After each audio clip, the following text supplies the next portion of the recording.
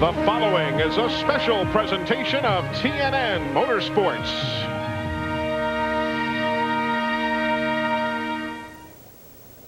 As has been the case all week long, we've got another beautiful day here in Dover, Delaware. It's the first northeastern stop for the NASCAR Winston Cup Series in 1996. The Miller 500 from Dover Downs is next.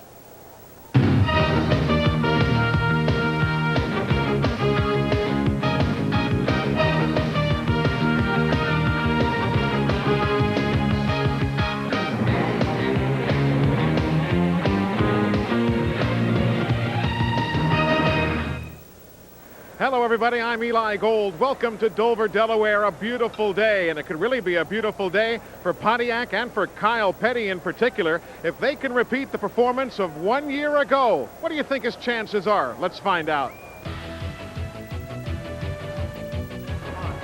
What a difference a year makes. Last June at Dover, Delaware, Kyle Petty went to victory lane, his only win of 1995. He comes back to Dover today, trying to leave the controversy of Charlotte behind, trying to forget this one costly restart. He'll try and make his way through the field today from 15th starting spot. And in a brand new paint job, Kyle Petty sits here waiting. He has prepared himself to tame the monster again today. Kyle, you turned things around here last year. Can you do it again? This place is awfully tough. I don't know. You know, we came up here last year and the tires weren't all they were supposed to be, and Goodyear, they did a great job. They went back and got some more tires and brought them back for us, and it fit my car, and it worked perfect for us. So, you know, we'll give it a shot this time and see how it goes. We're pretty decent. We're not as good as we were then, but we're pretty decent. Well, he tested and practiced awfully well late yesterday afternoon. New motto on the car here, all is fair in love and racing. But now let's take a look at the guy close to my heart. Let's look back at Dale Jarrett.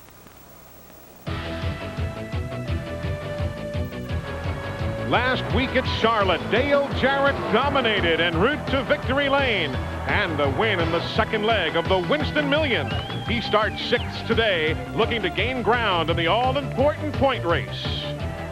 Dale Jarrett now stands $59,000 short of the $1 million mark in 1996. More importantly, he's only 105 points behind Dale Earnhardt for the chase for the championship. Last week, Dale was Charlotte. This is Dover. What do you got for him today? Well, I think we've got a pretty good car. The guys have worked hard. This car's been a good car for us this year, and it's just a long race. You got to stay out of trouble and save your equipment for the end. Okay, good luck to you. It would not be unexpected if Dale Jarrett went to victory lane here at Dover today, but there are a few guys that would love to go to victory lane that you might not expect. Let's take a look at some of them. Who'll be the sleeper today? Bobby Hamilton had a second place finish here in the fall. Derek Cope, he's been to victory lane here. Ward Burton has been running strong. And Michael Waltrip has more to prove since his Winston Select win. So a number of sleeper opportunities today at this tough racetrack, though Chad Little told me this morning, hey, this track doesn't look this bad from this side of the Speedway, but it is a rough one, isn't it? That's right, Eli. I was looking at it saying, you know, this is a nice little racetrack from up here, but I tell you what, this track is not very nice. The corners 4 and 2 as you're exiting get very, very narrow, and it makes for a lot of excitement here. And it's a longish afternoon, so you've got to use some patience, Buddy Baker, but that's not a word you hear a lot of in the garage area, is it? No. What you have to do, you have to remember this racetrack is very, very treacherous. You have to control your tires, you have to control your car. It's a give and take racetrack, and if you forget that, the monster will bite you. A lot of storylines. You got that right. A lot of storylines here today, including the front row. Young Jeff Gordon from Pittsboro, Indiana, and alongside him, the oldest man to win the NASCAR Winston Cup Rookie of the Year award, Dick Trickle. So we'll follow up on that and a whole lot more. Glad you're with us on TNN Motorsports. We're live with the Miller 500 from Dover, Delaware. We're coming right back.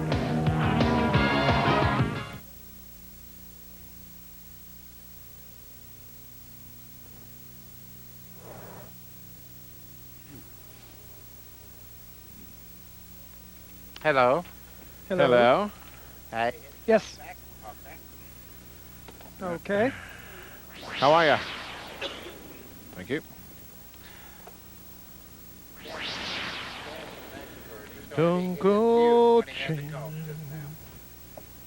to try to please me.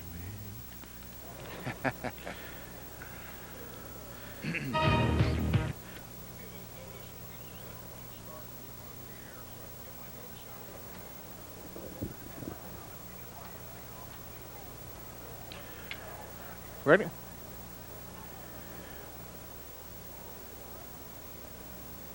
I see Betty wants to talk to you. I'll touch it. That's fine. Just wave. I won't grab. I just touch. Have a good race, guys, in the pits. Yes. Alrighty then.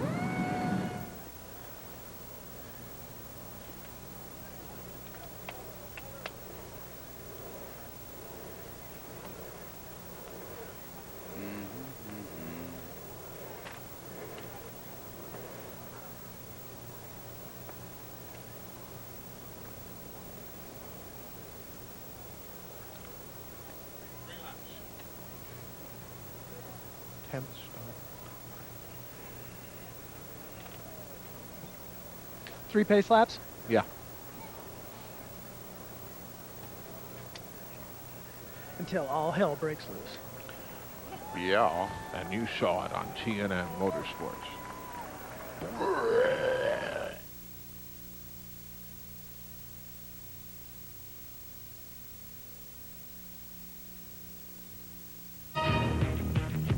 Today's exclusive coverage of the Miller 500 on TNN is brought to you by Avalon Formula 3 Motor Oil. Controls volatility and fights vaporization.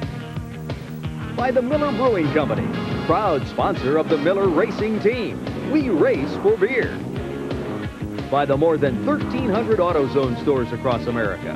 AutoZone, the best parts in auto parts. And by Buick and your local dealers. Remember Buick, the new symbol for quality in America. Welcome, everybody, to Dover Downs International Speedway. Now the Sears Die Hard starting grid, brought to you by the Die Hard battery, now with more power when you need it. Jeff Gordon on the pole, second time in as many weeks. Dick Trickle, he's been on the front row 6 times in his career. Ward Burton, his 5th straight top 5 start. And Terry Labonte, 10 straight times in the top 5 this year. He has really had himself an outstanding qualifying effort. Hutch Strickland had a great run here a year ago, and of course Dale Jarrett, one of the quickest men on the circuit here of late. Row number 4, Bobby Labonte and Rusty Wallace. Rusty Wallace is a man who knows his way around this racetrack. Kenny Wallace had a super qualifying effort, and Rick Mast cracking the top 10 as well. Row number 6, Brett Bodine and Mark Martin. Mark is one of those looking for victory lane here at Dover for the first time. Jeff Bodine and Dale Earnhardt sharing the 13th and 14th starting spots. Row number 8, Kyle Petty with that different paint scheme to his car, and Ricky Rudd, who comes in with 3 Dover Downs victories to his credit. Derek Culp has won here, and Jeff Burton, even though he missed the race at Atlanta, still middle of the pack in points and doing well. Sterling Marlin and Ted Musgrave. Musgrave driving for Jack Roush Racing. The 11th row has Ernie IRVAN, and a good qualifying effort for Bobby Hillen Jr. out of Midland, Texas. Row number 12, Johnny Benson, still a little sore after the accident at Charlotte a week ago, and Jimmy Spencer. Moving on through the starting field, John Andretti and Gary Bradbury, who takes over the Shoney's car here this week. 14th row, Michael Waltrip, fresh off the victory in the Winston Select, and Mike Wallace, who runs this racetrack well. Ricky Craven back after his disastrous month of May. Hermie Sadler is in the Winston Cup field. First time ever. He didn't qualify a week ago. Kenny Schrader, he's not won anywhere since here 5 years ago and Lake Speed. Now row number 17, Todd Bodine and Wally Dallenbach. Todd subbing for Bill Elliott. The 18th row, Steve Grissom looking for work next year, and Joe Nemechek, who runs well here at the 1-mile tracks like Dover. Morgan Shepherd, and our second place finisher a season ago, Bobby Hamilton. He trailed only Jeff Gordon back here last fall. Jeremy Mayfield, and yes, Greg Sachs going the route this week, subbing for the injured Robert Presley. Dave Marcus and Darrell Waltrip, row number 21, back there at the tail of the field. Now the AutoZone race analysis brought to you by the more than 1,300 AutoZone stores across America. AutoZone, the best parts in auto parts. Posted awards. Starting field, as you see, 125.945 miles an hour is the track record. We'll have a number of the in-car cameras taking you around the Monster Mile today. Mark Martin, one of those teams that'll be carrying the cameras for you. He'll be giving us, I'm sure, a number of outstanding looks. Even down low, he's got the bumper cam looking out the back towards Dale Earnhardt and all right behind him. Steve Grissom and the Cartoon Network folks will be carrying some in-car cameras for us today. And this is something that I always enjoy, Chad, taking a look at these. It gives you a pretty good idea as to what goes on, at least as best we can enjoy it from the living room or from up here in the booth. Well, the in-car cameras have certainly helped a lot. Let the viewers see what we as drivers go through when we're out there. It's still not quite exactly what it is. You can't appreciate how bumpy this racetrack is, but it does a very good job. So we are set to go 500 times around this racetrack. The track is banked 24 degrees in the corners. The straightaways banked 9 degrees. 1,076 feet long are each of the straights. With the new track record in his possession, Jeff Gordon leading the field to the stripe with Dick Trickle outside of row number 1 in what could well be his final ride for the Health Source team. It is expected that Loy Allen will return after injuries in time for the race at Pocono in 2 weeks here on TNN. Green flag is in the air, and here we go, the first of 500 times around the Monster Mile.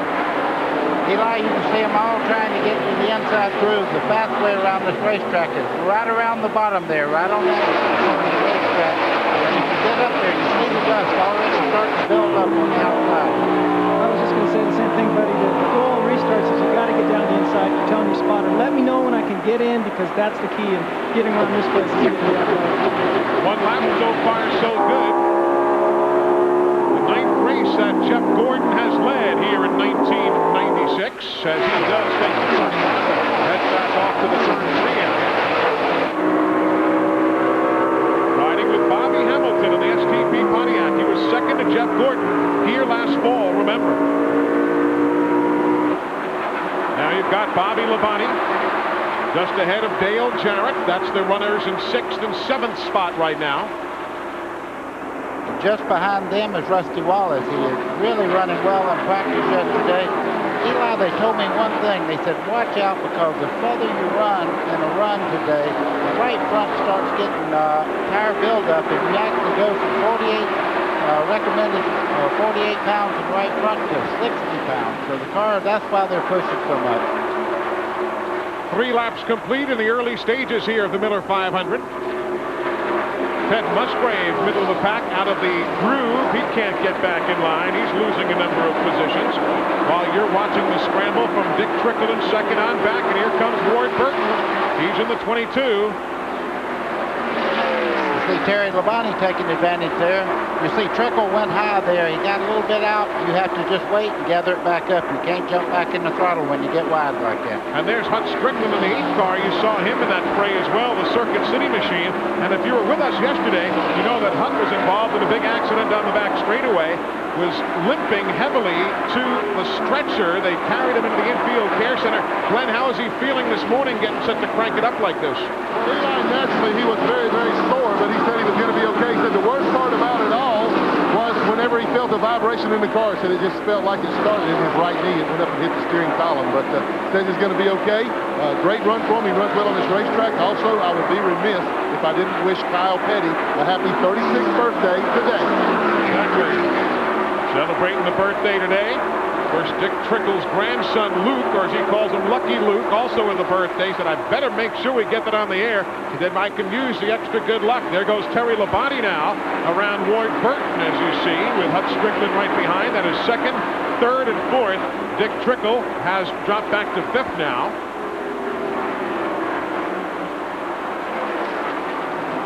These laps at 150.240 miles an hour. Down from the pole speed of 154.7. I don't know what to expect in tire wear today, guys. As we watch Sterling Marlin go inside of Kyle. There goes Ernie Irvan. There goes the 12 of Derek Copel making moves inside of Kyle Petty. I don't know really exactly what to expect in tire wear, Chad. Guys told us one thing yesterday and then went totally different in the number of laps once they dropped the green. Well, I think in the Busch race yesterday, we were seeing anywhere from 40 to 65 laps of tire wear, and we just have to wait and see right now. One of the things that the Cup cars will do, and you can see right now, is they're trying to not bind the cars up in the corner, and traffic will allow them. They'll drift up and run the second groove, and that's allowing their tires to cool a little bit and not bind up in the corner, which isn't going to wear them as much. 4 teams just getting by Dick Trickle now. He'll go from 6th back to 10th in that exchange. Eli, you would have to speculate that he's having a problem because he was outside pole and he's dropping back fast. Glenn, what's the story down there? Well, I talked to Donnie Allison, who works with him, Eli, and he is very, very loose. That's unusual. Everybody's been fighting a tight condition. The Trickles car is extremely loose right now, so they're hopeful that as more rubber's put down on the racetrack, it'll tighten it up. But boy, he's got a problem right now. Meanwhile, at the front, by the way, it's 1 1/10 already for Jeff Gordon over Terry Labonte, the front two. But we're watching where it's tight for you. 10th and 11, riding with Mark Martin in 10th. That is Kenny Wallace right behind him in the Square D machine. He's being posted in the 11th spot. Did you see the deal about Kenny Wallace's team? There are 4 members of the team that are expecting children. Did you see that? Stan Blaylock and his wife Michelle and Rick Garcia and Frank Good and Tim Whalen, all 4 of those families working for the same team, they're expecting children. Must be something in the water there at Philmar Racing. I don't know. We're 12 laps in.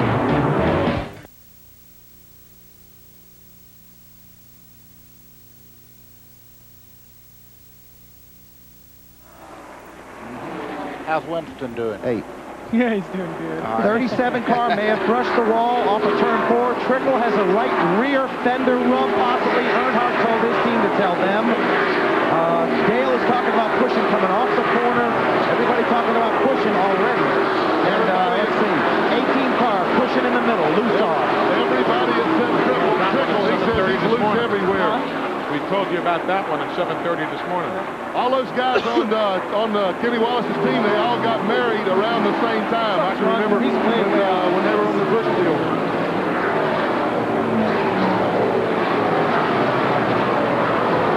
That's just not nice.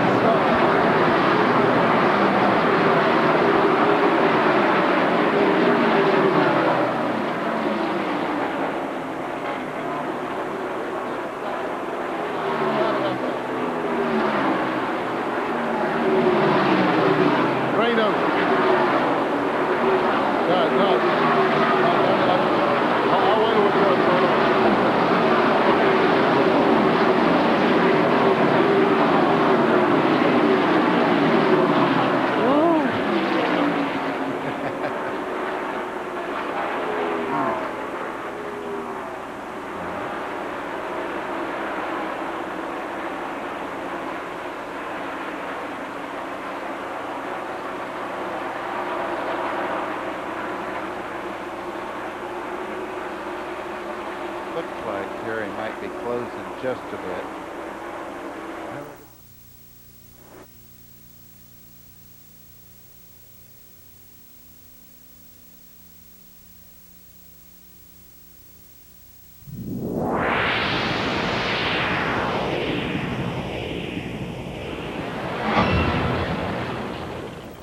It is 1 7/10 seconds of an advantage already for that man, Jeff Gordon, over Terry Labonte in second. 2 more seconds back from Labonte to the third place man, Ward Burton. We're giving you this Napa update so you'll know exactly where your favorite driver is running here at this stage of the afternoon. Just 18 laps in. While we were gone, Darrell Waltrip ends up getting lapped as he finds himself already a lap down. There's Terry Labonte, the man in second spot. And meanwhile, Dale Jarrett now being posted in the third position, having gotten around Ward Burton. So the field shuffling here just a bit in the early stages of the Miller 500. There is Dale Jarrett, probably the hottest thing on 4 wheels in this business. You know, he's running a very, very conservative line around the racetrack. That car is extremely fast down the straightaway, and Dale knows how to win now.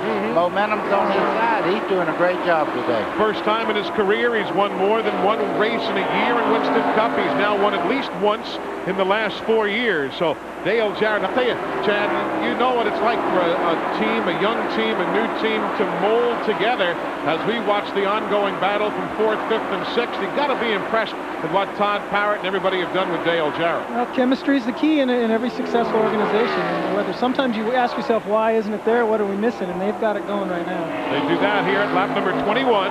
Ward Burton just ahead of Bobby Labonte. Huck Strickland right behind the Circuit City car. Further back, you've got Kyle Petty. He's battling himself, middle of the field.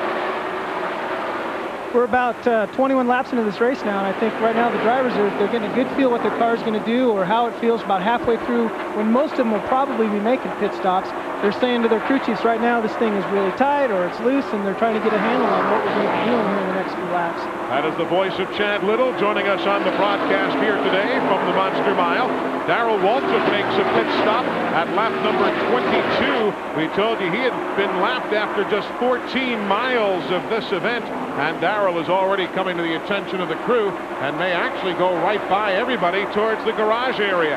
Meanwhile, there's Kyle Petty, Michael Waltrip right behind him, and Darrell Waltrip never even stopped. He went right through the pit lane and gone back right out of the racetrack. There's Ernie Irvan on the move now in the 28th. That's 11th spot.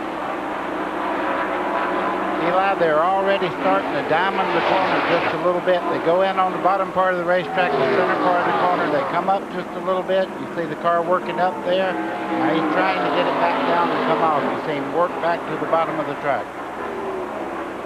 You know, and the reason they do that again is like we talked about earlier. These cars are wanting to be tight. They're driving in very hard. In order not to pinch the car off or scrub the tires any more than they need to, they'll let the car drift up in the center and then get it turned so they can get on the throttle as early as possible coming out. That's fourth place changing hands right there as Bobby Labonte works the low side to grab the spot away from Ward Burton. 25 laps into the books now. Bobby is one of those who has not won in a Winston Cup car here at Dover Downs.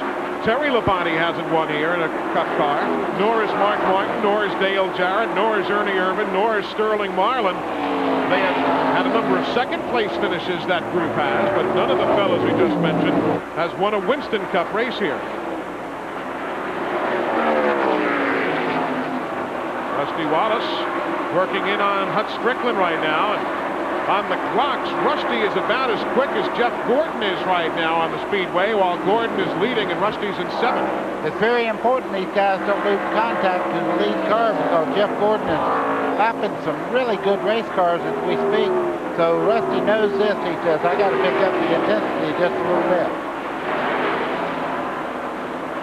Jeff Gordon, meanwhile, going around others. Hermie Sadler goes a lap down. He joins Darrell Waltrip in that category. We are 28 laps complete of 500 here at Dover Downs. Stick around. We're back on TNN right after this.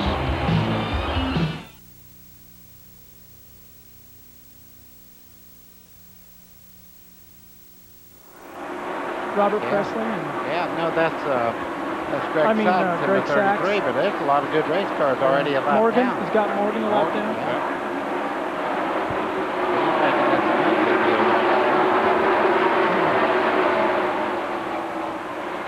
Taking a break.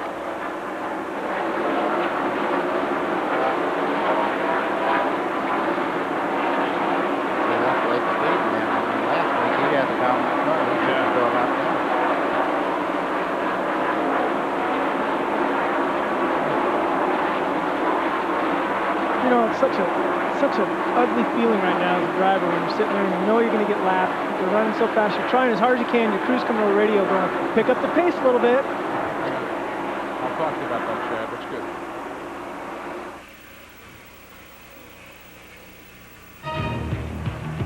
The folks from Duraloo providing all of the aerial pictures high above the Monster Mile, and as you can see, it is jam-packed to the gills and then some. What a magnificent day at a racetrack that has really grown up nicely. Jeff Gordon is already lapping right there, Steve Grissom. He's gone around Mike Wallace. He's gone around Joe Nemechek. We told you Darrell Waltrip, Hermie Sadler, already a lap down, 31 laps in.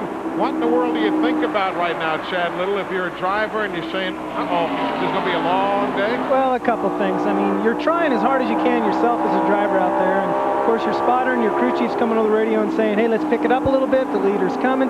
You can see he's coming. You're fighting your own car. It's very frustrating. But when you have a car as good as Gordon, there's not much you can do about it. You know, that's kind of like at a red light. If your car chokes down and the guy's behind you blowing the horn, you say, let me go up there and get in your car, blow the horn, and you fix my car where it'll crack. That's 7th place. That's 7th place changing hands right there as Mark Martin gets around Hut Strickland. What about tire situation, guys, down on pit road? What are these teams figuring? We've kind of bandied it about up here. What are they saying down on pit road about tire wear or expected tire wear today? Well, Eli, we're right now about 33 laps into the Miller 500, and as you look at these tires down here in the back of the pits, each of these teams have about 10 sets to at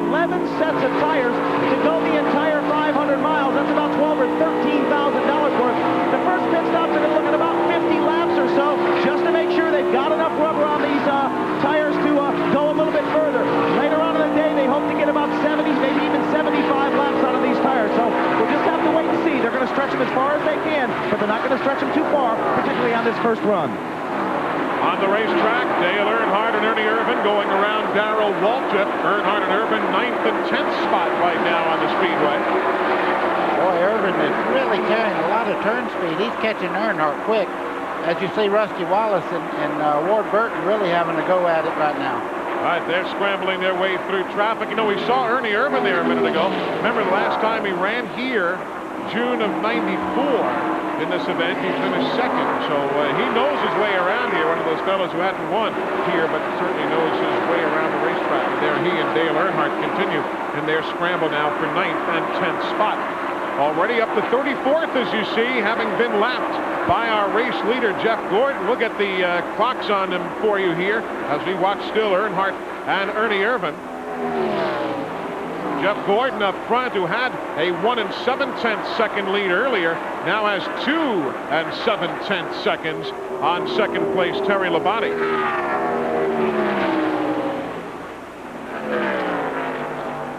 Earnhardt had a good comment, though. We were talking Friday night. He said, you know, what happens at noontime doesn't really mean a hill of beans as to what happens at 4 o'clock in the afternoon. As Darrell Waltrip on pit road yet again. We told you he had stopped at lap number 22.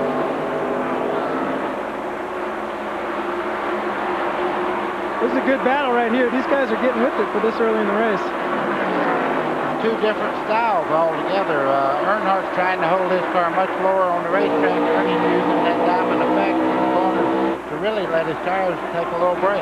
There go Mark Martin and Hut Strickland around Ward Burton right now. That's a swap at 5th and 6th positions. Earnhardt goes inside of Ward. And you know, whole Ernie there, he started in 21st position. You know, we talked about Rusty moving up and all this.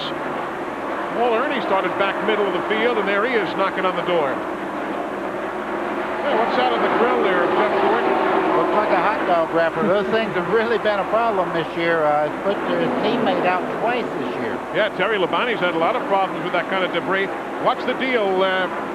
Are they concerned? Oh, there's something wrong with Ward Burton also. Here comes the MBNA Pontiac. Glenn, what are they saying about Jeff? Are they concerned with that debris? Well, they radioed in and told him that, Ray told him that it may make the car feel a little loose. Jeff was reporting it felt a little loose in the corners, in the center of the corner. Jeff says that the car feels good. Other than that, they say 70 to 75 laps on tires. Ward Burton coming in has a tire going down. He was reporting a bad push, so they're going to the right side right now. I'm sure that we're going to see some excessive wear on the right front because he did have a very, very bad push. But he thinks he has a tire going down right now. We'll take a look at him whenever they get them all changed here. But he was way, way early to be having tire problems. Yeah, he was running an 8th spot when he had to come in. Eli, you can see all the paper that Ward Burton had gathered up on the lower part of that grill. When they mopped the front of that thing, I mean, it was loaded up with paper. That can make them run hot. There now comes Jeff Gordon. He works around John Andretti. 2.4 seconds the advantage now. Down a bit from 2.7 for Jeff Gordon. He's already getting set to put a lap. The man who started outside of him on the front row, Dick Trickle. And you can see there why he's going a lap down. The back of Trickle's car coming off the corner got all out of shape there. Fishtailed down the straightaway. That's a very uncomfortable car here. So we're working the 44th of 500 laps. Average speed as we are caution-free, 151.240 miles an hour. Jeff Gordon leads.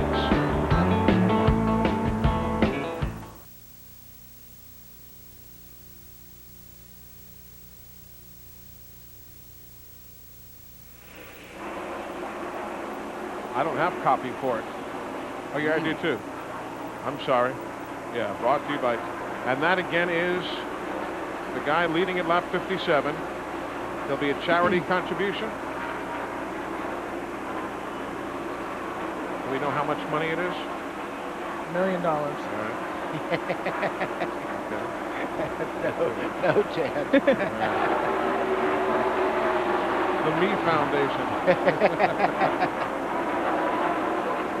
All right, sir? Yeah. Rick Mass running as well as I think he is. Yeah, he's running 12. Where's he at? Right he's running 12 right here. How do you keep track of what place they're in? This computer screen right here. Oh, geez. And the lovely and popular Martha.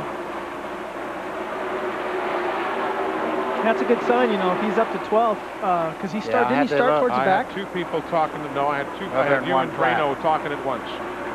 Yeah. Oh, he's starting up there. Gotcha. Drano, what do you got? He said Ray Evernham was overlooking at the tires that come off the 22. That's embarrassing about Darrell Waltrip. Yeah, look at that. He's got more. He's got a hood ornament now.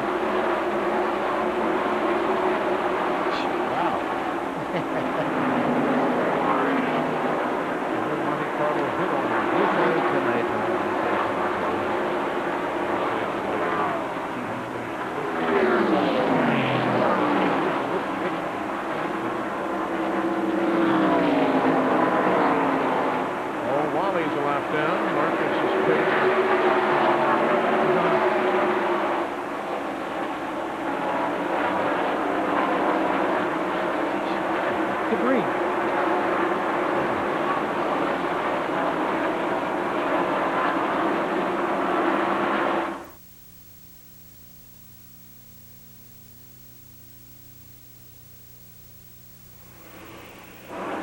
Welcome back to Dover Downs. No, that is not a new Monte Carlo hood ornament you're looking at there. That's another of the hot dog wrappers or what have you that has been caught up on the front end of the DuPont Chevrolet. Not slowing him down, and he's gotten by Wally Dallenbach. Jeff Gordon is. There he goes by Ted Musgrave. And that's the battle for second spot there. The 5 is Terry Labonte. The 88 is Dale Jarrett. They're heating up now nicely for second spot. Boy, I tell you what, Dale Jarrett amazes me every week. I've always felt that this team was going to gel because of the chemistry of the motor builder and everything combined with the new crew chief. But Dale Jarrett's doing a superb job of keeping that car in contention all the time, never getting himself in trouble. You better watch him for the championship this year. Wouldn't surprise a lot of folks. Dick Trickle's had enough. He's going to slow down and make a pit stop here at lap number 53. We cite him certainly because he started on the outside of the front row, but we're watching that great second place battle. 52 laps on the board. Glenn Jarrett has been snooping up and down pit road with Ray Evernham and others checking out tire wear. What are you looking like there, Glenn? Well, we're looking at the tires that were taken off of Ward Burton's car. He came in, thought he had a tire going down. They did not find one that had lost in the air. He was reporting, but as Dick Trickle has just moved into the pit, he's been very, very loose. Ward reported pushing going in and loose coming off. How many times have we heard that? But there was not a tire going down. Everybody's crew chief from this end of the garage area, this end of the pit, was down here looking at these tires, checking tire wear. Ray Evernham told me he still thought that they could go maybe 70 to 75 laps. So it's a guessing game. They're all watching the stopwatches. When the car falls way off on time, that's when they're going to bring them in. We're now at lap number 54. Thanks, Glenn. 54 of 500 as we ride, as you can see, with Mark Martin. That's Greg Sachs right behind him. Greg is riding all weekend long for Robert Presley, still nursing those cracked ribs. Let's mention something new coming up on the broadcast here today. The Heinz Charity Lap, brought to you by the tangy taste of Heinz 57 steak sauce. Lap number 57, the race leader will have $1,000 donated by the folks at Heinz to that driver's favorite charity. So we're just a couple of miles away from that mark. And that's another mark. Mark. Oh, it's so smooth, it's enough to make you sick. Yes. Mark is running in sixth spot right now. And now the next time by will be that Heinz 57 charity lap as we get set to come to lap 57. And $1,000 of a donation will be going to our race leader's favorite charity. He, of course, being Jeff Gordon at this stage of the afternoon. You can see on these in-car camera shots that we get every now and then how rough this track really is. Is it rough, or is it the expansion joints in the concrete? You know, it's again tough for the folks to identify with exactly what you're feeling in the car. Is it a pattern of those expansion joints? It's in different places on the racetrack, especially coming out of turn number 2, going into turn number 1. It is expansion joints, but it's very rough. The concrete is a very hard surface to go over. A lot of high-speed bumps. Now further back, Hut Strickland, he's in the 8th. Dale Earnhardt in the 3. Ernie Irvan behind them. Those teams are right now running in 7th, 8th, and 9th. Jeff Bodine there in the QBC Ford. He is running in the 10th spot. They're all on the lead lap. but the lead lap residents are dwindling. Only 17, although let's go further back now. They'll take it down to about 24 cars on the lead lap at this stage of the afternoon as we continue to go green. We have not had a caution flag yet, and Jeff Gordon just ripping some quick laps here. You know, Eli, I would have to say that Hut Strickland, he's running with a very, very sore knee. For the people that missed the broadcast yesterday, he had a crash that really injured his right knee. He said the vibration, and as Chad related to just a second ago, with a very rough surface getting around here, it's got to be agony for him 500 laps today. Kyle Petty is making a pit stop now at lap number 60. There you see the Coors Light Pontiac with its new paint scheme for the weekend. Randy Pemberton's there. Well, Kyle's been wanting to hit pit road for several laps, but he sucked it up as long as he could. The Coors Light Pontiac has had a heck of a push ever since he started it. You see his new black colors as the colorful crew goes to work on the left side. Dave Marcus rolls by to the outside of him. It's a full tire stop, lap 61, as he goes another lap down on the racetrack. 21 seconds, not the best stop for the Coors Light Silver Gold crew. 61 laps on the board right now as there's Jeff Gordon in the 24 trying to go by his Hendrick teammate Kenny Schrader in the Budweiser machine. Kenny's last Winston Cup win was here, but it's been a long, long time ago. You know, you'd think that Jeff would maybe hold up a little bit and let Kenny stay on the lead lap, but it's just not working that way. I was kidding. Yeah, right. I was thinking the same. You should have seen the looks up here, folks, because I looked to my right and Buddy looked to his left. We were staring at Chad. I've been on several team car ventures before, and let me tell you, the one car you want to beat is your teammate, because that's bragging rights when you get back to the shop. Oh, Bobby Labonte looked like he was going, or is that Marcus? Dave Marcus. Dave Marcus went up. And Dave had just pitted. He was in at lap 60 3 laps ago. And obviously another problem on the Prodigy Chevrolet, but he saved it nicely and goes back towards the pit lane one more time.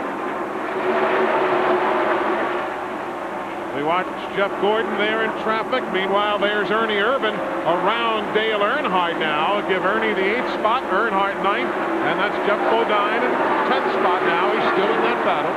You see Earnhardt moving over there and letting Jeff go right on by. So something's happened to the 3-car handling-wise, or maybe it's just fixing to make his pit stop and does not want a bunch of cars balled up behind him there.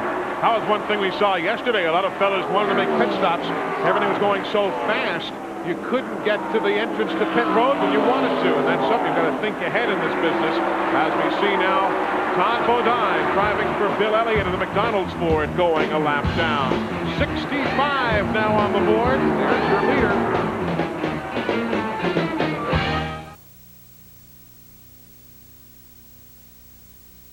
All right. Oh, geez, a Pam Jam. Oh, my. 90. Yep, 90 got caught. Oh, he smacked the wall hard for the fire to be there. Must have broke the fuel pump off. And 90 got caught on the, yeah, we'll see. The barbecue at the Flintstones. Wow. Well, he's getting out. He's okay. 15 did not get his lap back.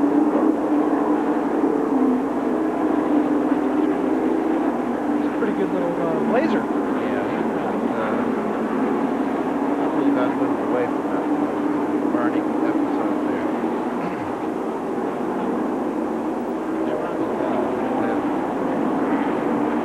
Well, if he hit hard enough to break a little block. Exactly. Yeah. There's no such thing as an easy hit here anyhow. No. Well, we're going to have some crazy pit stops going on now. Yeah.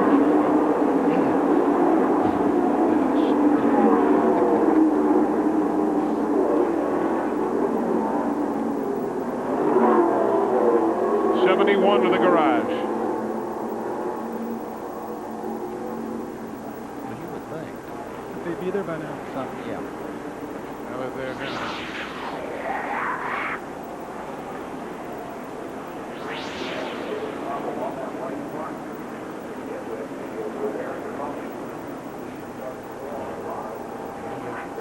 Good. He gives us a good shot of air.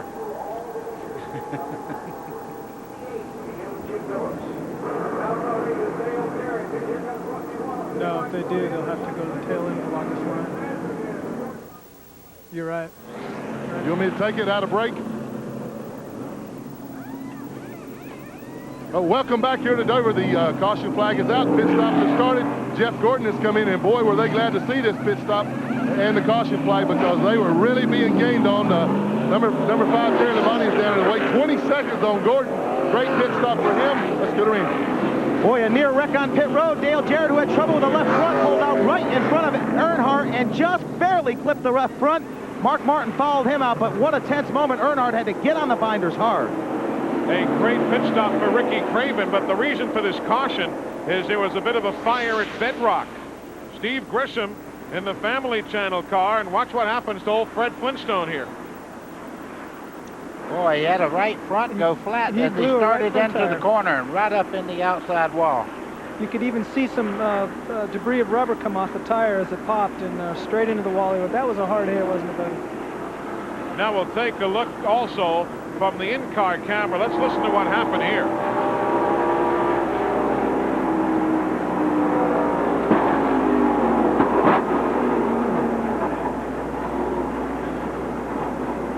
Well, that makes me cringe. Eli, been there, done that. Bought the t-shirt. Wow. Yeah, I know what you're saying. That was a scary, scary moment. Steve is fine. He climbed from the car under his own power. Ricky Craven back on the pit lane now. 69 laps on the board. We had mentioned he was in a short while ago. Now you're looking live again at the efforts to hook the Cartoon Network car. Fred doesn't look too happy about it. No.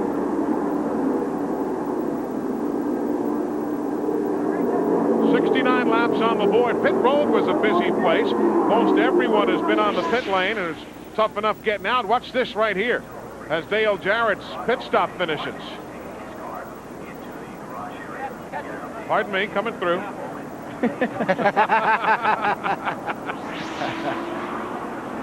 No, the way it shakes down right there, Dale Jarrett comes out in 7th ahead of Earnhardt in 8th. Mark Martin in 9th. That's how it cycles around. Continuing under caution, lap 70 of 500 here at Dover, Delaware.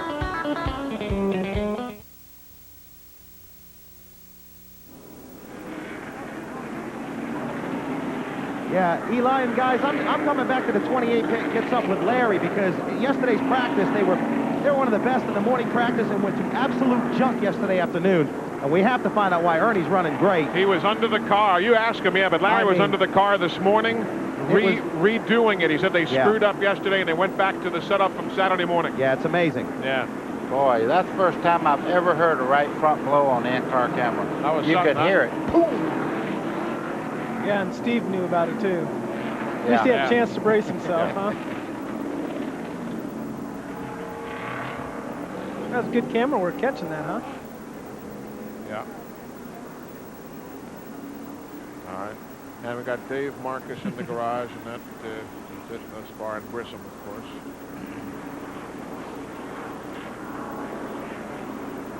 You know, it's hard to hook up to a car when they're up on that very top.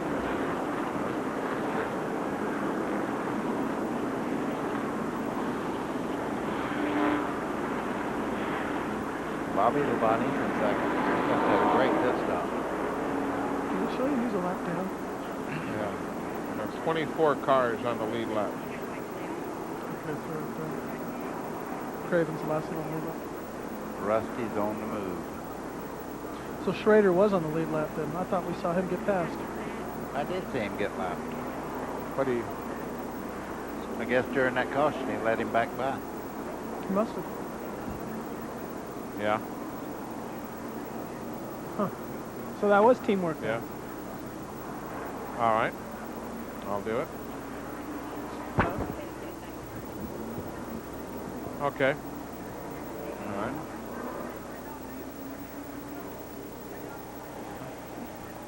He must have let him get by in the He car. must have. I didn't.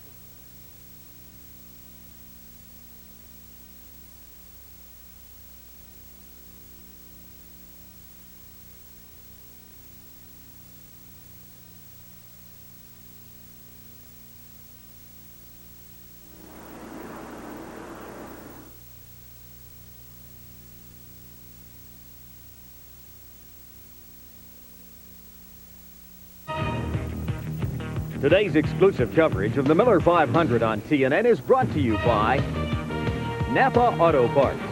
At Napa, We keep America running. Great look from overhead, the Monster Mile, as Duraloo brings us all of our aerial camera locations here today. Beautiful day, and you can see jam-packed all the way around. Why don't we take a look at what's going on around the world of NASCAR Winston Cup points, a Texaco point standing update brought to you by Haviland Formula 3 Motor Oil. It controls volatility and fights vaporization. Pretty good scramble right there, and you talked about Dale Jarrett earlier, buddy. Very much in the hunt, isn't he? Very much in the hunt, and, you know, coming out of the pits there, he just barely got by Earnhardt there. If they had made contact, that could have took them both out. Well, you know, that guy there, Jeff Gordon, he was 4th in points here a year ago. Same spot he is right now, 4th in points, and of course went on to win the NASCAR Winston Cup Championship. By the way, we'd like to say hello and a big get well to one of TNN's own, who's not here today, Mark Homer Hunt. Mark is one of the very talented tape operators. He was injured this past week while doing some yard work. He took a few stitches, but is at home recovering, and the whole TNN crew wishes him a very speedy recovery. He wasn't on a John Deere, was he? I don't believe so. That's good. Should have been. Wouldn't have taken stitches. That's right. 73 laps on the board as we continue under the caution flag this afternoon. Time now for us to learn a bit more about these race cars and AutoZone Tech Fact with Ray Evernham, brought to you by the more than 1,300 AutoZone stores across America, the best parts in auto parts. We've seen some pretty serious crashes this season. NASCAR has one of the best safety records in motorsports, and here are a few of the reasons why. Inside the car, the driver has full-length leg supports to keep his legs contained in the event of an accident. There's a shoulder support on each side of the seat. There's a head support on each side of the seat. Above his head, there's a roof net to keep his arms and hands contained in the event of a rollover. The driver has an onboard fire system that he activates by pulling this handle. The windshield in these cars are made out of 1/4 inch thick Lexan. It's actually bulletproof at this angle. These are some of the reasons why our drivers walk away. Ray Evernham with that AutoZone Tech Fact. Talking about pit stops of moments ago as the field is about to get the 1 to go signal now. Talk about pit stops. Bobby Labonte came in 5th, went out 2nd. Mark Martin came in 6th, went out 9th. Jeff Bodine came in 9th, went out 16th. Got to do it on pit road also. There's a guy who can do it, Larry McReynolds, one of the best. Well, they did it in 17.66 seconds. This Haviland team, we got Larry McReynolds here. Larry, you guys were the best car in practice yesterday morning, and you turned it to junk yesterday afternoon. How in the heck did you fix it? Because he is flying. Yeah, I mean, we pulled our normal race morning flog. We have not stopped on this car. I couldn't even work with you guys yesterday, but, I mean, we changed everything but the roof number again this morning, and again, it's Dover. We still got 425 laps to go. Guys had an awesome stop, 1766 with 2 air inches, so everything's flowing good now, but it ain't over here at Dover till lap 500's on the board there. Good luck the rest of the way. Glenn Jarrett. Well, thanks, Randy. Just an update on Steve Grissom, and the ambulance brought him to the care center. He got out under his own power. He was favoring his right arm. Looked like he might have had a little problem with it, but he did get out under his own power. Goodyear experts, tire engineers say that the tires could have gone a full fuel stop about 100 miles. So it doesn't look like we're going to have any real tire wear problems today. We're going back to the groove. And indeed, the green hanky in the air from Doyle Ford. Remember, we're on restarts now. This is when it's treacherous for drivers because you're 2 abreast on a track coming out of the turns. It really doesn't want to be 2 abreast. 24 teams on the lead lap. In NASCAR Winston Cup, it's a little different from Busch. The cars on the lead lap start on the outside. The cars that are lapped down start on the inside. It's opposite in Busch. You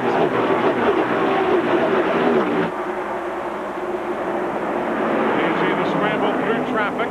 Rusty Wallace, Ernie Irvin in the 28, Hut Strickland in the 8. That is 4th, 5th, and 6th spot right now.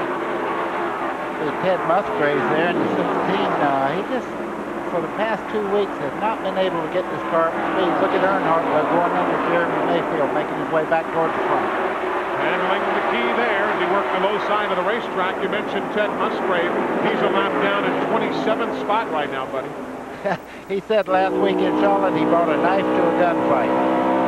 Talking about his car, so apparently they still hadn't worked out his in this particular car. But in the long run, give me a season or 2 or 3 or 4 with Jack Roush, I'll take the options there. Absolutely. Great team. There's Darrell Waltrip again. He's made a pit stop and comes down the pit lane one more time. He'll stop there at lap number 78. Yesterday on the telecast, Darrell Waltrip kind of had an idea that this day would not be the best of days. There comes Terry Labonte. That was a little brotherly love there. You saw Bobby just move over and let Terry go by. He fell back into 3rd place. I think Terry Labonte right at the moment is a little bit quicker than Jeff Gordon. He seems to be closing in. Terry was, again, a fine runner a weekend ago. Finished 3rd at Charlotte, and that was his 7th top 5 finish in the last 8 races. So Terry Labonte and that crew, Gary Dehart and all, they're very much on their game. There you see Rusty Wallace trying to pick his way to the inside of Wally Dallenbach in the Hayes Moden machine. Ernie Irvan just following, and again remember, Ernie started in 21st. He's running 5th right now. Huck Strickland's in that battle in 6th. And Huck ran so well here last year, 4th in June when he was driving for Kenny Bernstein. He had Richard Broom with him. Good scramble here. Ernie's got the better of Rusty Wallace. Boy, Ernie made that look pretty easy. I think Rusty realized that the 28 of Irvin is running quite well right now. It's very early in the race. Find out what he's doing to get around this racetrack. Follow his groove around the racetrack, and maybe you'll learn something. A lot of give and take in a place like this, as Buddy's saying. If you don't give and take, what's going to happen is somebody's going to end up in the wall. So you'll see drivers a lot of times wave the other one by, just let him go like Bobby did with his brother there, and they go on. And then, because you're actually faster running one in front of the other than you are side-by-side scrambling. That's the 7th place scramble. Dale Jarrett ahead of Dale Earnhardt. Jimmy Spencer is also on the lead lap in 9th. A good run for Jimmy, who has 3 top 10s here at Dover. His best finish was 6th back in 1993. And like we said yesterday, if you like a racetrack, it's got to help you when you come through the gate in the morning.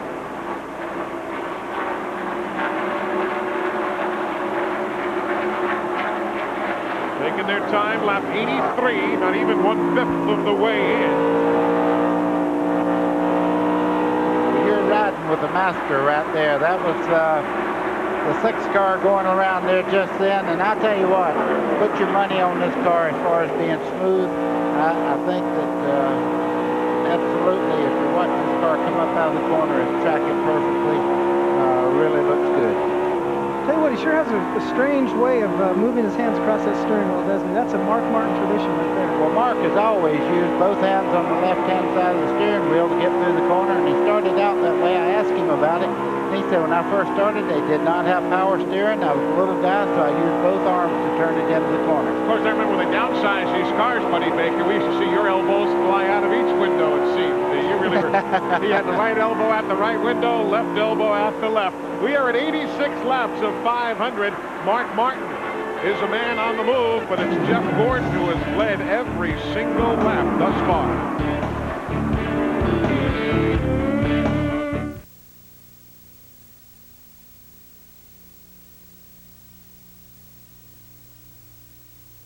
Sterling.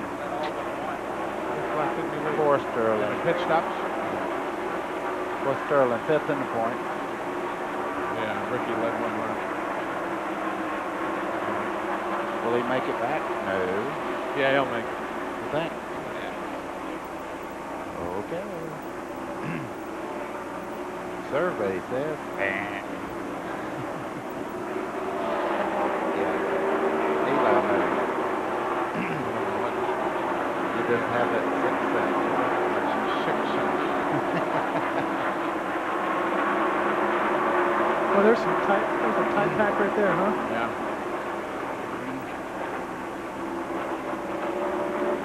Every so often you say things you wish you could take back, like Terry Labonte running the 24 car according down. Well, he was there for a while. Yeah, he's losing now. 71. Back in the race. Ernie Irvan and Bobby Labonte will be racing shortly. All right.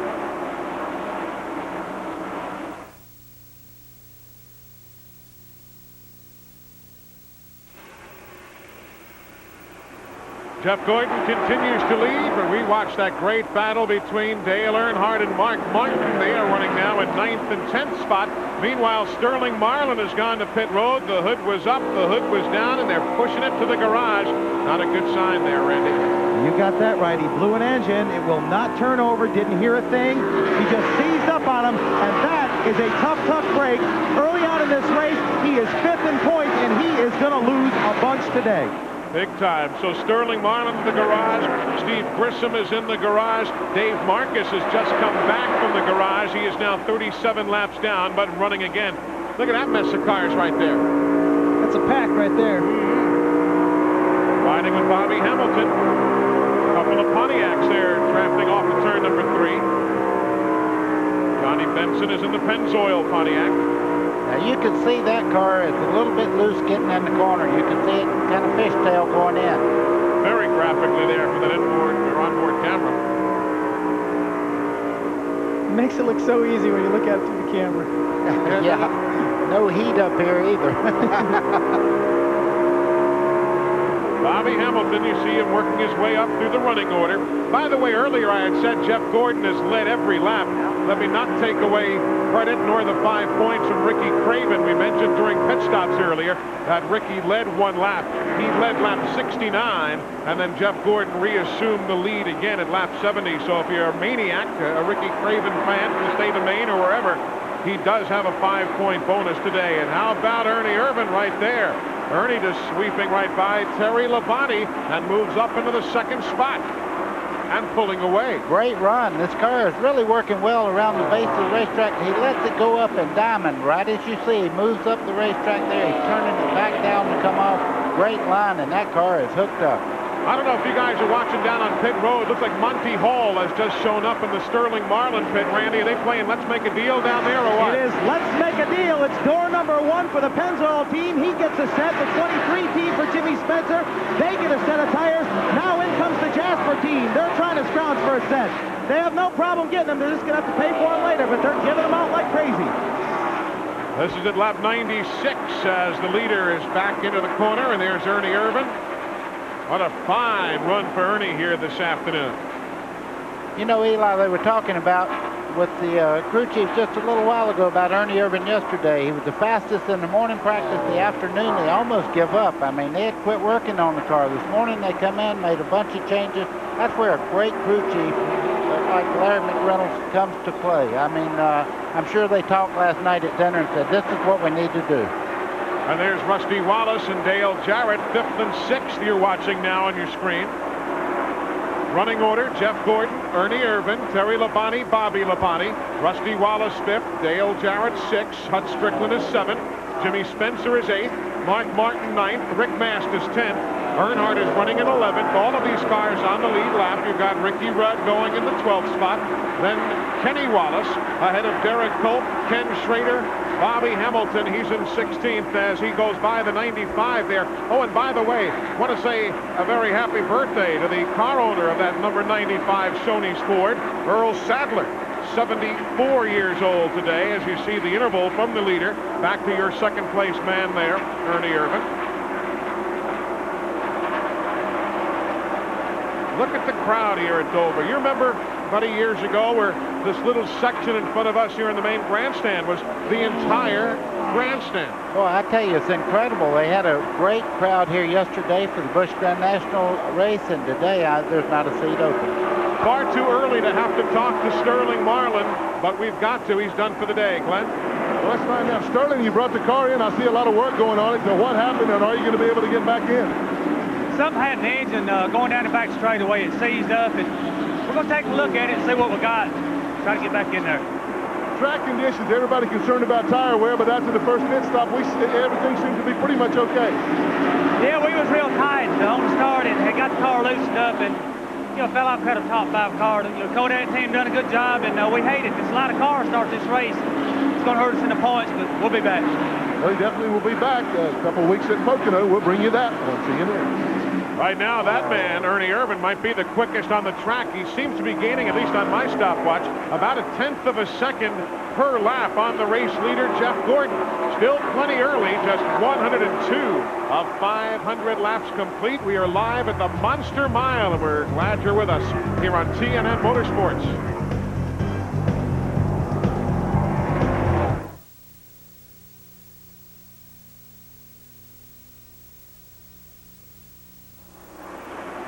Good work, Glenn. Yeah, good stuff. Good hustle there, Mr. Pemberton. Fine job. Hey, booth guys, just as an update on Steve Grissom. He has left the racetrack. He is okay. He just bruised his shoulder a little bit, but he's all right. He's out of here. That's good to hear.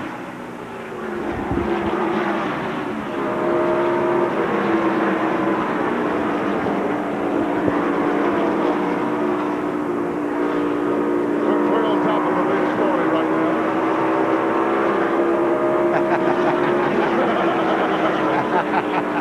We're following up.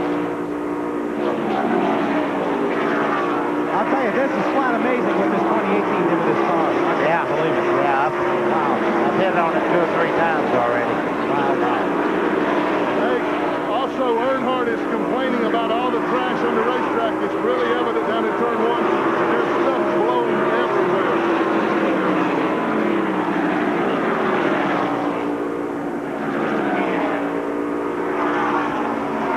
Oh, man, there went somebody sideways off of turn 1 there. Oh, it's fun. BODINE. He was running good, too. Yep, he hit the inside wall also. I'm sorry, it still counts against your allotment for the day. Did you see it? 28 still. He got hit coming out of the 4. Yeah. By 99, I think might have hit him.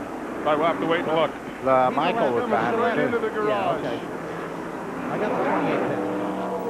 I'll bet he's fired up. Boy, he's I hot. bet you he's ticked. But talk to him there, Ernie.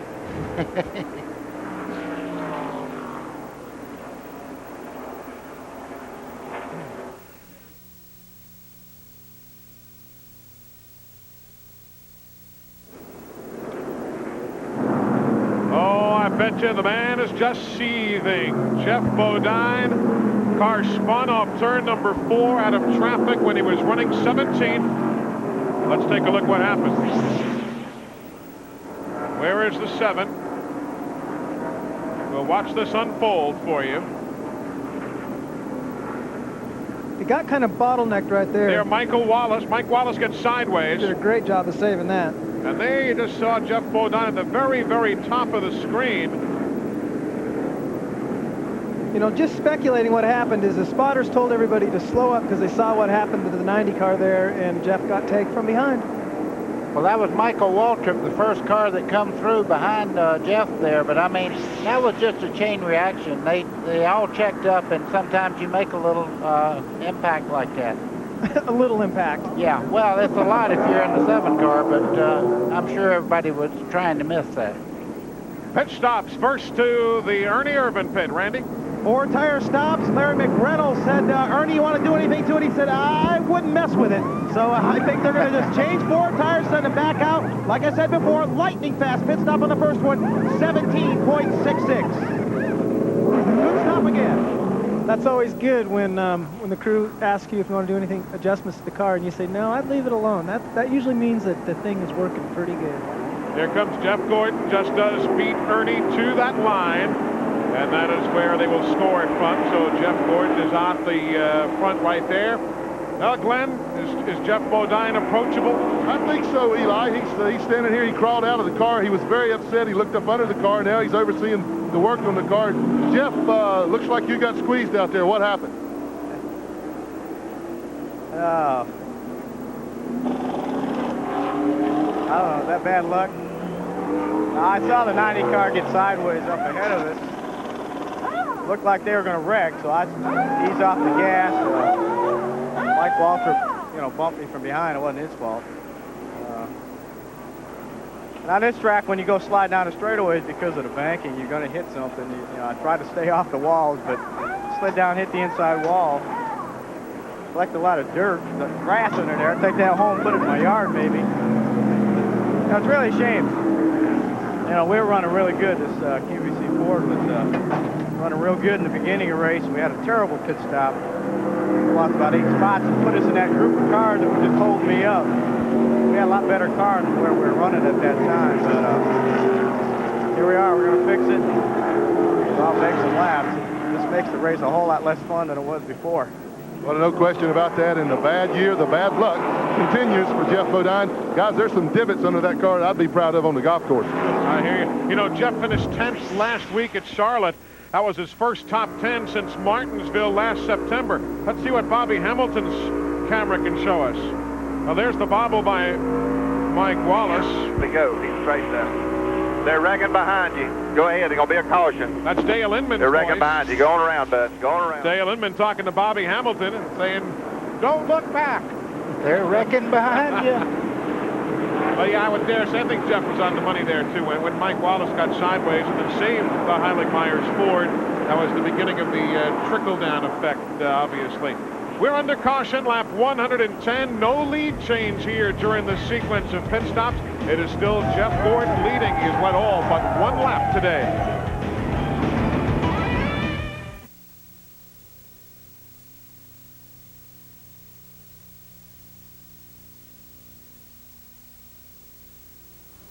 How in the world did Mike save that car? Jeff mentioned about how the there we banking go. took We're him to open. the inside wall. We should explain that. Okay, sure. Hey, guys in the booth. Yo. Yeah. From the top side, how trashy does it look? We got Earnhardt complaining. We got Gary Dehart with the 5-car complaining. They're asking NASCAR to blow the track off. They say It looks fairly significant. Glenn, you can see a bunch of debris all the way around the racetrack, just out of the groove. They're all complaining. They're saying it's ridiculous.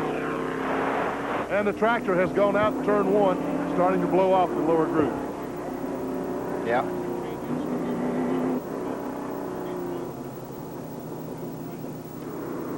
I ain't saying nothing about tractors and blowers or nothing. Just remember, nothing runs from a deer. Oh, right. I like a deer, excuse me. Like a deer. Chad was probably thinking like yesterday, just remember, nothing that runs into a deer except me.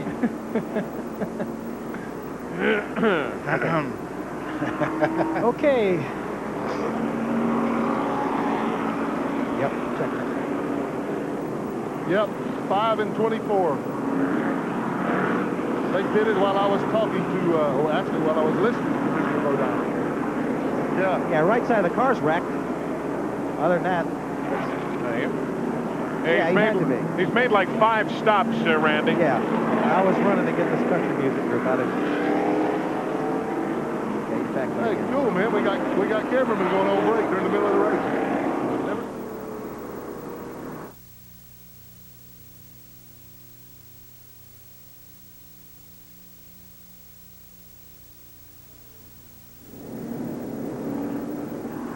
We are back live at the Monster Mile, Dover Downs International Speedway in Delaware. Still working caution. Let's see what happened to Jeff Bodine from this angle.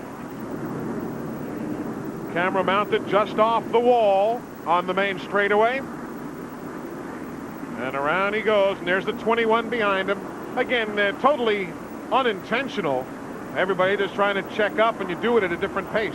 Chad, explain, when you get touched coming off the corner here, there's so much banking on the front straightaway, you can just, I mean, you can't save a race car. It's going to go into the inside wall. It is. I mean, the straightaways here are each banked, I believe, at over 9 degrees, which is more than a lot of the racetracks' corners are banked. So when you spin out, the banking's going to take you down the inside. Meanwhile, I was just going to say, I was just going to finish, and on the inside is a wall that protects the pit crews, so you're going to hit something, and that's on both the front and back straightaway. That does happen here. Here comes Ricky Craven again, and Randy Pemberton's got to be his 7th or 8th pit stop here in this last sequence. Yeah, I've definitely lost count of how many times Craven has been in, but he's working on the hood. They're trying to pop rivet it down, a lot of duct tape. He's not going to be as smooth as he was, but they're going to keep him out there, and that's the main thing. Craven has been through a lot, other than yesterday's Busch race where he had a heck of a run, finished 2nd. I'm joined down here on pit road by country music group Lone Star, who has recently had One of their singles reached top 3 first time, and it was in on the Billboard #1 list. 3 straight weeks. Hasn't been done since the Beverly Brothers, back in 1957. Congratulations to you guys. Thank you very much. This is all very exciting for us. I tell you, I think we're not this loud on stage at our concert, so we're having a great time here at the race, and just encouraging John Andretti and the Little Caesar Kmart car, just having a great time. What's your next single out? Our single out right now is Running Away With My Heart, co-written by Michael Britt here. So it's been out for about 3 weeks, and it's I think it's around 39 on charts right now. Congratulations on your success. And of course, that was the Everly Brothers back in 1957. Back up to Eli. Bye Bye Love, 1957, though I'll spare you the rendition, but that was the Academy of Country Music New Vocal Group Award winner, Lone Star from TNA Records. We're coming right back.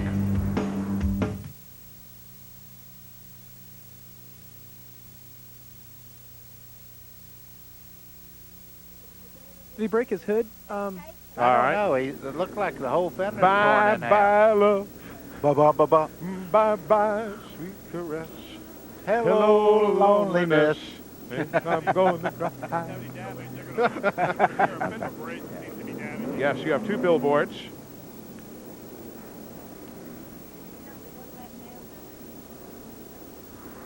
What is it about? Lead lap. Just crossed it.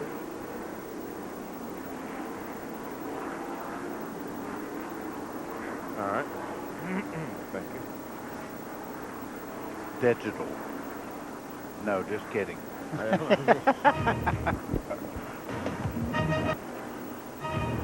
didn't see.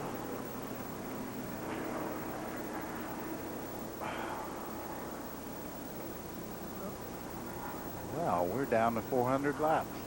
Less than that. 386. But who's counting? I think he's on the lead lap. Who? Craven. Yeah, I don't believe he's lost a lap here. That right front fender looks bad. Yeah.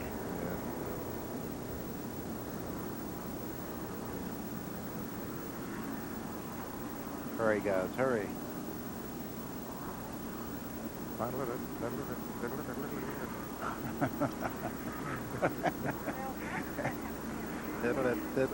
There he goes. Ladies and gentlemen.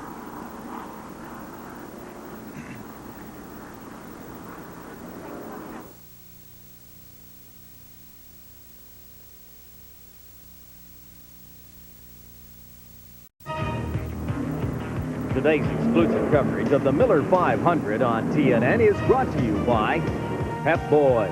26,000 items at the guaranteed low price. Tires and service, too. Everything but gas. And by Splitfire. Enter the performance zone with Splitfire Performance V Spark Plug.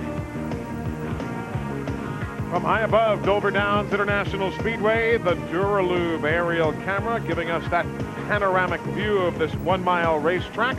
They are taking a moment here during the second caution flag to blow some of that debris that we were seeing off the racetrack. A good bit of paper there, some of those rubber shards off the tires. That's being blown off the track now. Now it's time for an innovation in motion, brought to you by Peerless Faucet. Get more out of your faucet than just water. This is the latest in tachometer technology. This is a new tach from VDO. It is an analog system instead of a digital system. It's a lot like the tach in your car, except for the fact that it has a memory. This tach will record the highs and lows of the RPM as it goes around the track. This is how it works. As the driver leaves pit road, he goes through the gears, goes down the backstretch, goes into 3 and 4. As he comes across the start-finish line, he will start the button. That starts the recording.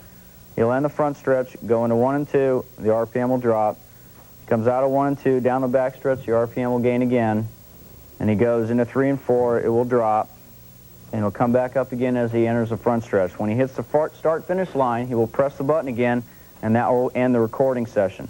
When we get back into the garage area, we can view this by flipping it to recall. That will gain the high of the RPM and the low of the RPM.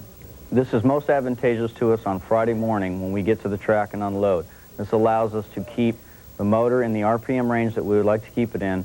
We can do this Friday morning by changing the gear and being right with the RPM selection right off so we can spend more time working on the chassis. Very interesting, a lot that goes on. And yeah, happy birthday, Kyle Petty. We mentioned it earlier today as he enjoys this birthday here at the Monster Mile. Let's take a look at the top 20 while we have an opportunity. Jeff Gordon's led all but one lap, and there you see some others who've had some particularly good runs. Jimmy Spencer hanging around the top 10, as we told you, he likes running at this racetrack. The next group from 11 through 20, been a pretty good scramble today. Hud Strickland finds himself in the 11th spot right now. These teams on the lead lap. Kenny Schrader, who had gone a lap down earlier, managed to get his lap back prior to the caution involving Steve Grissom earlier. And they're on the main straightaway. That is not a guy looking for his farm on Route 9. They are blowing off some of the debris on the main straightaway. Earlier today, while you folks are still arising, race fans were arriving here at Dover Downs International Speedway, and Buddy Baker and I had a chance to chat with some of the best race fans in America. Take a look at what happened earlier this morning. Buddy, Eli, how you doing? Just fine. How are you? Good. I was just wondering, I saw Rusty Wallace. I'm not one of his fans, but he looked real good yesterday practicing. What do you think? Rusty's real strong in the center part of the corner, and anytime Rusty's at a racetrack, it's real tough to manage the tires and manage the car around the racetrack. I think Rusty is probably one of the better drivers out here. By the way, where'd you get those glasses from? Ah, you like those, huh? I didn't say that. I just wanted. I didn't say I liked them. I just want to know where you got them from. Want to make sure I don't go to that store by accident. It was good talking to you guys. Take care of yourself.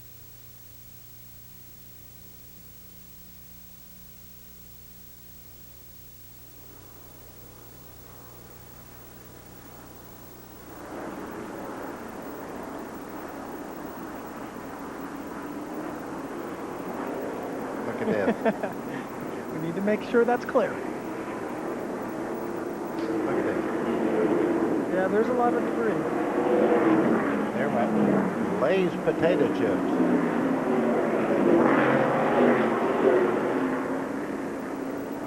There's old DW. Oh, what is this? Yeah, Darrell's on pit road.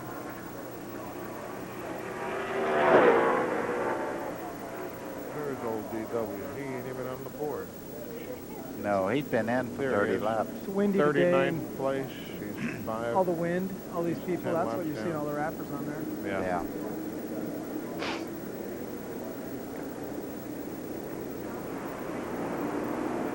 Fix him, go. Fingers crossed. John Andretti was running good enough to maybe get his lap back just before the caution.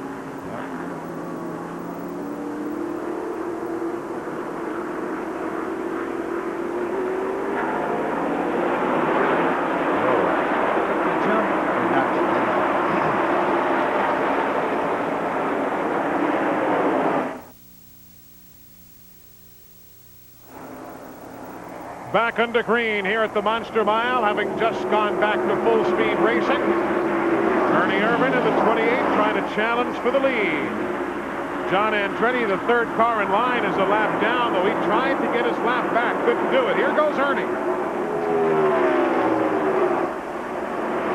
Crowd is looking on. They're going crazy here. Gordon's giving him some room. Went up the banking. You can see Ernie tucking the nose down there. Jeff Gordon knew he was there, give him racing room. It's very early in the contest going in the corner like that. Here comes Ernie Irvan with the race lead. Back to the stripe. So that's 121. Ernie Irvan takes the lead. You saw Larry McReynolds clapping his hands, and they really did. Larry was very honest. He told us earlier on the telecast, he said we kind of over-engineered ourselves out of the picture yesterday and got it back together this morning. Of course, Ernie likes his track. Remember that. He hasn't won here in Winston Cup, but he led 313 laps here in the last race that he ran here at the Monster Mile. That was back again in May of '94. When he started from the Busch pole. So he's no stranger to running well here. Jeff BODINE is back on the racetrack, by the way. If you're a Jeff BODINE fan, after the accident of earlier, they have repaired the car enough to at least start making some laps. Eli, the 28 car of Ernie Irvin did make the pass, but look at Jeff Gordon. He's starting to sneak back into the action there. Ernie's car is moving out just a little bit in the corner. If he makes a move, it'll be in the center part of the corner, I think. Gordon trying to close in.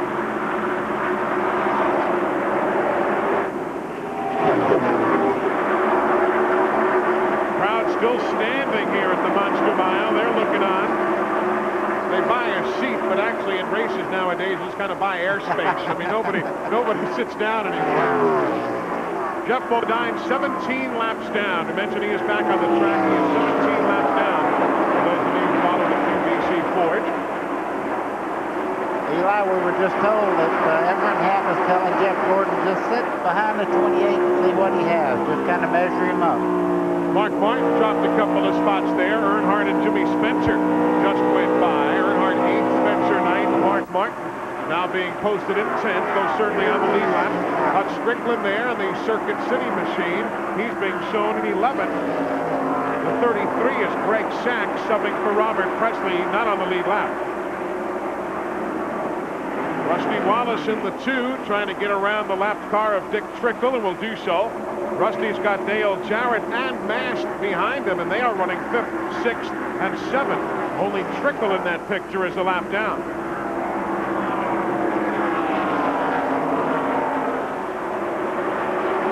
.127 of 500 laps on the board. You see Earnhardt there, he just kind of cut Jimmy Spencer off just a little bit down the front straightaway there. He didn't want him underneath him going into turn 1. Jimmy Spencer will make a run at him again, though. You can count on that. 6th place changing hands. Give it to Rick Mast now. So the Hooters colors climbing the board one spot closer, and there goes Earnhardt. Around Trickle, the lapped car.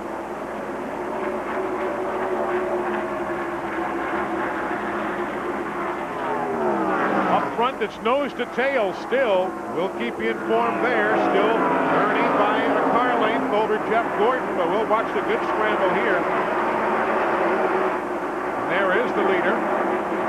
You know, they both have to watch right now. I know that Ray Evernham's telling Jeff Gordon, don't you burn that right front tire off this car this early in the green flag run here.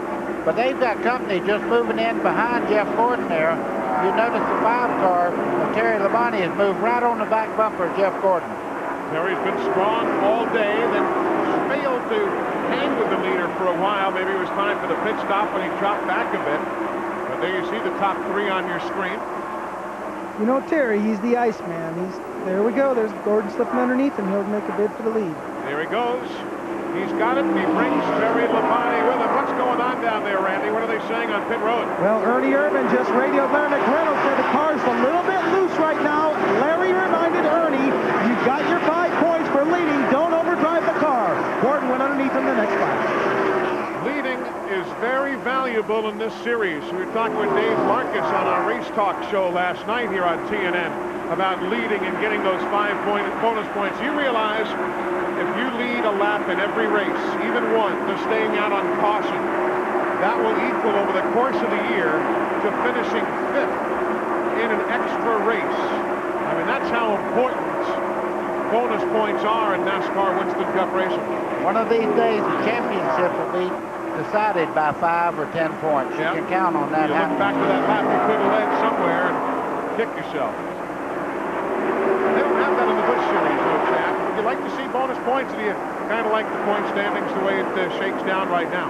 I guess, you know, you just deal with what the way the rules are laid out. There's a lot of subtle differences between the Busch and the Cup, and we don't get any points for leading the most laps as well as leading a lap. Middle of the pack now. Want to go back to take a look at Mike Wallace. He's in the 90. Kenny Schrader, the 25. This is moments ago. The old chrome horn, the donut on the side of the Budweiser machine.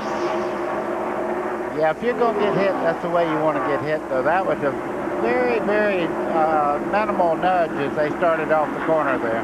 Schrader's in 17th spot.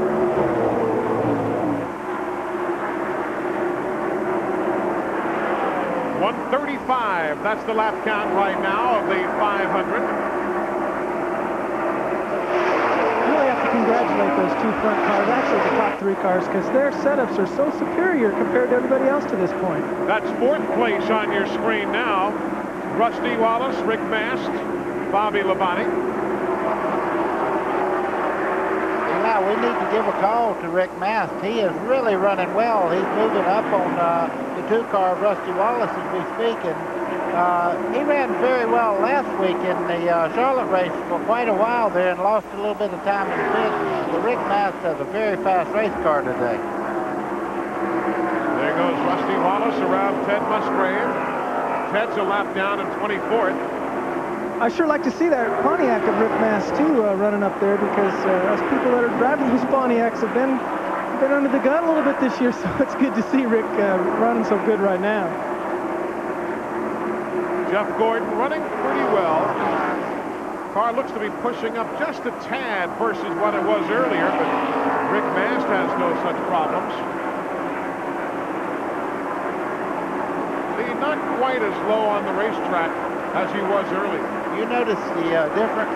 Gordon is running about a half a car length lower than Terry Labonte. And if there's anybody out there that can really watch a racetrack and make moves, I think Terry Labonte is doing a very good job of saving his tires right at the moment.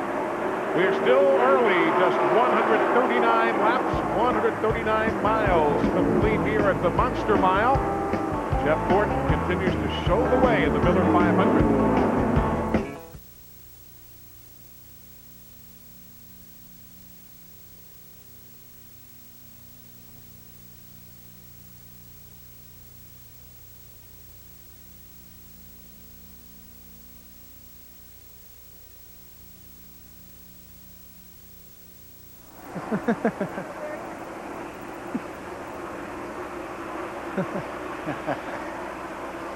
Where did the spoiler go? But without the PAM gem, there'd be no payroll. Lake just came by with no spoiler. It must have blown off into the infield. Darryl? Down pit road? No, he went to the garage. He had no spoiler. Lake speed. Oh, really? It must have. It's not good. The bolts will back out sometimes if you don't have them fixed down.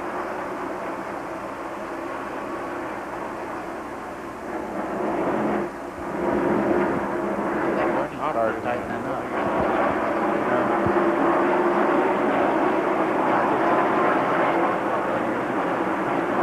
Started out loose on fresh tires. Eli said that Gordon's car didn't look very good, just able to stick on the bottom. You're right, Eli, it doesn't look good at all.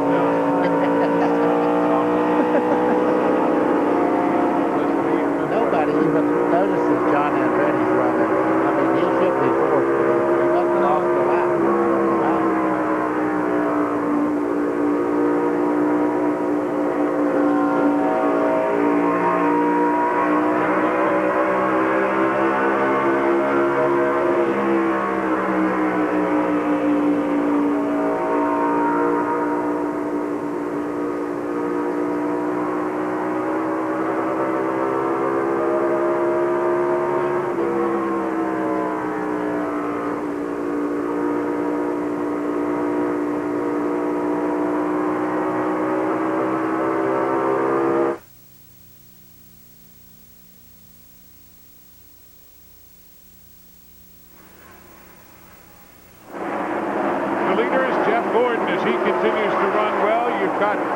Terry Labonte in the second spot in the 5. Ernie Irvan right there in the 28, running in the third spot. They get around John Andretti and the Kmart Little Caesars number 37 there. We are 145 laps complete in a race that has been slowed twice by caution.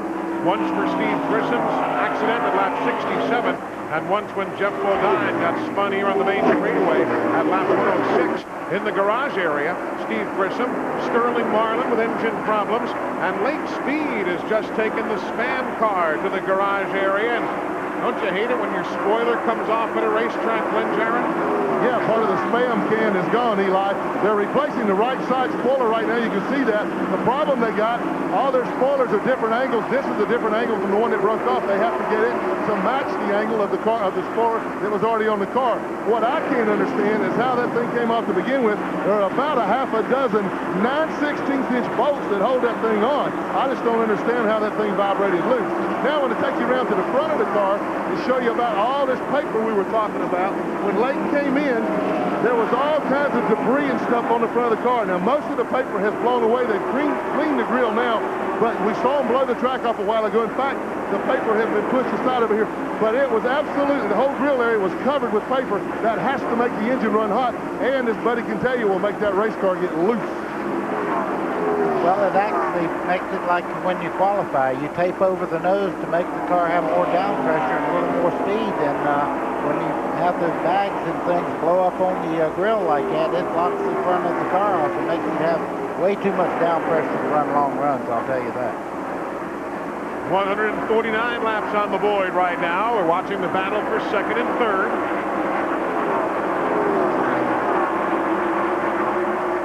Well, I'll tell you, that team's been hot.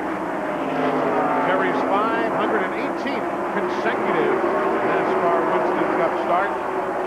That whole Hendrick Motorsports operation, very strong. Well, he's strong, but right behind him there, it looks like Ernie Irvan may be working his problems out. Looks like his car maybe now is starting to come to him. Or when he started, he was loose on fresh tires. The old tires are coming to him. A lot of times that's the way you set your car up for a place like this. If you know it's going to be tight in the long run, you've got to have it so loose that it's a little too loose with fresh tires. But as the tires get worn, the groove moves up and the cars come to you. The chassis comes to you.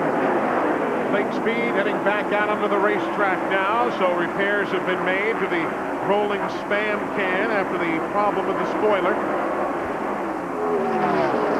151 laps complete.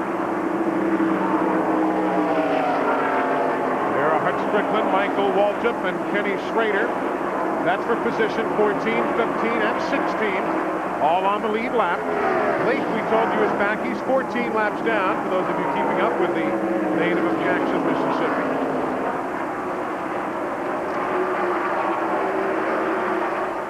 You can't run around a place like this without a spoiler. You're going just entirely too fast. And where was it? Was it Michigan where Michael Waltrip's spoiler came off a couple of years ago? I'm trying to think. I believe it was there. You'll see that on occasion, but like Glenn said, you got to wonder how in the world that happened. I told Harry Hyde one time that my car was too loose to drive at Talladega, and he took the rear spoiler off, and I didn't know it. And I went out, and I come back in, I nearly wrecked, and I come back in, and he said, now that's loose. Of course, not a whole lot of folks drove that racetrack any better than you. You probably went out and set a track record, loose and all. What it does, it takes about 1,000 pounds of down pressure off the rear wheels when you take the spoiler off. So Lake had to come in and replace it. They're running 60-degree rear spoilers on the Fords here. That's 14th place changing hands you're watching right now. Kenny Schrader grabs it. Michael Waltrip, Hut Strickland. You've got Jeff Burton in the 99. He's in that battle for position, and so's the man we're riding with, Bobby Hamilton. Richard Petty, his car owner, likes this racetrack, had his 199th career victory here. That's a famous paint job on that car that Richard Petty ran in 1972.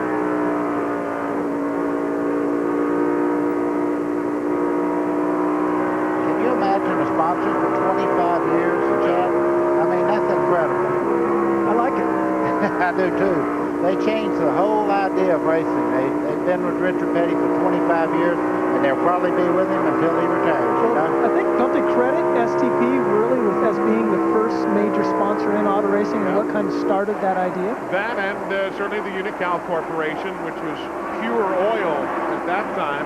They were with the NASCAR and the France family ever since day number one. But yeah, those are the companies that have been the longest running sponsors. One with the circuit, one with the team. That you can think of, certainly.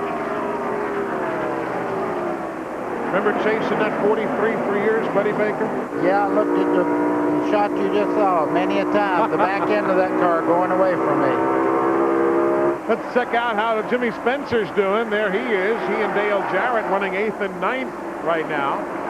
Lap number 158 of 500.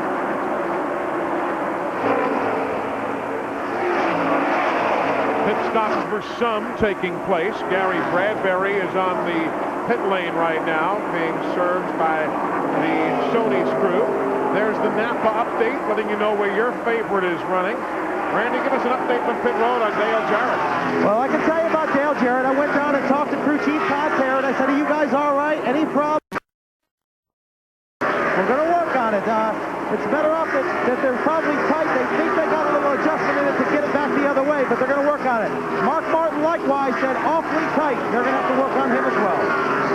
That's the update on Dale Jarrett. There you see others running as the Napa update continues. Folks at Napa bringing you that full field rundown. Napa, we keep America running.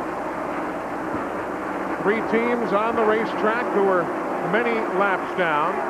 Dave Marcus was 37 laps down. Jeff Bodine, 17 down. Lake Speed, 14 down. Only really Grissom and Marlin in the garage. The attrition rate has not been particularly high today. It usually isn't very high at Dover. Run a lot of green flag laps, and for some reason, unless they're taken out by wrecks, cars usually don't fall out of this race. Yeah. Ward Burton went a lap down. You saw moments ago in the MBNA Pontiac as Jeff Gordon swept around him. Ward running back in 32nd position. 162 laps complete. Jeff Gordon has led all but about 11 laps today. That's what they call domination at Dover Downs.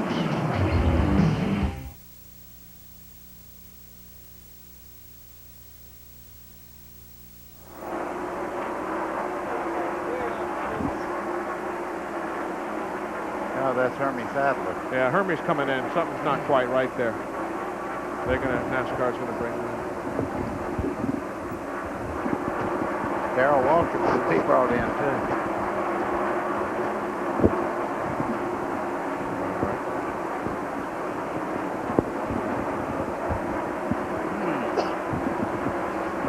Thank you. That thing was rumbling my ear off. Sorry. That's all right.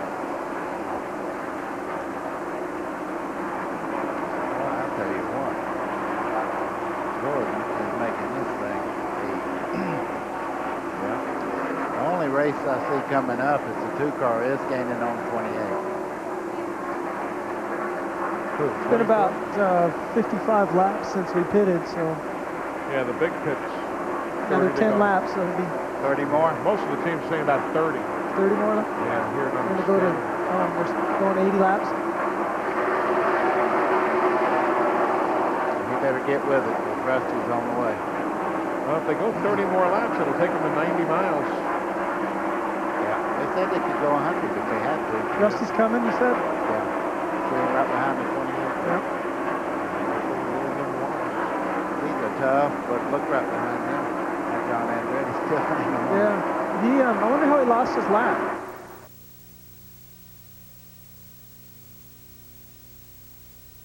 Gordon lapped him early.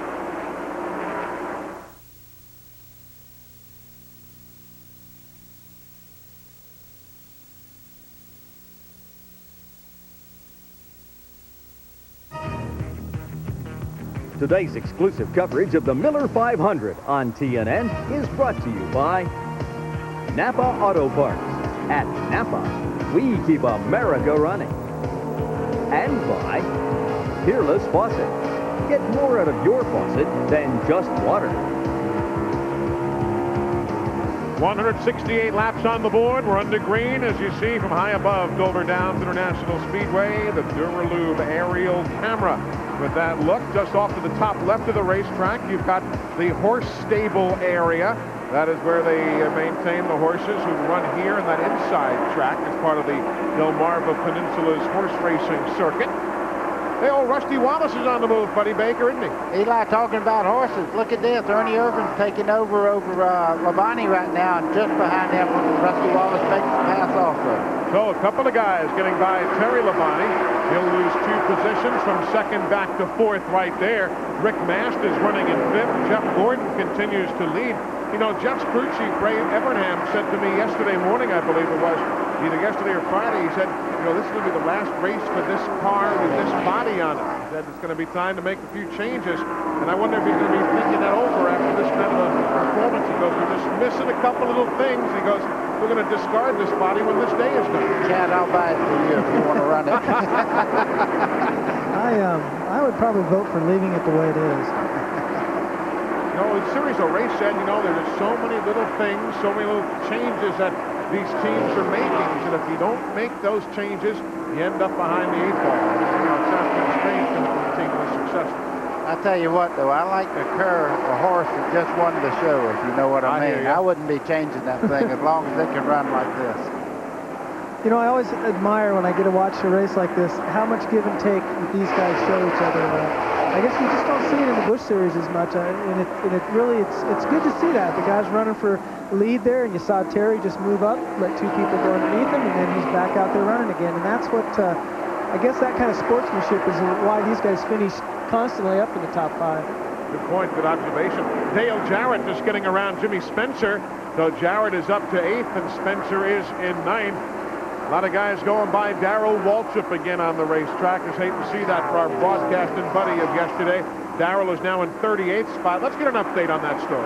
Well, prior to Darrell taking the car to the garage, he said, guys, the car is chattering. It feels like there's too much air in the shocks. They eventually brought him to the garage. They replaced the rear shocks, and then Darrell came back over the radio and said, all I can do is just barely drive it. He said it feels like a dirt car sliding through the corners. He said these adjustments have not helped, and that's about the 2nd or 3rd straight race here at Dover that they have just been out for lunch. Matter of fact, Darrell hasn't won here since 1980 and 1982, and it's been a while. Remember last year, Jimmy Hensley drove here for Darrell after Darrell cracked his ribs in Charlotte in the Winston Select. So he didn't even run this race a season ago. Eli, you see Earnhardt there. He's moved into 5th place. He seems to have made some adjustments on that car that's helped him quite a bit also. On a long run, too, because now we're entering about 70 laps or so since they pitted, and here comes the old black number 3. A 3-time winner here in NASCAR Winston Cup competition.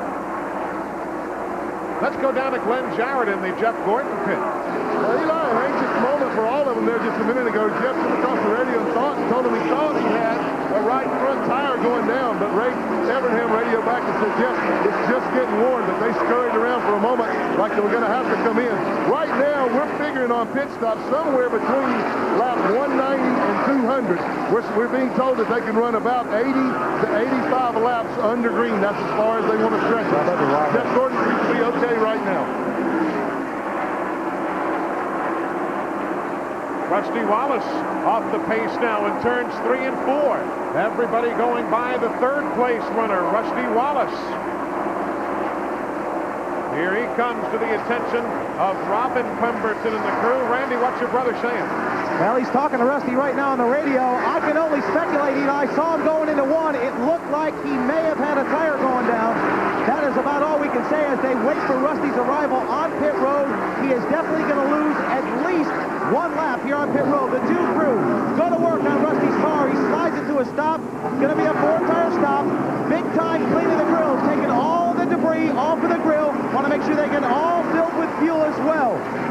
Also a lead change on the racetrack as they try to get 4 tires on Rusty's car. Darn close to a lead change right there as Jeff Gordon holds off the challenge in between Morgan Shepherd in the 75 and Brett Bodine in the 11. Rusty Wallace, tough break for him right there. They're driving car PR18. Penske Racing number 18, same car they had last fall at Darlington, and they've used it in 5 races. It was not here last year. Last year they used Midnight and Midnight Rider, but now it's PR18, and they'll lose a couple of laps right there on the exchange. 2 laps down is Rusty in 27th position.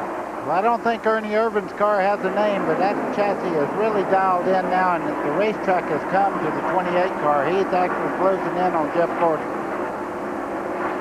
Just joining us, Jeff Gordon led the first 68 laps. Then during pit stops, Ricky Craven led lap 69. Jeff Gordon then led again from lap 70 through 120. Ernie Irvan led the next 9 laps, and Jeff Gordon is now led the last 50. We have been slowed only twice by caution, once for Steve Grissom, once for Jeff Bodine. And in the garage, only Steve Grissom with an accident and Sterling Marlin with engine failure. Everybody else who's been in there is back on the racetrack, as the average speed now still sits in and around the 125-mile-an-hour mark. 1.7 seconds from the leader back to the third-place runner, Rick Mast. Fourth place, Dale Earnhardt. He is 2.5 seconds behind the race leader, Jeff Gordon. Well, after carbon copy each lap, Jeff Gordon's losing a little more ground to the 28 car of Ernie Irvan. You know, Ernie is, everybody, I hear this everywhere I go. Is Ernie back? Is he normal? Look at this guy. I mean, he's running second, pulling down on one of the most aggressive race car drivers around right now. And he's right up front where he belongs. Folks, he's back. Quit speculating on this man. One of the toughest tracks, too, isn't it, Chevin? Well, you guys say you feel speed here more than you do at Daytona or Talladega. Yeah, that's exactly what I was just going to say, is that it's not just that he's running in second place and taking over the lead as we talk right now, but this is one of the most difficult places that we run at. Not only because it's fast, but because it's physically demanding. It's bumpy. You're running a lot of speed into the corners. Your neck wants to come off. I mean, it is a tough racetrack to run on. So there he is running in the lead. I would say he's back. There shouldn't be any questions. Meanwhile, pit road has Bobby Labonte and Dale Jarrett. Here comes Jeff Gordon also. You just see him pulling off the racetrack now after yielding the lead at lap number 185. Ray Evernham, Ed Guzzo, and the crew waiting to service the DuPont Chevy. Terry Labonte is on pit road as well. All of this at lap 186. Glenn Jarrett is waiting for Jeff Gordon to come in. And Eli, they're going to make a slight chassis adjustment on the car. Ray Evernham said last time in they didn't adjust it. In fact, we'll get to watch on Jeff. They haven't adjusted the car very much all day. They're going to take a round out of the right rear. The car continues to get real tight in the middle of the corner. The longer they run, the tighter it gets. And we told you that's because of the extra rubber being put down on the racetrack. Other than that, it's just a simple normal stop with 4 tires of fuel. But they've already made the chassis adjustment to the right rear. He's down and away in 19.9 seconds. So that's the stop for Jeff Gordon. Others on the pit lane now. Mark Martin, Jeff Burton, Ricky Rudd is in. Jimmy Spencer and Ricky Craven. Hut Strickland is on the pit lane. So is Ken Schrader. Brett Bodine will pit. Joe Nemechek coming down pit road. All of these stops now at lap 187, 188 under green flag conditions. The last time the leaders were in was under caution after that Jeff Bodine spin back at lap 106. Ernie has to make a decision pretty quick here. All these cars are going to come out with fresh rubber on. They're going to be running extremely fast with all the fresh rubber on the car. Ernie will have to pit pretty quick here, but Rick Mast is just behind him in the #1 car. What a great run he's had also. Yeah, I mean, the leader really does dictate pit stops at this point, because once he comes in, he gets 4 fresh tires. He's back out there. You can imagine he's about a second quicker than he just was. So no one else has here to he comes now. And here he does come down the pit lane. Everybody waiting for him. Also in, Todd Bodine. In is Michael Waltrip. In is Bobby Hamilton. Rick Mast coming down the pit lane also for service. Bobby Hillen is in. These spots, or rather stops, I should say, at lap 191. Randy? Joey Knuckles on the front, right front for the Haviland Moore team. Raymond Fox on the right rear. Jeff Clark with the jack all the way around to the left side already. Great pit stop going. This team has worked on their pit stop. It's shown the first 2 times. It's not going to be any changes whatsoever other than 4 tires down and away. Glenn Jarrett. Well, we're down in Rick Mast's pit, Randy, and they're also doing the normal 4 tires and fuel. A little bit of trouble on the right side. He's down and away at 20.81 seconds. Not quite as bad a stop as I thought it was going to be. They have a little trouble on the right side. Dale Earnhardt is in. Service in the Flying Aces now at lap 191. Randy's there. Boy, these guys are loose down here today, all of them. It's a perfect temperature for these pit crews. Earnhardt, 4 tires down and away, wheel to wheel as he leads.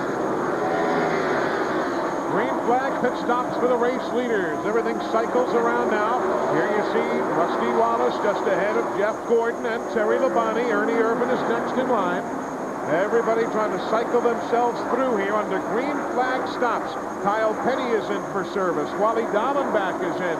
We're at lap 193, and Jeff Gordon just powers his way by Rusty, brings Labonte and Ernie Irvan with him. can bet that Rusty did not want that to happen. So at lap 192, we are still in the middle stages of the Miller 500, a race that's been dominated by Jeff Gordon and Ernie Irvan.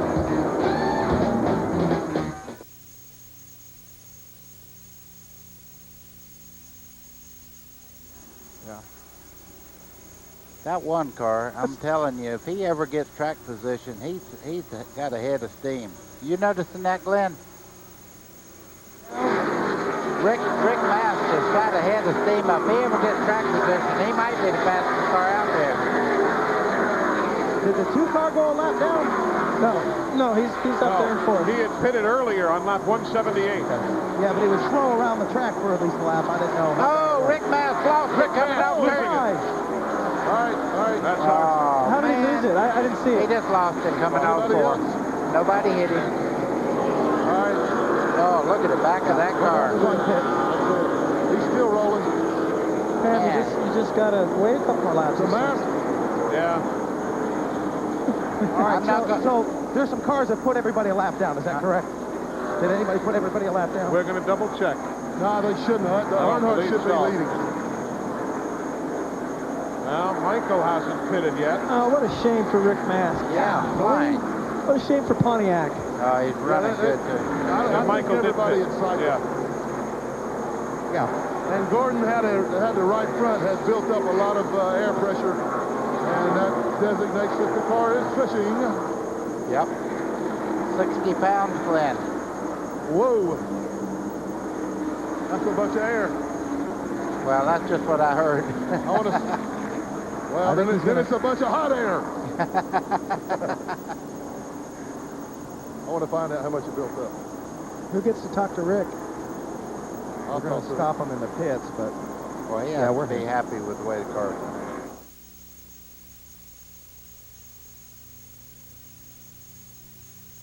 Interesting. We are under caution. That man, Dale Earnhardt, who finished in the top 5 in both events here last year, is currently leading the Miller 500. But hard luck for Rick Mast as he spun coming out of turn number 4. Significant damage to the rear of his car. We'll show you in a moment. But first, let's cover more stops for Jeff Gordon and Rusty Wallace. Glenn? When I'm in Jeff Gordon's pits and they go to the right side, as I told you, his car was pushing a good bit. The right front tire has built up a tremendous amount of air pressure. So I think what they've done, in fact, they're going to the left side, going all the way around, going to put 4 on it. But I think they made a slight air pressure adjustment to try to help compensate for that. Remember, they took 1 pound out of the right front this time. Last time, they took a couple rounds of fight out of the right rear to try to stop that push. Again, the longer the cars go, the more rubber on the racetrack, the tighter they get. Let's take a look at exactly what happened to Rick Mast and the Hooters Pontiac, running so very well until he came off turn 4. Well, you see, he's trying to get under Rusty there. He gets the left side down on the flat there. He gets in wobbling. Now the back end takes off. That's too bad. Boy, what a great run he was having today. And that's exactly what happened. We didn't see that the first time, but he just got those left side wheels down there too far, and it got a little loose on him, and then he corrected, and round he went. Well, that's a heartbreaker. But he was running extremely well before that. So we'll see what kind of work they can do to the rear of that automobile. And Randy, a lot of work. They're sending him back out, but a lot of work has to be done. Boy, you're not kidding. I'm glad I'm not doing it. No doubt about it. They're going to be in the pits for a while to fix that one. And just a heart sick for these guys because they worked so hard. The last time they really ran well, we interviewed them here at Dover. I believe it was in the fall here. They ran so well. So this team, this driver loves this racetrack, but unfortunately his win will probably not come today. But Dale Earnhardt is the man who shows the way as you see what remains of the rear deck of the Rick Mast machine. We are approaching lap 200 of 500. We're coming right back.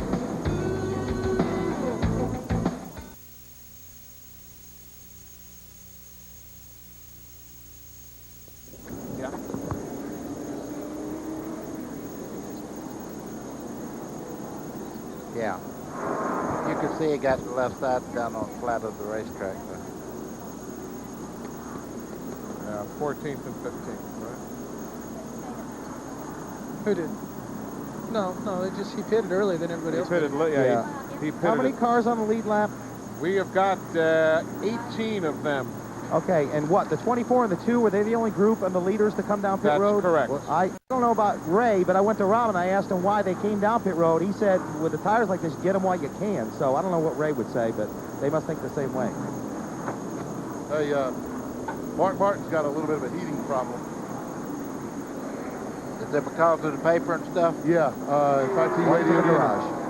Who did? Went to the garage. Mark says that they need to add some water to the car. All right. Glenn, how much are they falling off, do you know, between like fresh tires and old tires? I haven't really put a watch on them much, Chad, to really see. I've been trying, you know, I've just been watching distances on the racetrack. And, the reason I ask is, you know, because they got 10 lap fresher tires now, the Earnhardt does, than say.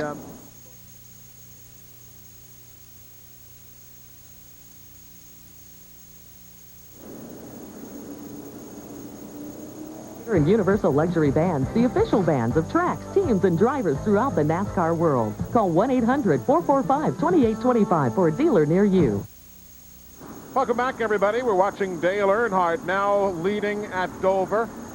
He has led better than 2,000 miles now at Dover Downs, but here's what happened to Rick Mast.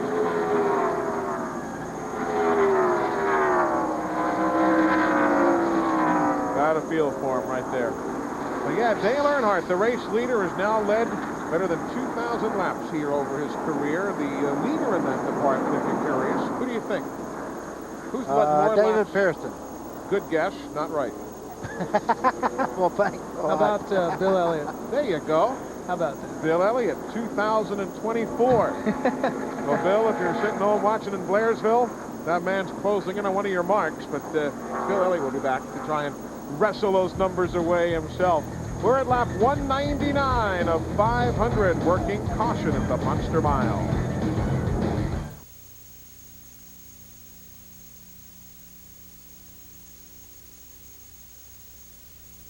Really? I would have never guessed that in a million years. Remember how dominant he was here for? Yeah. How about Pearson? Well, I mean, Pearson only won one more yeah, race. I know. You were just a little boy, yeah. But Pearson never led till late in the day, you see. Pearson didn't lead a lot of laps, just won a lot of races. Oh, I chased that 21 many a mile, I'm going to tell you. Yeah, Eli. Well, this is going to be interesting watching Gordon and Rusty coming back through the pack.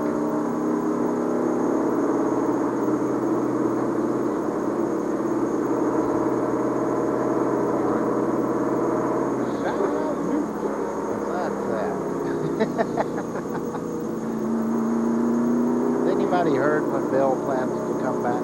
Hopefully to the Brickyard, but they're not sure. No, that's his plan right now. That'd be great.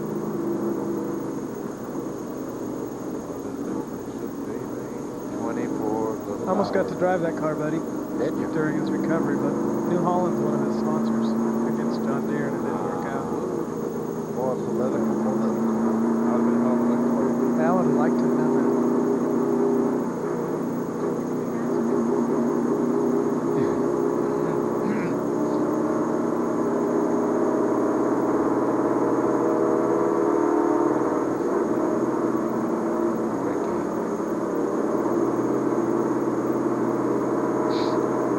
Back in fifth again. Eli. Yep, there he is again. One to go.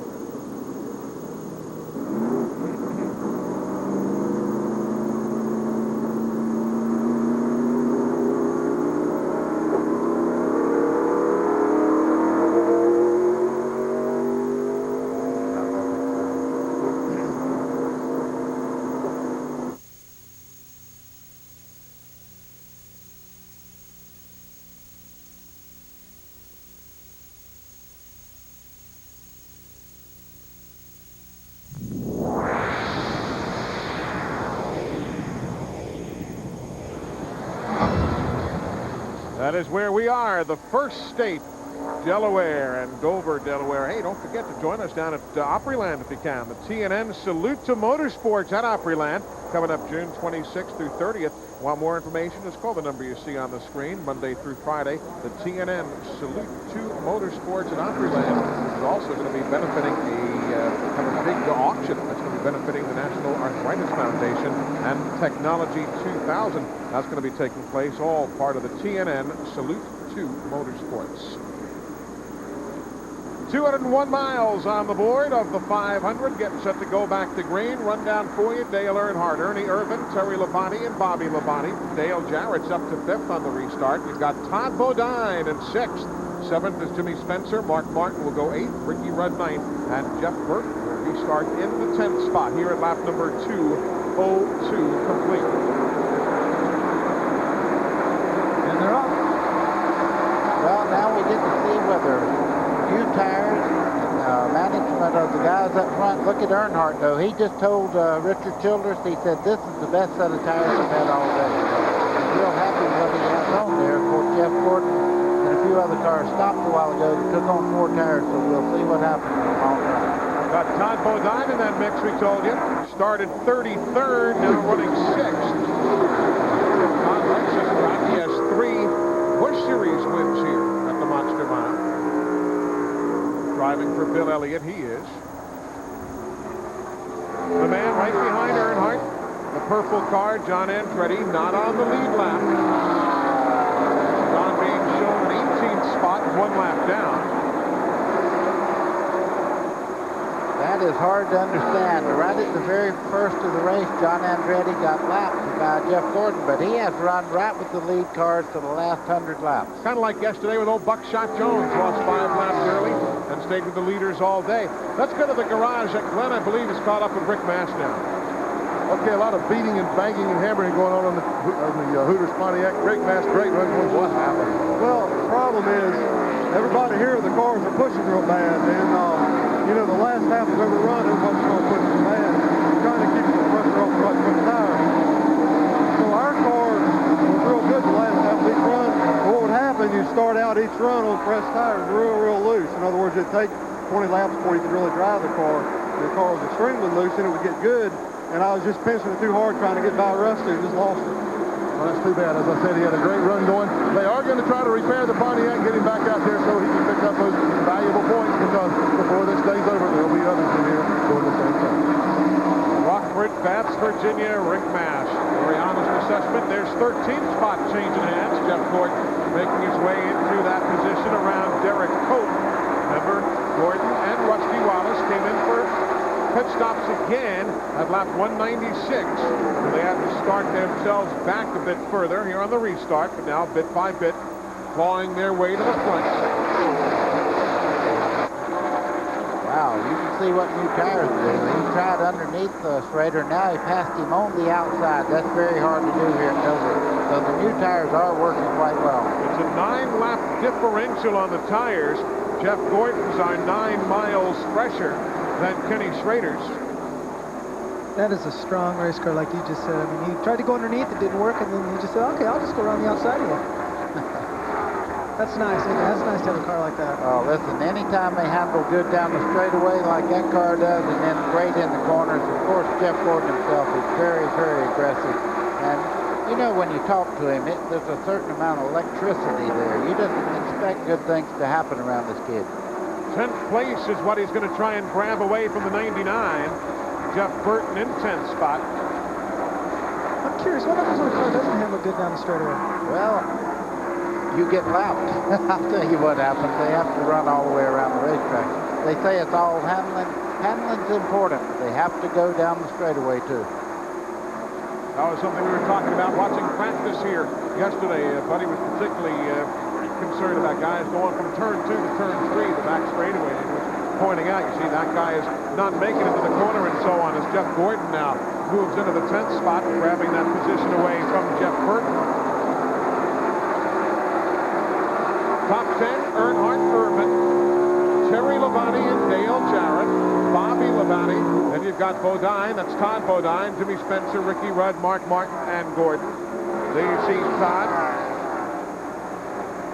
Started 12th and finished 36th last week in the 600. Having a far better run here today. He's in 6th spot right now. I guess Todd won his first race, Busch Grand National race right here at Dover. He does like this racetrack. Jeff Gordon has just moved around Mark Martin.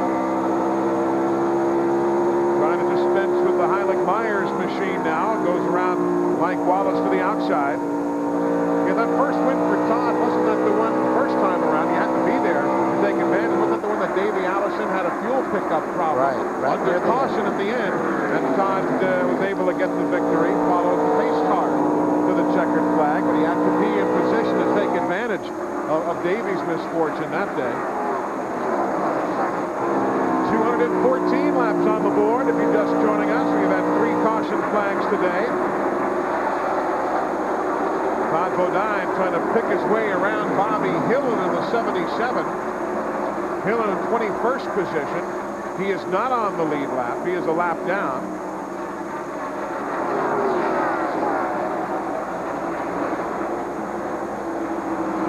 All the while, Dale Earnhardt still showing the way. Earnhardt led for a lap at 191, then reassumed the lead at 193, and has led since. We're now at 215. Good scramble right there. That's for second spot.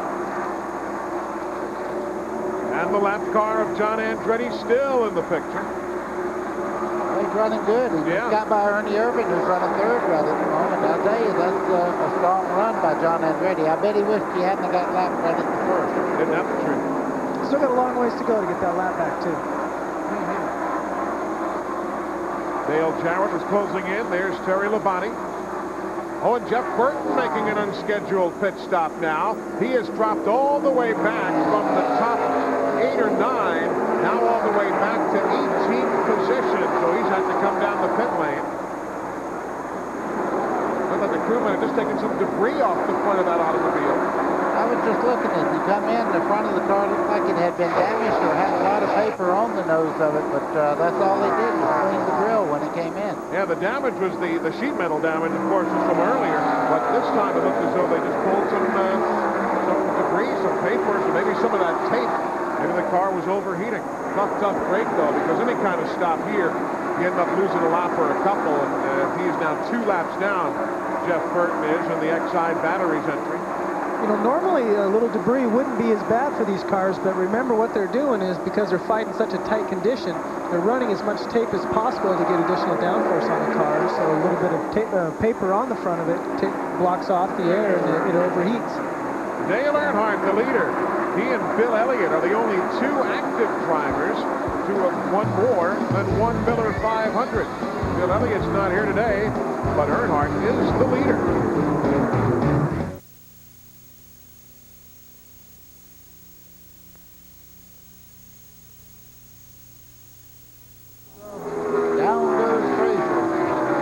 Cars done. Yep. It's time to put a fork in them. They're done. Yep. I see that country music coming up here. We don't have to have them on again, do we? He likes that one. No, after Randy interviewed him, I threw my notes away. There's the biggest race on the track right now, the 2 team cars.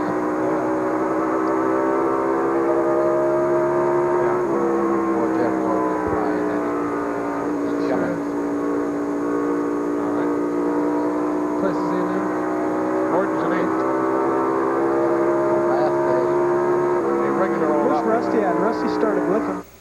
He's back there, not too far. Rusty's in 11th. This is the problem today. Is that Mark? That's Mark. I wonder if he overheated. I wonder if he cooked it.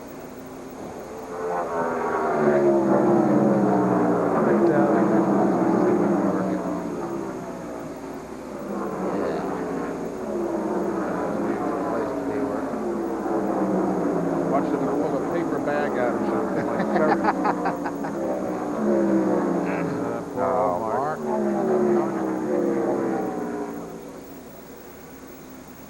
The cat in the hat is there. Bad man. The man in the hat. Cat in the hat. Cat in the hat.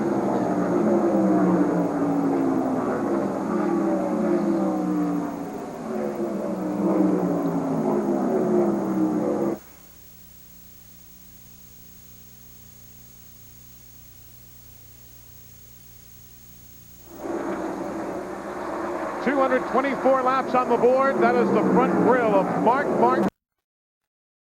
Glenn Jarrett's down there. So's Jack trying to catch up with Mark. He went away from the car, but he's a little dejected, not going to talk right now. I thought that the problem might be that the car had overheated, but as soon as they raised the hood on the car, they went right to the distributor area. Jack Rouse is under the car now. I'm going to see if maybe I can get a word with Jack to find out exactly what happened with the car. Jack, do we know where the problem is yet? The distributor's not turning. It's either sheared a gear, broken a camshaft, or broken a timing chain. We're about to take the distributor out. We'll have a better idea in a minute. Okay, we'll let Jack get back to work, but thank you for taking time to talk to us. You heard it straight from the man. Meanwhile, that is 7th and 8th place on the racetrack right now, while we watch Ernie Irvan and Dale Jarrett battle for 3rd and 4th. Running order is Earnhardt, Terry Labonte, then Irvan and Jarrett, followed by Bobby Labonte, Todd Bodine, Jimmy Spencer, Jeff Gordon, Kenny Schrader, and Ricky Rudd. That's your top 10 right now. Wow, I was just watching Dale Jarrett as he come up out of that corner. He looked like he was 10 miles an hour faster than the 28 of Ernie Irvan.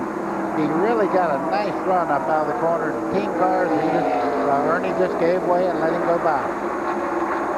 Of course, they're not even to halfway here at the Monster Mile, so no need to necessarily force the issue.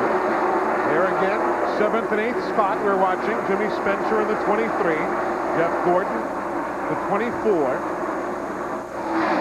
joining us from Fort Stretch for a good part of the day, and then made an extra pit stop near the end of the caution period at lap 196, and that's what he's still doing here, working his way to the front. You noticed Gordon for a long time was passing cars, maybe one car or every lap or so, and now that he's getting further up in the field, 6th, 7th, 8th place, they're not going to be quite as easy to pick off, and especially that number 23 car. We know Jimmy Spencer is not an easy person to pass himself, and now Jimmy's running really good right now too, so it'll become a little more harder now as Gordon gets up with more competitive cars. Plus, he's run so hard to get himself back in good track position. He's probably got a lot of right front build-up as far as air pressure, as far as actual pushing a little more than it was when the tires were fresh. If you're not comfortable, you're not going to force the issue. If the car's tight, if it's loose, what have you, but right there, Jeff Gordon says time to go. Spencer gave a little extra half lane there on the low side. Well, that's where Jeff's been really good all day long. Is his car right in the middle is turning where it needs to, so he can get into the throttle earlier than everyone else, harder than everybody else. Lap 231, Jeff Gordon making his move closer to the front.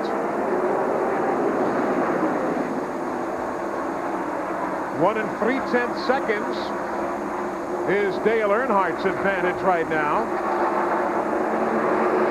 The edge over Terry Labonte.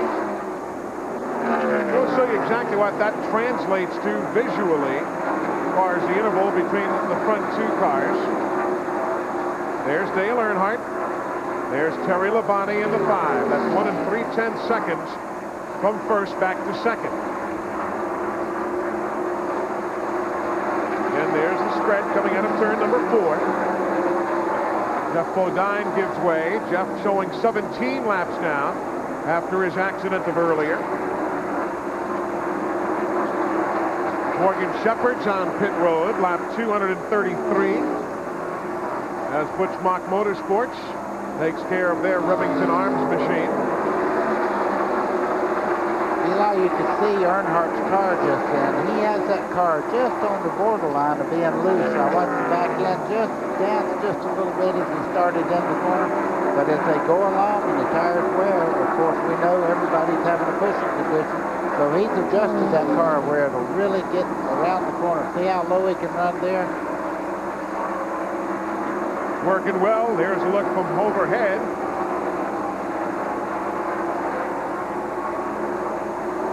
Around Darrell Waltrip there in the Miller 500.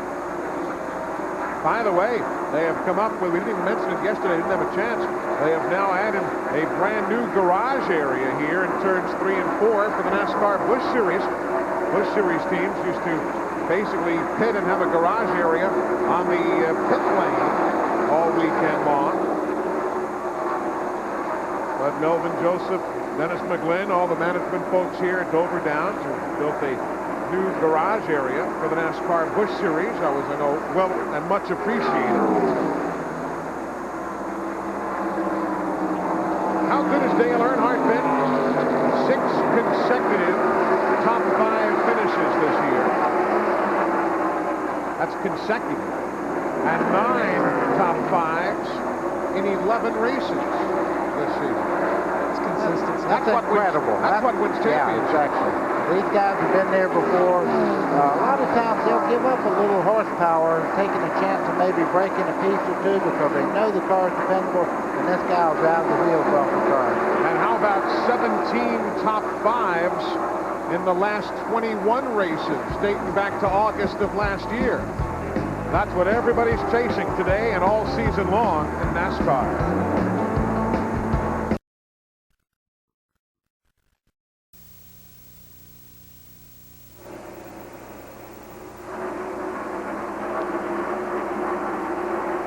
Whatever they done to Ernie's car, they kind of pulled the stopper on it. Yeah, for the time being. But Jarrett,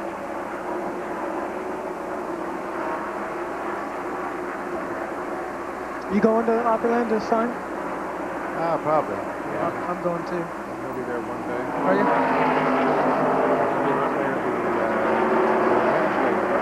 So look at this stuff flying around.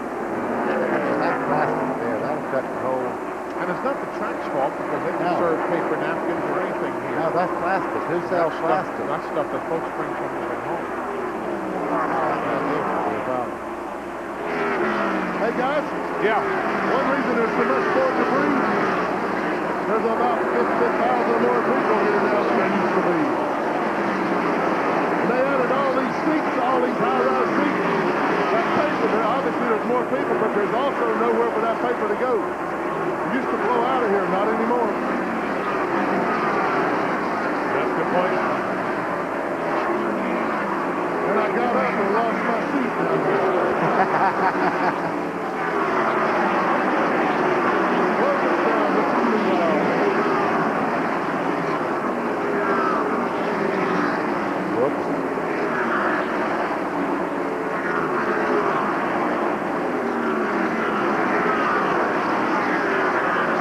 Shut us off, Drano.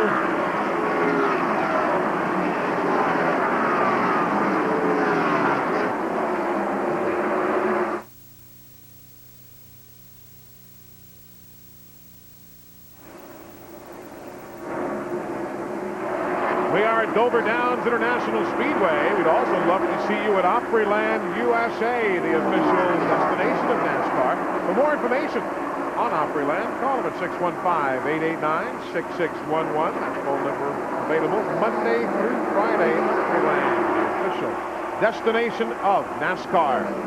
Hut Strickland's on the pit lane while the battle between Terry Labonte and Dale Jarrett continues to be a hot one on the racetrack. I would say it's really hot, wouldn't you? There's Jarrett. Took care of that. Boy, Dale, at times today, right in the very first of the race, he moved up in the second. He's the fastest car on the racetrack by far right now, even though Earnhardt's leading the race. He run Terry Labonte down from the full straightaway back and is really on the move right at the moment. And look where that car is running around this racetrack, right around the base. Kenny Wallace is the 81 car. He is a couple of laps down. We mentioned Hut Strickland made a pit stop at lap 243. What was the deal down there? This is amazing. I have never seen so many cars have to come down pit road during a race not to do anything but to clean the grill. And that was all they had to do. And I mean, there were papers everywhere on that grill. This could be a tough break because if it can happen to Hut Strickland, it can happen to a leader. And Hut Strickland's car has been running well a good part of this afternoon, so you're right. And we should mention this is not a racetrack problem. They don't give out paper napkins with concession items and so on. Tracks are particularly careful about that. It's just, you know, folks bring stuff to the racetrack and a bit of a breeze today and things are going to fly around, but it's just been a particularly problematic situation. Of course, they got a record crowd here. If everybody, you know, brings one hot dog, you got 100,000 hot dog wrappers flying around or something. So not to make light of it by any stretch, but it's, you know, that's what's happening. You have more people, more trash is generated, and really no place for it to go. And it's particularly windy today. Also. Yes, it is. Really a bit of a blustery day. We just got a report that Dale Jarrett has cut almost 2 seconds off of Earnhardt's lead in the last 10 laps. Well, you talked about him being one of the fastest cars on the racetrack. That's exactly the case. There is Dale going around Dick Trickle right now. We're coming up on halfway. The Gatorade Front Runner Award, $10,000 on the line to the driver who participates in that program and has the lead at the halfway point. Here comes Dale Earnhardt around. Halfway up on the board right now. 250 miles are complete. 250 to go here at the Monster Mile. You know who else is on the move, too? No surprise, Jeff Gordon. He's cut into Dale Earnhardt's lead by about a couple of seconds right now. It is 8 4/10 seconds now. Still a significant distance. But just 22 laps ago, it was 10 4/10 seconds. So he's on the move.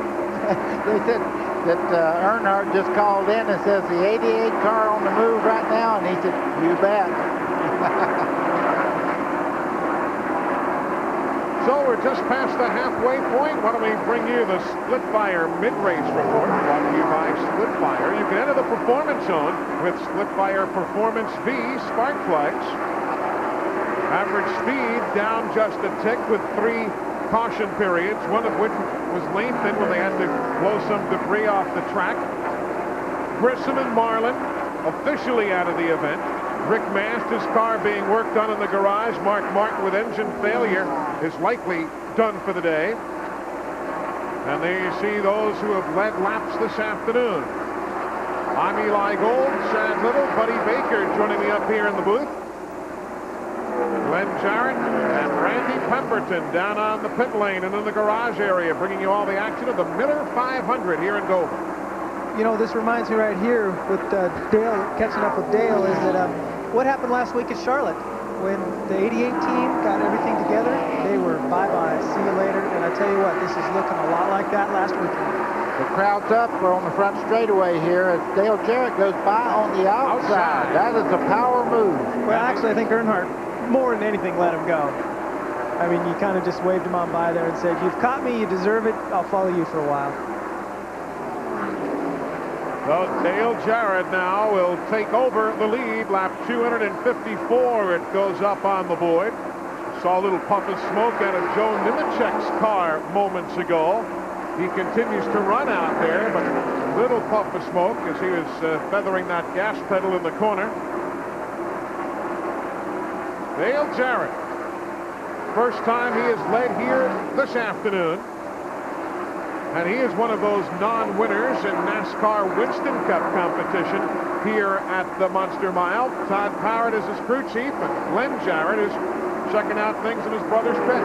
Todd, the car was real tight before the last stop. It looks like the adjustments you made were in the right direction. He's flying now.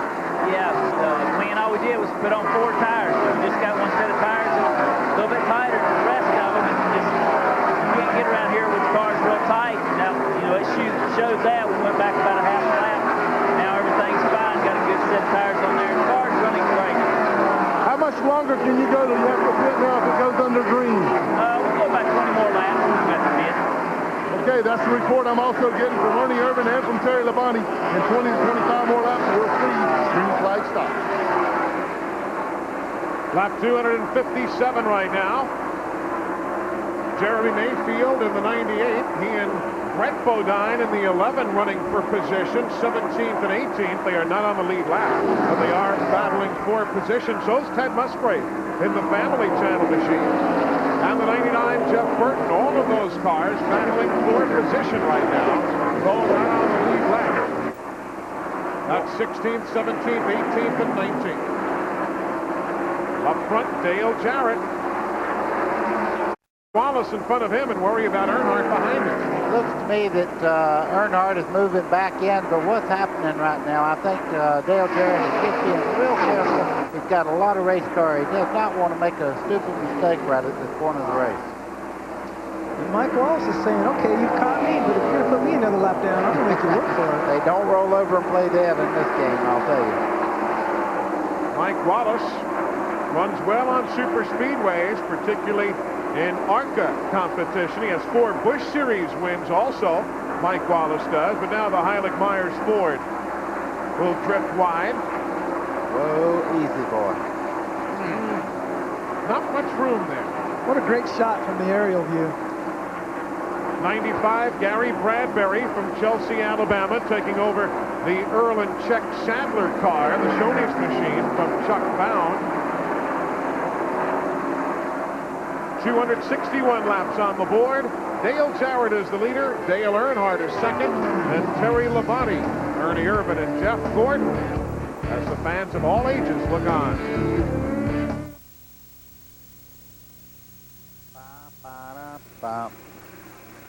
Thanks, Eli. We're halfway. It's an official race in case it rains. I got to do the man's promo, all right?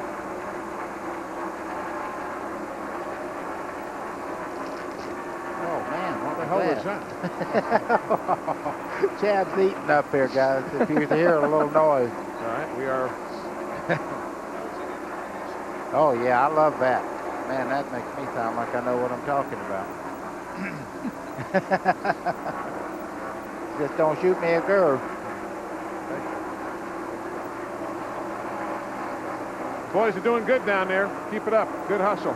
Thank you. Thank you. No, sir. No, we haven't got any. 15 laps for Earnhardt.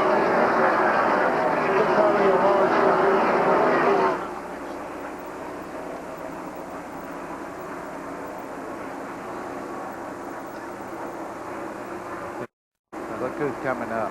The Iceman cometh. He's moving up.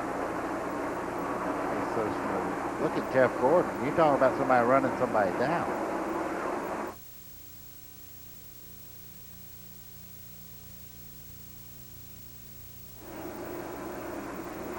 Dale Jarrett still leading here at the Monster Mile. If you want to be on top of all the NASCAR doings, you can race into the all-new and official store of NASCAR. Why not visit NASCAR to do with the sport? They've got it for you at NASCAR Thunder. Pit stops for some of the teams. Ted Musgrave has been in. He pitted moments ago at lap 266. You realize that prior to today, Dale Jarrett had only led 3 laps in Winston Cup racing at Dover. 18 races. Hard to believe. Hard the way to believe. that car run in the past 2 races, it's almost impossible to tell anybody that car hadn't led that few laps this year. Momentum is a strange thing. Clicking, the chemistry's right. It's a very powerful tool. Jimmy Spencer in the 23. That's 8th and 9th. He and Rusty Wallace battling for position. Ward Burton, the other car there, is in 23rd position, a couple of laps down.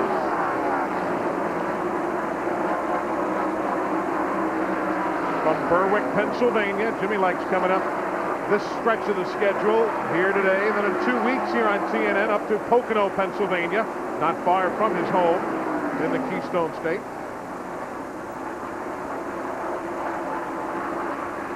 Musgrave having just pitted the 16, right behind Rusty Wallace on the racetrack, though obviously separated by some 4 laps.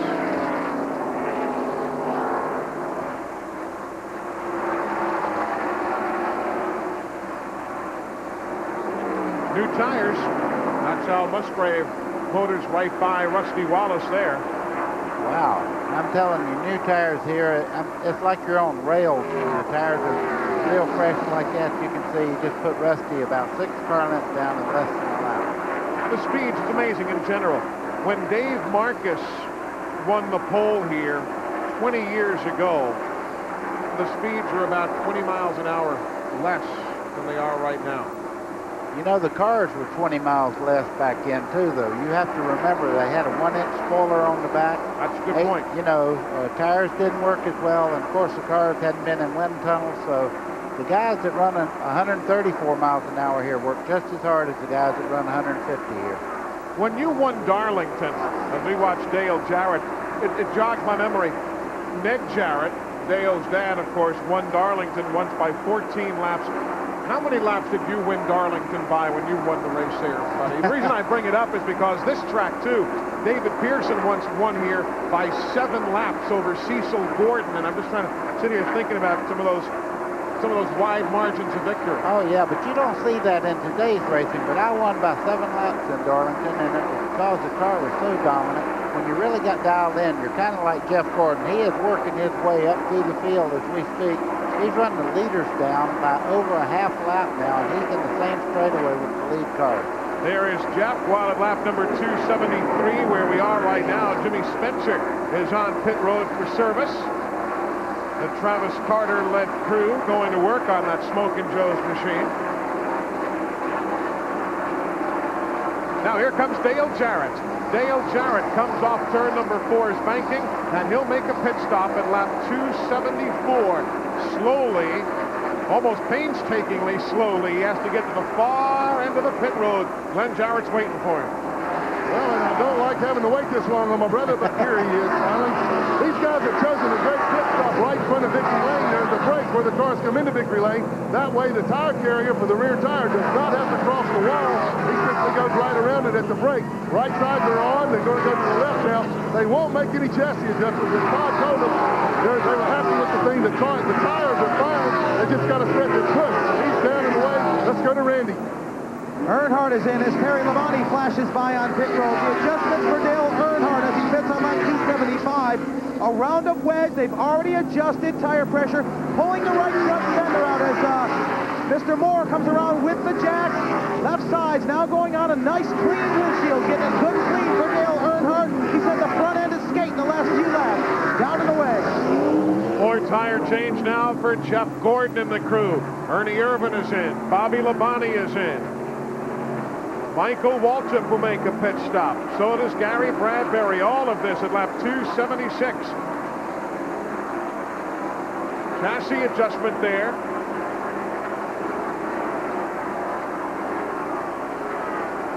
Leader will become John Andretti as everything cycles around again.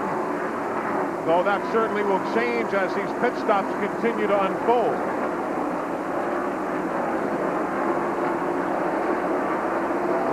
Here comes Kyle Petty. He'll get service on the pit lane.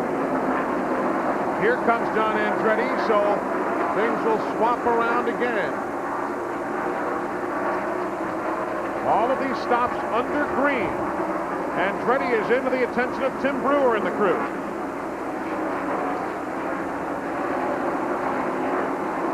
This should cycle us around again to Dale Jarrett, Dale Earnhardt, and Terry Labonte. That will be the running order as Andretti makes his stop now. So at lap 277, everything cycles back around again. Dale Jarrett reassumes the lead after that pit stop by Andretti, with Earnhardt and Terry Labonte being shown as the next couple in line. Let's get an update on that Jeff Gordon pit stop from Glenn Jarrett. Well, Eli, I'm on my way down to talk to Ray Evernham. I don't think they made any issues. Jeff was complaining on the radio the tire was still real tight, much too tight to his liking. The one thing that I'm curious about is that I thought he had 10 laps fresher tires on the car than anybody else. I thought he would be able to go a little longer, but obviously it had gotten so bad that he had to pit when everybody else did. We'll check with Ray and get back to him. All right, he did have a 10-lap pad. You were right, when everybody else pitted at 186, and Gordon came in at 196. We continue under green at lap 279 at Dover.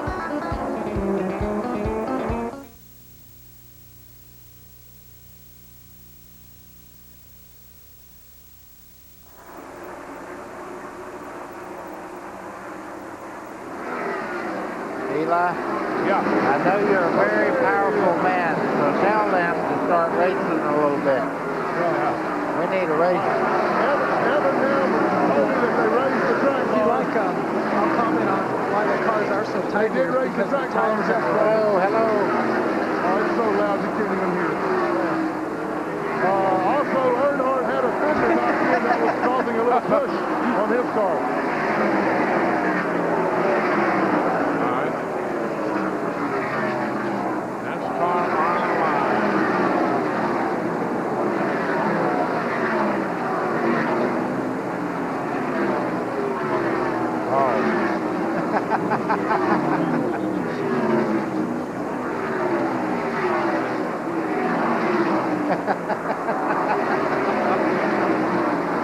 Goes Michael down another lap. Welcome back, Mike. You can't hear a thing. It's so talking. Close the mic. You can't hear yourself think.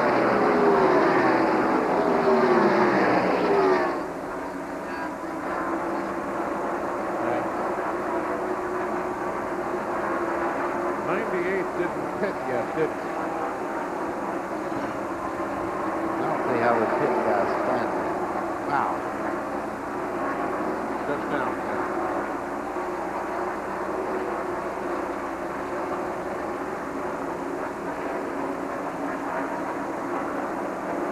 Well, here comes Jeremy now.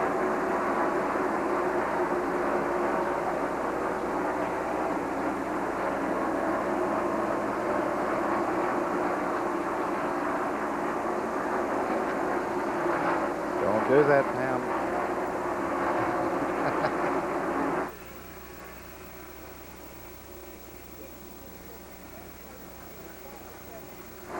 Hope you're doing what a lot of your NASCAR friends and neighbors are doing right now. They're checking out NASCAR online during the running of the Miller 500 or before and after any NASCAR Winston Cup or Busch race. You see the computer address, www.nascar.com. Kind of like a 24-hour NASCAR garage pass. NASCAR online for those of you who are partaking of the information superhighway. A lot of good stuff on there, too. They updated David Hyatt and his staff. Keep that updated all the time. NASCAR Online. You might want to check out if you have an opportunity. We are live here at the Monster Mile. Glad you're joining us on Dale Jarrett. That team just in the groove. From Charlotte to Dover and everywhere in between. They just have it going right now. Well, that car is working very well, but back just behind them, Terry Labonte's moving in on Dale Earnhardt for second and third, so we're going to have a race here pretty quick. And there's Rick Mast. You see the leaders going by him. He's back on the track after that accident earlier. 63 laps down for the number 1 Hooters machine. If you're curious about Rusty Wallace and Todd Bodine, they're at Musgrave, also in the picture right there, though Ted is not on the same lap as the leaders. He is 1 lap down, but remember he made a pit stop earlier. Caught him off sequence with everybody else. Let's talk about tires again, Chad. For folks who may just be joining us, we've made so much about tire wear and so on here. This racetrack has its own little set of circumstances. Well, it does, and I think, you know, you've heard us talk over and over today about these cars wanting to be tight from the middle on out. I think the reason is Goodyear has designed a tire for us that we run here, we run at Bristol, we run at Darlington and Rockingham, and the tire really at a place like this could use more stagger. We weren't tight at Charlotte because we had a little bit more stagger. So what they've designed is a tire that we can run at more places, but it's more ideal for some tracks than it is for others. So we take it to Dover here, the tire becomes extremely tight because we could actually use a little bit more stagger. And all stagger is the right rear is a little bit bigger than the left rear, which gives the car a little bit of stagger, we call it. It helps it roll through the corner. We saw Terry Labonte make the move around Dale Earnhardt. That's for second spot behind Dale Jarrett. Ernie Irvin's fourth, Jeff Gordon is fifth, and on down the line, you see the field summary going by you right now. In the garage, only Steve Grissom with an accident, Sterling Marlin with engine problems, and the same for Mark Martin. Otherwise, everybody else still out there on the racetrack in some degree of repair or disrepair, but out there nevertheless. You know, Eli, the surface of the racetrack is really good for racing right now. They do have 2 grooves now, so you don't just have to be in the very bottom of the racetrack to race right now. The first time in Dover since they redone the pavement and made it concrete that you can actually race side by side in the car. Still be biting your fingernails though if you're on the Yeah, if you get a little bit out of the groove, you're pretty much history here. Another stretch also, as we talked earlier with Rick Benjamin on the race day show this morning, we talked about speeds 145, 150, and so on. That's deceptive because the radar gun will tell you far differently and going into the corner and working the straightaways here. Just before you let out the gas to go in the corner here, you're running in excess of 175 miles an hour. These cars are flying around this racetrack. Because the corners are banked so high, we carry so much speed into the turns. They're banked at 24 degrees, about the same as Charlotte and some of the places where we run 180 to 200 miles an hour on the straightaway. Todd Bodine having dropped behind the leaders now as they all steam by the McDonald's machine. They've got that Monopoly paint scheme on the McDonald's car. Big promotion underway at the Golden Arches across America. 296 laps on the board. Let's go to the garage. Glenn Jarrett. Hey, guys, Eli, I know you're old enough. I don't know about Chad, but you remember the gas lines we had back in the middle 70s, 73, 74, 75? Sure do. We had gas shortages, man. There must be one here today. Look at this line. This is what happens every time they make a pit stop. The poor guys that have to pull these wagons carrying these gas cans run over each other, and me too sometimes, getting down here to get in line to refuel the cars, because obviously they want to make sure they got all the gas in. They weigh them after they weigh these cans after they empty in there, then they haul tail down here to fill them up again. So every day there's a gas shortage in a NASCAR race. And from those pit stalls down by turn 4 to where the Unical pumps are, that's pretty good haul. So these guys do put in their work outside of just servicing the race car. Dale Jarrett is the leader at lap 298.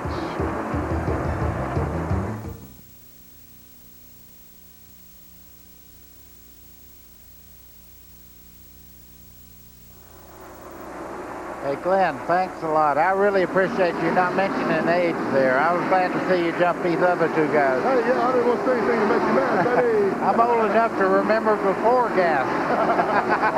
Hey, I can remember when gas was 25 cents a gallon. Yeah, I know. So are you, Slim. Rusty close to getting a lap. Look at this. Terry Labonte. Close to getting a lap, Rusty. Yeah, but look, they're having a race for the lead, too, guys. That's 10th place going a lap down. Is it really? Yep. Jarrett. Wow. Wow. That's a tumultuous. Tumultuous? What's the? I have no idea what you're trying to say. Tumultuous. Oh, here we go. I knew it was something like that. Education shows every now and then. Stay tuned for Sunrise Semester coming up next.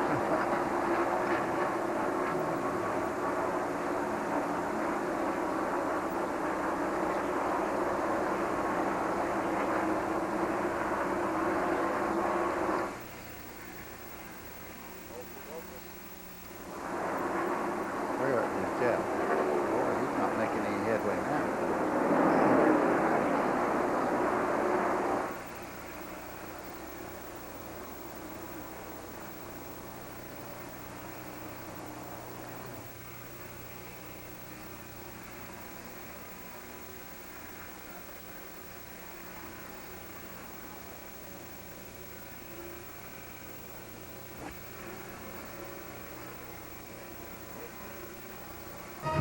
Highway transportation provided by Cedar Ridge RV Center, Branchville, New Jersey, featuring Winnebago motorhomes. Call 1-800-988-4884 and find out why Cedar Ridge is the choice of champions. Welcome live to the Monster Mile, where Dale Jarrett's having himself a pleasant Sunday afternoon drive. He has just put the 10th place man, Derek Cope, a lap down. Still 196 miles to go. They're just ripping through this field right now. There's Terry Labonte. He's running in the second spot. Traffic. Rusty Wallace is the 9th place runner, the number 2. And that's the man that Jarrett is trying to put a lap down if he can. And Rusty's going to give him some room. There goes 9th place, a lap down to the leader, Dale Jarrett. Let's go back to the garage to Glenn. Well, these guys right here, they wish that they just had a gas shortage. You see the work still going on Mark Martin's car. They have pretty much got the whole front end of the engine off. They still haven't repaired it, still haven't gotten it ready. I'm going to ask Steve Bill. He's standing by. Steve, are you going to be able to get this thing fixed back out there? I don't know. It broke a timing chain. It was early in the race. We thought about putting the chain out. Looks like it burned a bunch of valves when the cam got off. So we're checking for that right now. If it hasn't been hurt too bad, we'll put it back together. But right now, it looks like it's hurt pretty good. And I didn't mean to interrupt Steve. He was having a bite of a nice, big, juicy apple down here. So I'm going to let him finish his apple, let these guys finish their work.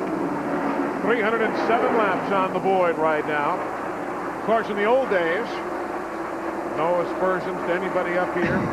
But years ago, let me rephrase that. Years ago, of course, they used to be able to change engines in the race cars during race day. I believe it got down to about 11 minutes once for Junior Johnson's bunch of Pocono or something like that, but there's too many fluids that are so hot you can really hurt yourself. Well, that, and plus you get in a hurry like that and you forget to tighten certain lines and things, so it made it dangerous for the other competitors. So if you really lose an engine as such, you're over for the day. You cannot put a new engine in and maybe leave an oil line or something like that off. Then what's the rule on that? I believe it's actually the way it states is you can't change the block. Correct. You got to finish the race with the same block to start it. Yeah. Let's take you a little further back here. There's Dale Jarrett, the race leader. Let's just kind of pan back a little bit and show you who else is running where in the sequence of things. There's the leader, and there's Terry Labonte. He's running in second. Third place man is Dale Earnhardt, but you've got Ted Musgrave in the middle there as well. Ted being shown a couple laps back. There is the family channel for it for Roush Racing. And you've got Rusty Wallace. He's right behind Ted Musgrave. Rusty just went a lap down a bit ago.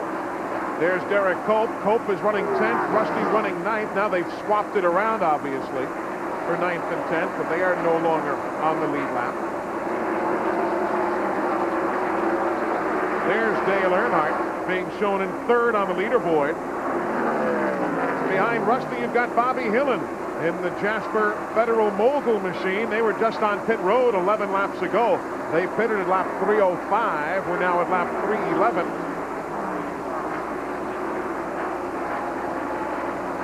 Remember that day at Talladega? Bobby Hillen got the win. You might have been there. There's Wally Dallenbach driving for Bud Moore, the Hayes Modems machine. We'll take a look at some others who are still out there running, but Glenn's got an update again from the garage area. Yeah, before I could even get out, Morgan Shepherd brought the number 75 Remington Arms Ford in. Morgan, what happened, buddy? Well, this is the worst car I've ever driven. The chassis is just not working on it. We can't hardly run fast enough to get out of nobody's way. So for the safety end of it, we just pulled it in and got to work on it. Okay, this team has really struggled this year. In fact, they have just had disastrous results over the last month and a half, and you can tell the dejection in Morgan Shepherd's voice. He just wanted to get out of the way.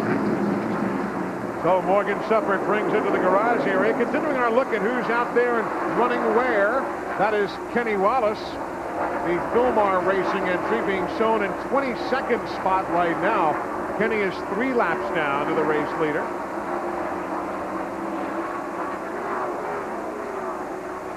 There's Lake Speed, the Span machine. Lake was some 14 laps down after his stay in the garage area earlier in the day. He lost part of the rear spoiler. There's Ernie Irvan being shown on the leaderboard in 4th. Ernie led 9 laps from 121 to 130 and then led 4 laps from 186 to 190. Michael Waltrip for the Wood Brothers, the Citgo Ford. He's in 11th right now, already down a lap. Haven't heard much from Kyle Petty. They were saying on a long run today, Kyle could have been one of the quickest cars out there. Just never did materialize. He's running in 28th spot. Eli, that car is just off a little bit, and it's been off all day. Kyle's really having a struggle today. Next we'll look at Jeff Gordon. He led much of the early stages of the race. There he is now, being shown in 5th spot.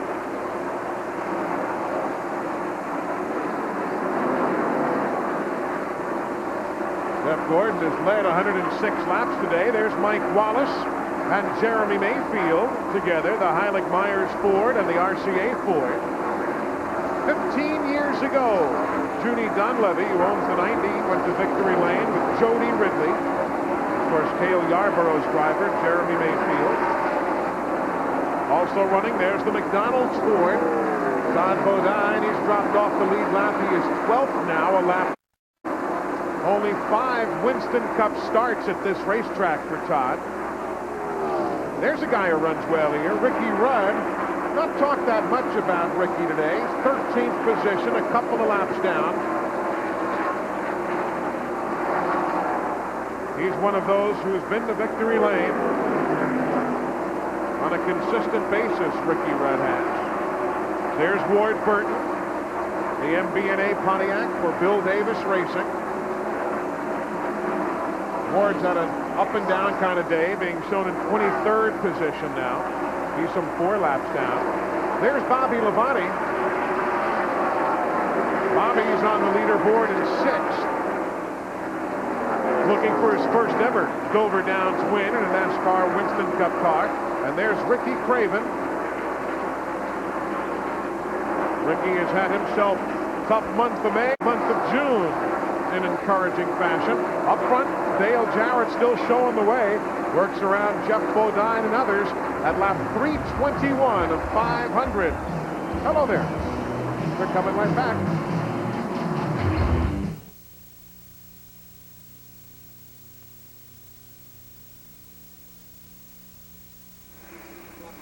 I couldn't read that. Hermie Sadler's back out on the track. That's what he said. I'm sorry, I would have used it. Now have ice cream.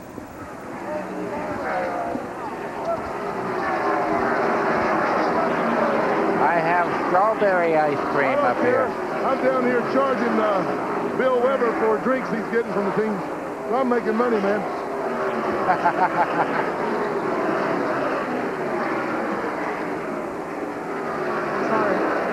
Send the invoice to Neil Goldberg. Yeah. Neil will pay, I know.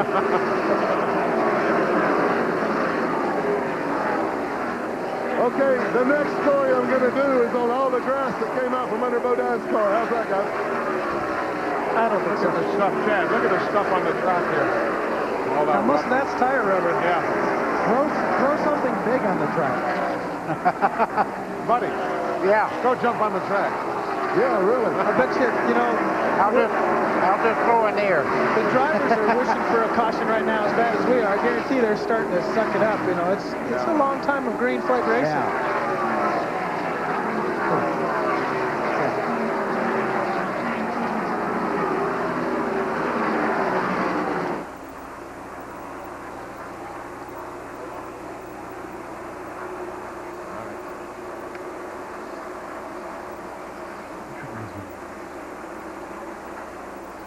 You need to blow the track, don't you?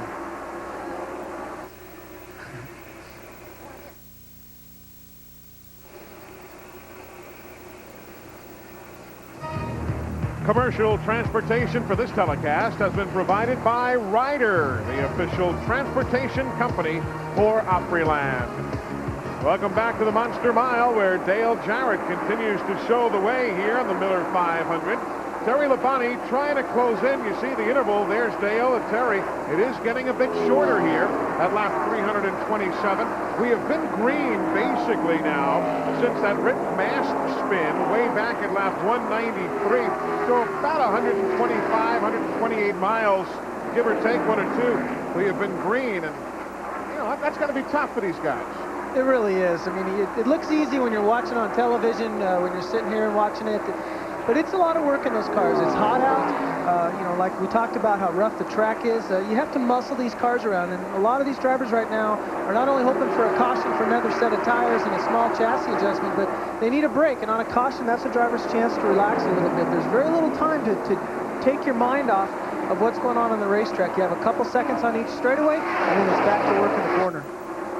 Every once in a while, you wouldn't mind a good competition yellow, I'll tell you. That certainly has been a positive in the NASCAR Craftsman Truck Series. If you're not familiar with what Buddy's speaking of, the competition yellows that are used at certain tracks to keep cost containment in line so you don't have to bring in the big-time, high-paid pit crew members. Right now, pit stops for some. Wally Dallenbach's been in. Todd Bodine is in, and Bill Elliott's machine. We continue under green. We are live at the Monster Mile.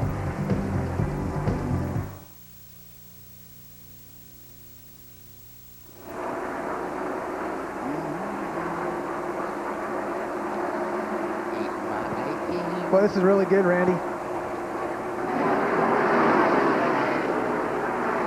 Hey, Randy. It's tough up here today.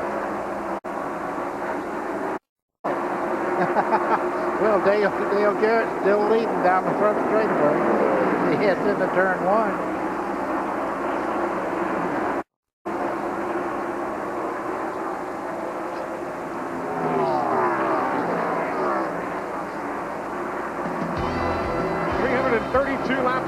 forward here at the Monster Mile. Dale Jarrett shows the way. We're coming right back.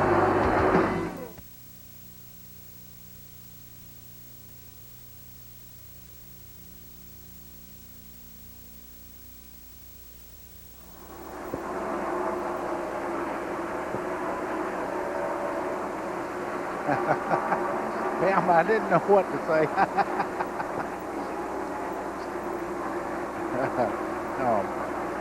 No, I wouldn't do that. I wouldn't talk about the horse barn.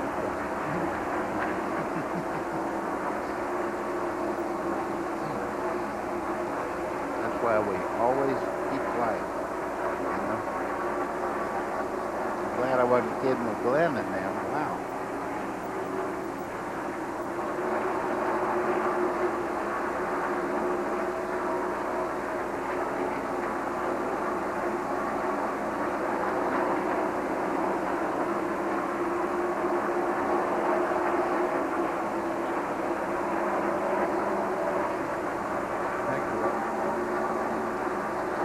Back on the track. Number 5. All right.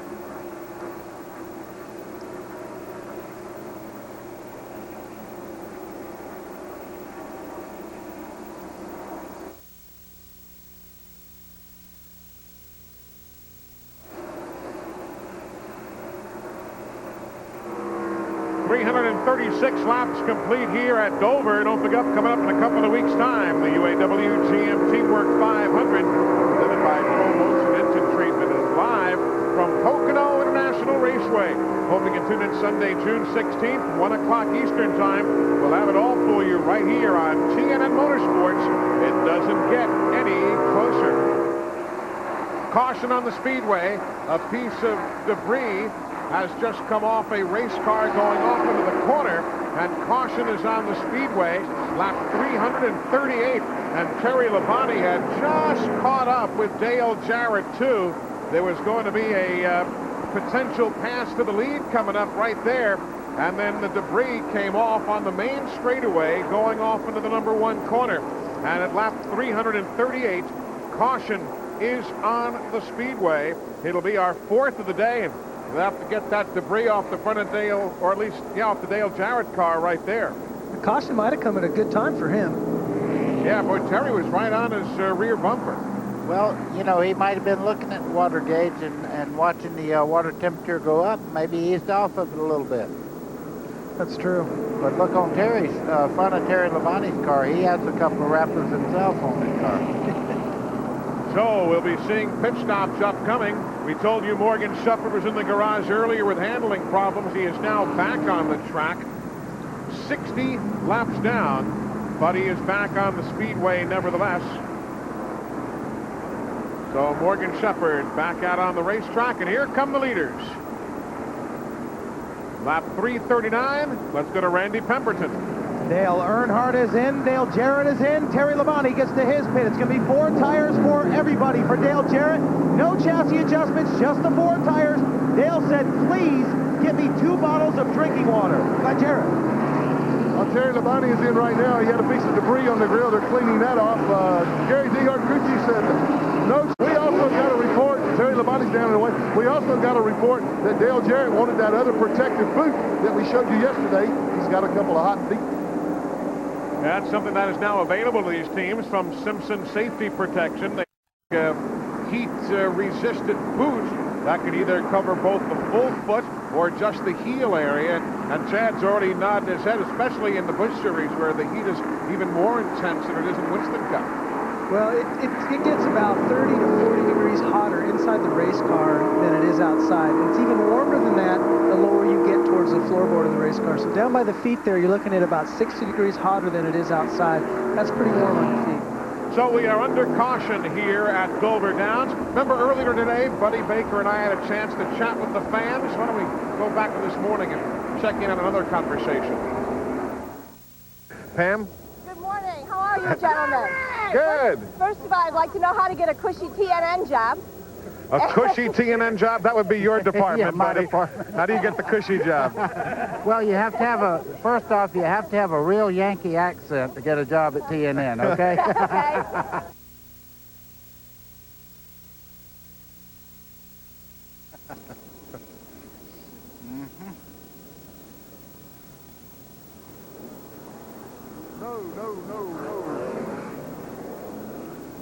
Yeah, it spun the wrench in his hand. No, he let it go. It just drifted. I'm not sure he got it. Come on. All right, so 3 takes over at lap.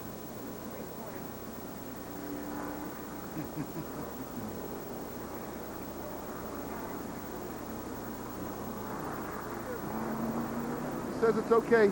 That good or But it sure spun the wrench out of his I think hand. the pit road speed was like the Winston. That 3 car was running good. Tell the driver how good a job he's doing. Your brother radioed back to Todd and said, man, you're doing a great job up there. Everything's working great for the car. Race day. Well. 10 o'clock, EST. Gordon made a track bar adjustment. All righty. For the geniuses in the booth, that would be the Panhard bar. Thank you, sir. How many we got left on the lead lap? 7? Probably just 6. 6. And whose wheels has Gordon got on? I can't see. Ford wheels. We'll find out. I'll tell you when he comes back. We'll see. Jimmy Spencer got the Dayglow wheels. Yeah, that's what they look like.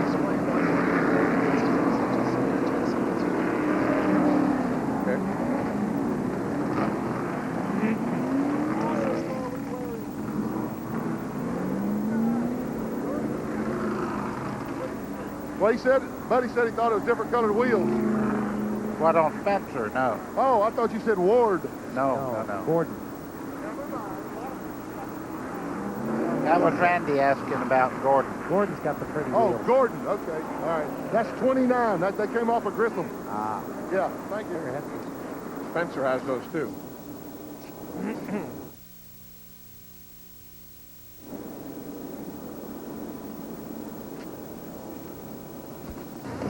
Hope you can check out Race Day, hosted by Rick Benjamin this evening, the late edition at 10 o'clock Eastern Time. Rick's going to recap all of the weekend's events, what's gone on here, racing in Milwaukee and all across the country. That is the PM edition of Race Day, tonight at 10 o'clock Eastern, right here on TNN Motorsports. There's Bobby Hamilton carrying one of the in-car cameras with us today. That's the famed concrete car that Bobby is driving. Robbie Lewis's crew chief first talked about that kind of a theory when we ran at Bristol last year, and he explains it a little bit more for us. Yes, folks, we are here at Dover with the famous concrete car. Concrete car is one of those cars we bring out with extra bars in the roll cage, and especially the frame rails. The frame rails have extra strength in them. We run this car specifically at Bristol and Dover. The reason is the track has so much banking that when the car goes down the track, it's real hard on the chassis and you get a lot of flex. That's why we run this extra bars in the concrete car. So a bit of a stiffer frame there. Of course, other teams say they don't do that. Others will run a stiffer car everywhere they go. So, again, that's the diversity of strategies and theories you have in the garage area. Well, Eli, it's hard to get a rate on a chassis if it's given like that, and a lot of people do brace them up. I know Hendricks built their own chassis and they put their own bracing in, and the one thing you can't keep any kind of control over is if the chassis itself is bending around. Glenn Jarrett was telling us moments ago that Jeff Gordon made an adjustment on the track bar, the Panhard bar. What does that mean for folks who aren't technically astute? What is the team doing to try and dial that car in? Well, the rear Panhard bar basically controls your rear roll center. So you can move it up or you can move it down. And on the Winston Cup and the Busch cars now, NASCAR's allowed us an adjustment on the right side where we can move that particular side up and down. So what that's going to do is put more angle in it, which will affect it mainly from the middle of the corner on out. A little bit getting in, but mostly from the middle on out. I would guess if they're tight, which most of them we've seen today have been, they raise the right side up, putting more angle in it. Big lap 343 on the board. We're riding with Elmo Langley right now in the Pontiac safety car. Pontiac has been pacing NASCAR excitement now for some 22 years. Now we're getting set to go back to green here at the Monster Mile. Beautiful blue sky, as you can see. We haven't seen a cloud all week. It's about Wednesday when the little rain showers moved out of the area. Here we go. See Derek Cope there in the 12 car. He's trying to get a lap back right now, and it looks like he's going to get it. He is back on the tail end of the lead lap. So is Kenny Schrader in the Budweiser. Kenny Ernie started 31st. He was up to 6th, then lost the lap, but now he's back on the tail end of the lead lap.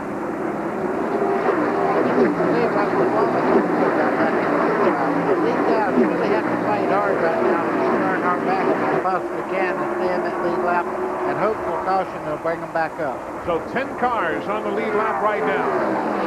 And now let's see what Earnhardt does. 9 cars on the lead lap. There goes Schrader back a lap down. Dale Jarrett right behind him there in the 88.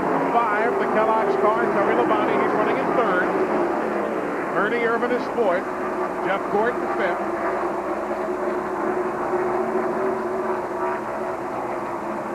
So you're going to stop me when I say it, but the restarts have been good today. They really have. I've been real impressed. Everybody's kind of watched each other and really have been knocking and pushing around on each other like they normally do. As soon as you say it, somebody goes into the wall. That's why you hesitate. But like you were saying before, Chad, the guys are showing a lot of good respect, a lot of give and take out there.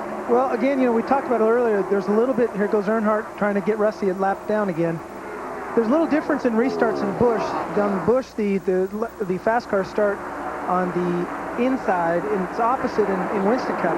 I think in a track like this, just observing today, guys on the inside a chance to get their lap back, a little more controlled, where on the outside, there's not as much banging around in the wrecks on restarts. You know, it's a controversial thing, and it's hard to say. 3:48 on the board, 152 miles from the conclusion. Derek Cope still on the tail end of the lead lap. The Badcock Furniture's folks coming on board as the new sponsor for Bobby Allison Motorsports. About a week and a half ago, 2 weeks ago at the Winston Select. Eli, don't get any better than this. That's the first 4 places right there, nose to tail. You see Dale Jarrett now trying to make a move on Earnhardt down into turn 3. I remember Derek Cope was a race winner here. This is for the lead. Little contact. Oh, Terry Labonte had an idea, didn't he? He was looking inside there for a second. He thought better, too. Now, Earnhardt's caught, but you see him pulling back to the bottom there, Terry Labonte, and let him come back in there. He didn't force the issue. Now they're nose to tail again. Good solid racing right there. So Dale Jarrett, who yielded the lead to Earnhardt at lap 3:39, gets it back at 3:51, but Dale's not satisfied. That's Earnhardt. He's got second. I tell you the honest truth right now, Dale Jarrett got caught on the outside there, and he couldn't get himself back on the inside, but he did rough up the 3 just a little bit. He didn't mean to do it, but you know when you do that to Earnhardt, he's going to fight back hard. Then you've got the 2 Robert Yates cars. The 88 for Dale Jarrett, the 28 for Ernie Irvan. Well, he wiggled just a bit coming off the corner that time. It's going to open the inside for Gordon. Meanwhile, the leaders go by Derek Cope. Jeff Gordon did make the pass on Ernie Irvan. We told you Ernie's car wiggled a bit out of turn 2. And that was the only opening Gordon was waiting for. We had a report that Dale Jarrett just called into his pit crew and said, I'm a little bit loose right now. I think it'll come back to us later on, though. The longer the runs, the better the car has been for Dale Jarrett here today.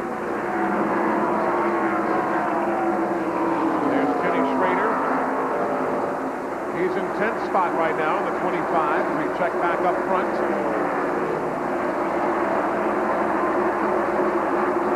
Good battles on the racetrack right now.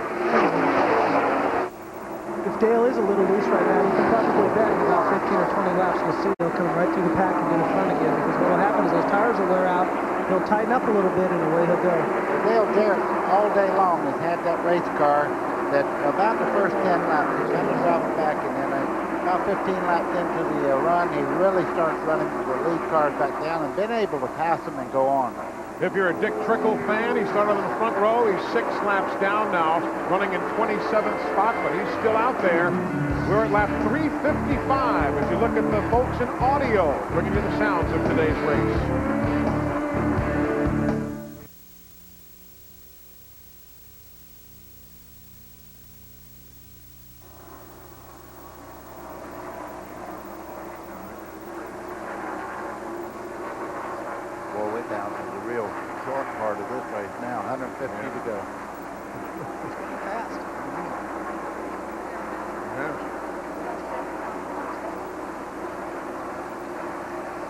You'll make it.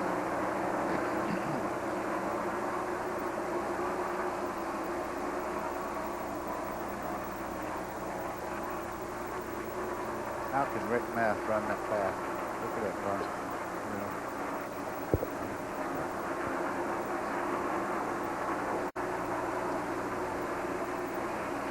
What a clean race so far.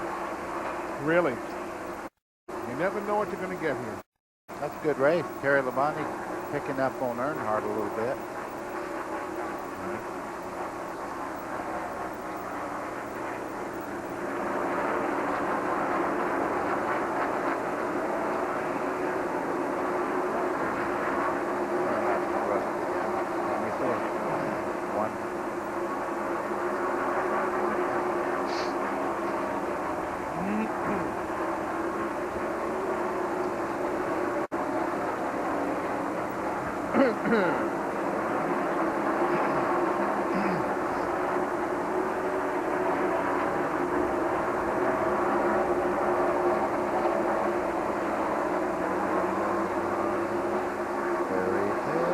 Oh, we have trouble on the back stretch.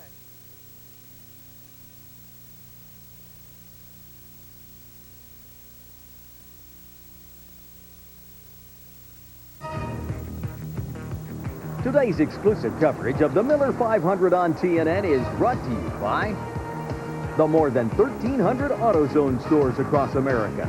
AutoZone, the best parts in auto parts. And by tangy Heinz 57 steak sauce.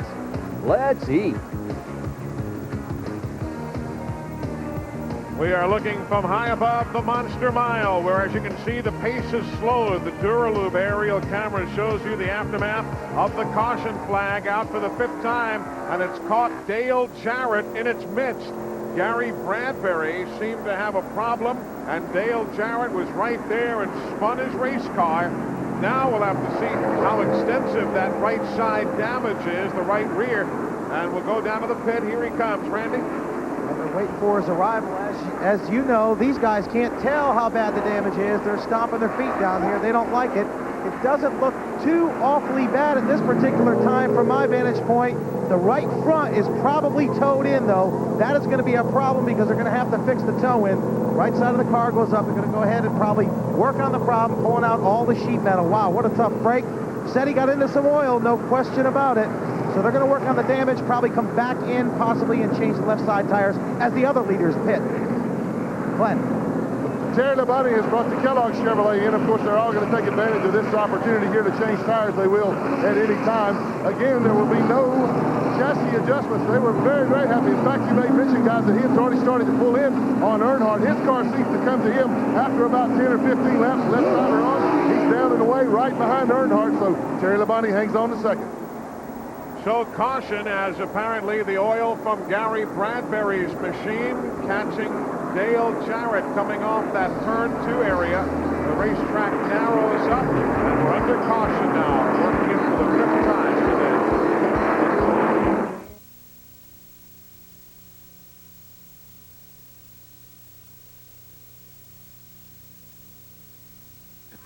Where's the 95 car? Went to the pits. Yes.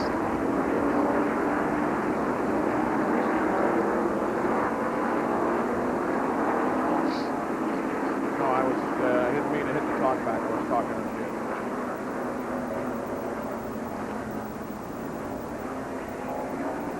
Yeah. Somebody can help. You have ESAB first and then Haynes. All right.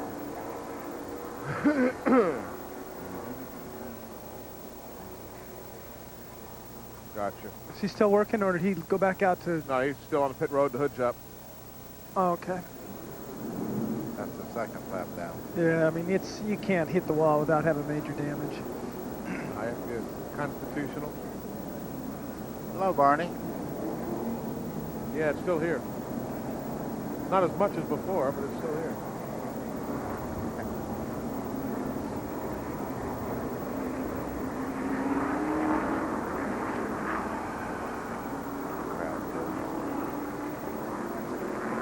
Yeah, that's awful. Great car.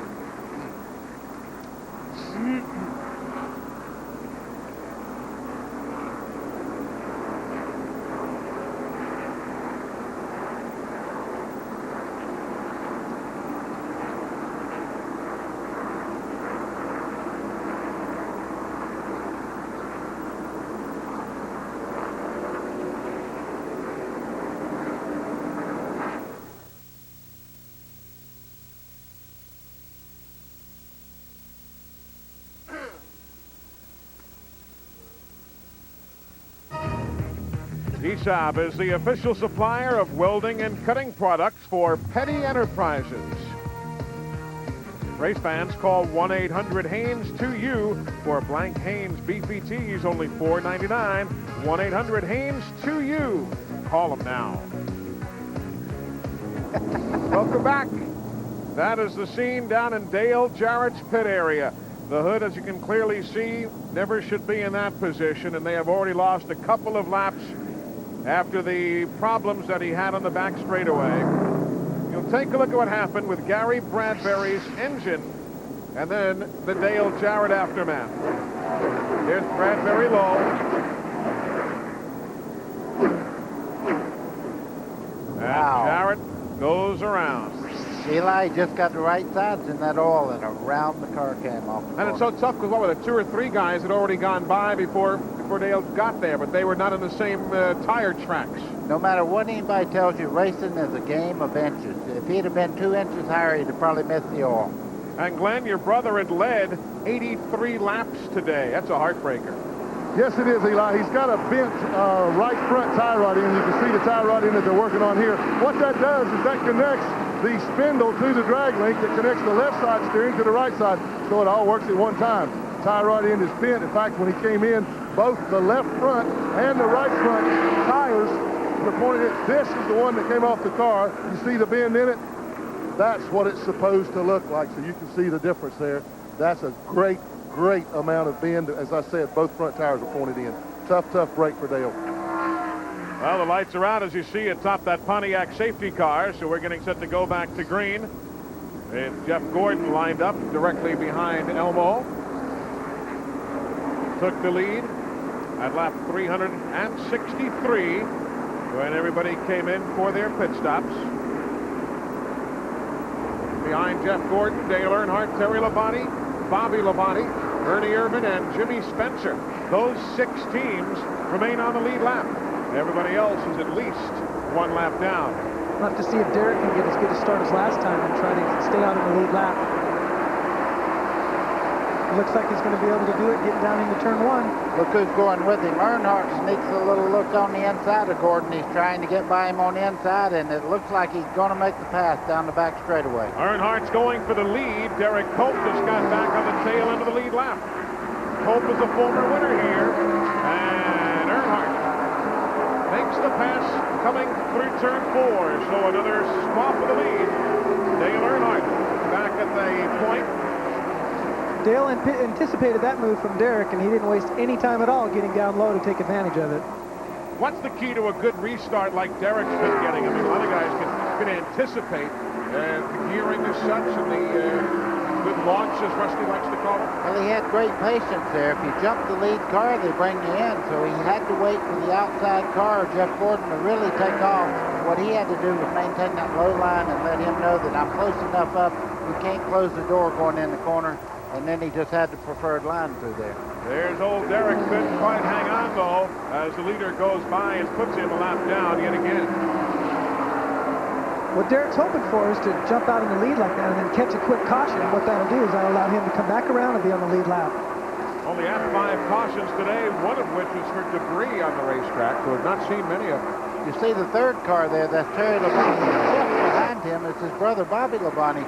Not talked about much today, but running a very consistent race, of course.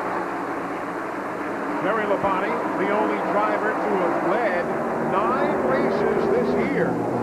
He has led a total of 32 different times, Terry Labonte had this season. That's more than any other driver on the circuit. Another one of those Hendrick teams. They have their consistency together as much as anything else. Gordon looking.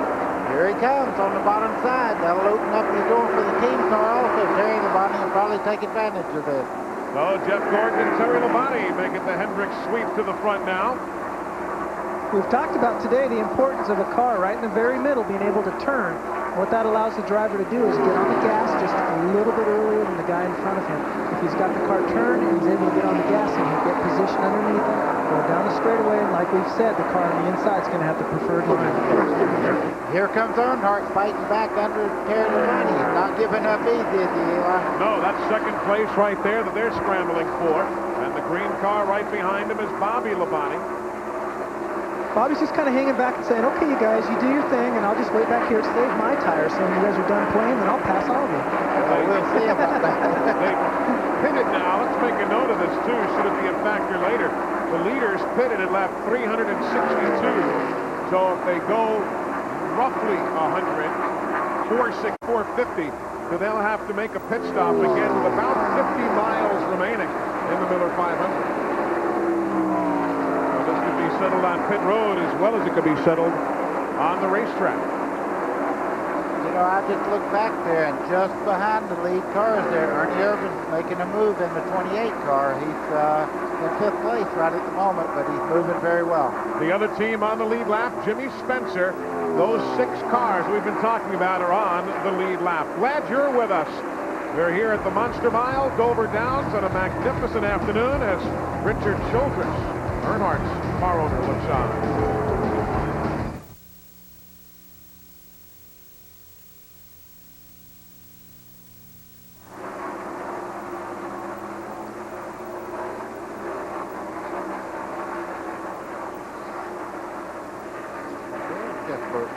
He's a couple of laps down. He's 1 lap down in 7th. Jeff is? It's Jeff Burton, yeah. Jeff Burton, 99.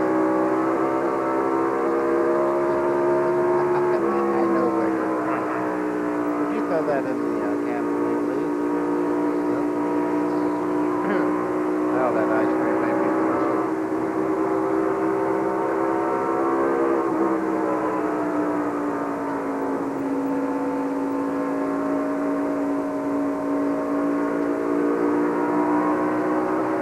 Join Chad Little and Buddy Baker at South Boston. I won that race last year, remember? Yeah, I do. And then after the race, whammo. Who was that you got into? You don't want to talk.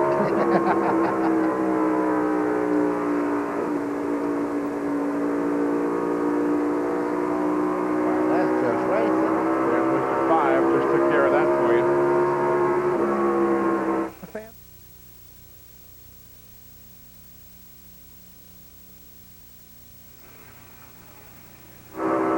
Been a busy weekend for us here at Dover Downs. Don't forget, next weekend here on TNN Motorsports, things will begin at 2 o'clock Eastern Time. The Coca-Cola Shootout is live from Topeka, Kansas, Heartland Park there. The NASCAR All-Pro Series, the Slim Jim All-Pro cars, the Featherlight Southwest Tour, and the Repco Northwest Tour get together. Then the Winston Motorsports 300 from South Boston. Mike Joy is going to be there with Buddy, and maybe they'll see Chad Little get to victory lane there again. And then 1 week from today, NASCAR's Craftsman Truck Series live from Topeka, Kansas, 2 o'clock Eastern Time, right here on TNN Motorsports. Well, there's Dale Earnhardt now running in 3rd spot. If you want to see how Terry Labonte got around him moments ago, why don't we go back about 25 and 30 seconds ago and show you how that pass took place. Again, Terry got a really good run. You know, I've seen Earnhardt do this 3 or 4 times today. He is not going to push that car and tear that right front tire up. He just pulled over to the inside and let Terry go. He said, okay, well, I got some time left here. Well, you got to drive with your brain as much as with your right foot. That's the sportsmanship that we've been talking about today. There you've got Ernie Irvan, the 28, Ricky Rudd in the 10, Rusty Wallace in the 2. Ernie's on the lead lap in 4th. Rudd is 8th, Wallace is 9th. Oh, the 10 and 2 cars are a lap down. Noel's having a fine run today. Jeff Burton, he's a lap down.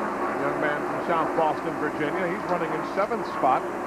Haven't talked that much about him, but he is certainly having a good run, though again, for him, regrettably, not on the lead lap. This is for position right there. Rusty Wallace gets around Ricky Rudd. So they'll swap 8th and 9th around right now.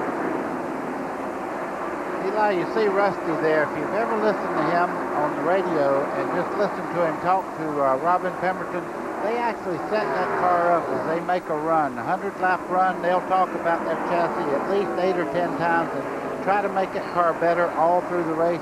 And even though he's a lap down, don't count him out. If he hits that magic formula, he could be a factor before this day's over. Could well be. We got time, 116 laps, 116 miles yet to go here at Dover. Looked like he was sporting a pie plate there in the middle of the front grill there. Looks like it, doesn't it? Wow. I tell you what, that's been a problem today. There's been a lot of paper on the racetrack. It is a paper plate. Yeah, that's exactly what it is. There goes Ernie a bit high on the banking. Not for position this pass, but Rusty will take anything it can get. Ernie's on the lead lap, and Rusty Wallace is a lap down, remember. Tell you something, if he can get around the leader and catch the caution, he'll be a handful before the day's done. Ernie Irvan just called in and said, I'm extremely tight at the moment. The car is pushing the nose as he goes into the corner. He's having trouble keeping the car down. If you see it go up the racetrack there. 386 laps on the board. If you're wondering about Steve Grissom and you're a fan of his, he went out early with an accident, hit the wall at lap 67. Sterling Marlin went out with engine failure. Mark Martin with engine problems today. Gary Bradbury likewise. Otherwise, everybody else is still on the racetrack. Many are a number of laps down, but they are out there running nevertheless. Average speed around 122 miles an hour. That last report from NASCAR timing and scoring. You see from high above the Speedway, Dale Earnhardt on the lead lap in third, and Rusty Wallace behind him a lap down. You've got the 28. You see the orangish red numbers on the roof of Ernie Irvan's machine, and there's Bobby Labonte right behind him. 10 car there is Ricky Rudd. He's run very well today, but he is a lap down, and he's trying to do the same thing that Rusty Wallace is doing right now, trying to get himself back in the lead lap. Ricky Rudd has 3 wins, 10 top 5s, and 4 poles here in some 35 starts over the years, so this has been a good racetrack for him. Dale Jarrett's back on the racetrack now after the repairs that Glenn showed you earlier. But obviously it's a lengthy stay behind the wall all the way back in 31st position. Is 5 laps down. Dale Jarrett, as significant as he is a player in the points chase right now. Second spot, he has to get back out there and pick up whatever points he can, but with attrition not being very high right now, he'll find himself back in the mid-30s once everybody finally settles out their running order spots. Bobby Labonte very, very close to spinning that car just then in turn 3. He went in the corner very hard. The car went up and actually got into the loose part of the racetrack on the outside. That's Jeff Gordon, the race leader. He continues to show the way, 109 miles from conclusion. There you see the numbers. We're coming right back.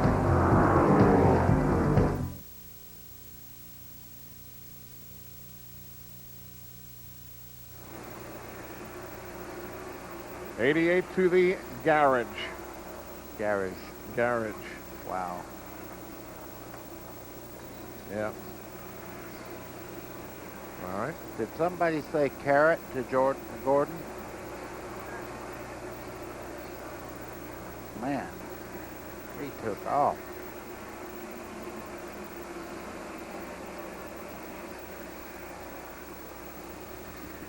Rusty got by Earnhardt.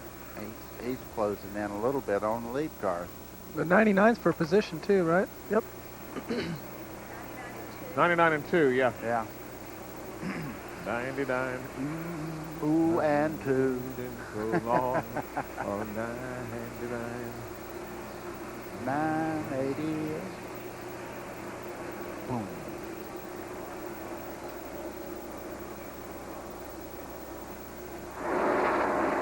Ernie's scrapping into that car trying to get it. All right.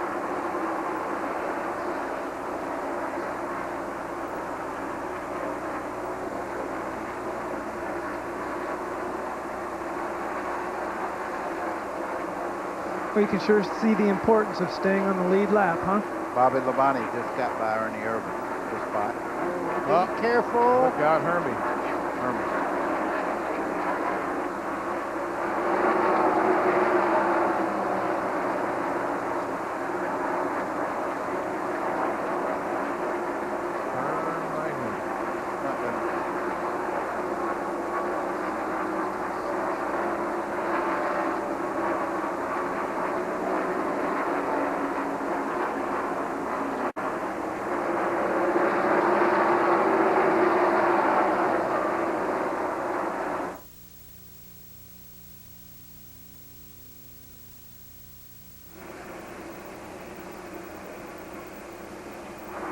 Next week, we'll be in Topeka, Kansas for that big doubleheader here on TNN Motorsports, and that's where Race Talk will originate from next Saturday evening. And we'll be on at 7 o'clock Eastern Time, a special time because of the Busch Series race in South Boston.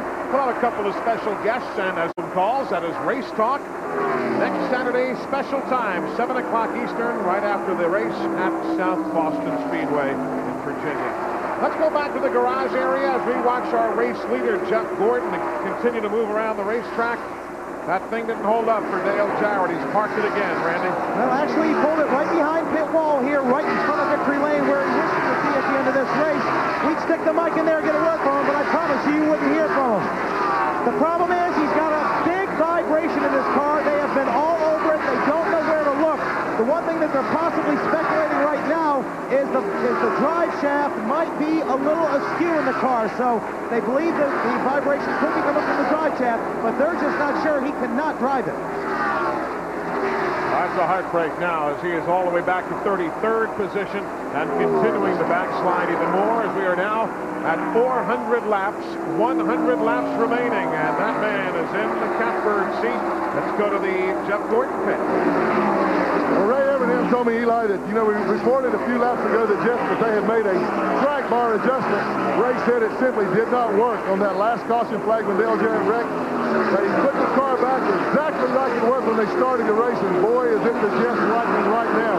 Also, we saw Earnhardt slide back to third. He is reporting that his car just a little bit loose. I'm going to tell you what, when Earnhardt says one is a little loose, it's big time loose to somebody else. Good. Loose, that means turn right to go left to hold the back end right on the car. That's what it means. And when Earnhardt complains, he's right. That is a big problem. I always like the definition of when the car is tight, your nose hits the wall first. If it's loose, the back end hits the wall first. Or as Neil Bonnet used to say, if it's pushing, you sleeve the wreck. Yeah, it's classic Neil Bonnet right there. That's Ernie Irvan. He is running in fifth spot, battling with Jimmy Spencer for sixth. There you see Jimmy in that purple and gold car there. Kenny Schrader in the Budweiser machine, and that wasn't the lap Spencer was looking for right there. Schrader is running in 10th. He is a lap down. There's the Napa update. Gives you a good look at how your favorite is running right now. A lot of green flag racing. You might have lost track of who is where. So we'll give you a good look back. Lap 404 on the board right now. Jimmy Spencer, we talked about him before. His first ever Winston Cup start came here, June 1989. Ernie Irvan, we look at him, looking for his first Winston Cup win here. Buddy Baker, there's a story going around that first race for Jimmy Spencer, of course, it was in your Pontiac that you owned back there in 1989. There's a story going around that you called him and you didn't think it was really you. He hung up on you, and then you finally have to call back. Maybe stretching it a bit, but it's a good story. Jimmy Spencer's like a lot of race car drivers. They never let the truth stand in the way of a good story. He did not hang up on me. Now I can hear Miss Spencer now going. Buddy Baker with that comment. 406 laps on the board. Look at all the stuff we saw there on Rusty Wallace's grill. Talking about that much of the day today. Eli, you see the two car there. He passed Terry Labonte just a second ago. He is one of the fastest cars on the racetrack. He is trying very, very hard now to run down the lead cars of Jeff Gordon and get back in the lead lap. If he does, I tell you, he's flying. He just passed Terry Labonte and put him a half a straightaway down in about 4 laps. Well, let's see now. Jeff Gordon has come across the stripe. Here comes Ruskins plus a full lap. So he's 2.5 seconds from catching Jeff Gordon. Then he'd have to make up yet another lap. There you see the separation. Of course, Terry Labonte dropping back just a tad. Of course, Jeff Gordon is also running particularly well. Terry is in second spot, but the margin is spreading just a bit. It'll check in at about 3 9/10 seconds now. There's Jeff Gordon. You see him just going beneath that bridge. Then 3 9/10 seconds further back is the second place man, Terry Labonte. You see his colors coming through the corner right there.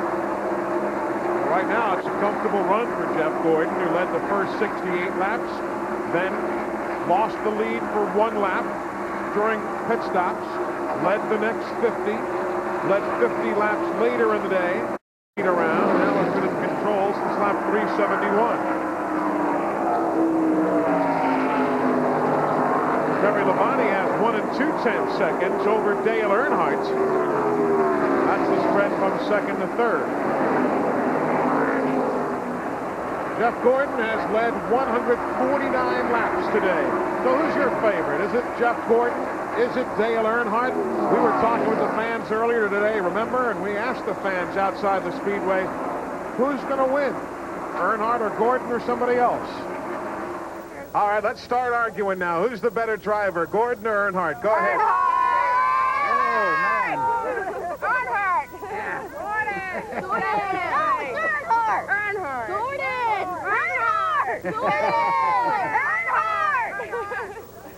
Definitely. Jeff Gordon. Thanks a lot, Eli. Thank you guys so much. Enjoy yourselves. Have a good day today. I'm still a Buddy Baker fan. Thank you, Eli.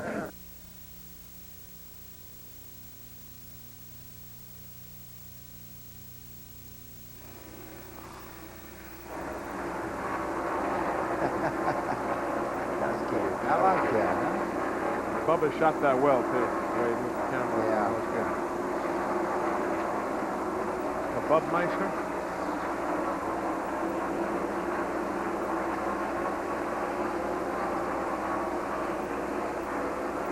Rusty's eating everybody up. Man, he needs to. Yeah, exactly. You know, it's nice to know where to go back to when they make the change on Gordon's car.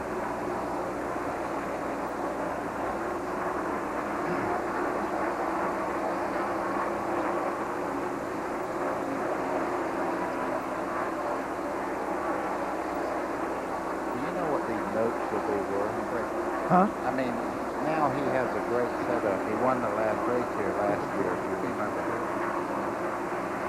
And coming up next. That's when you really Well, get I want to go to the racetrack have all for the that. notes and all. We'll go back.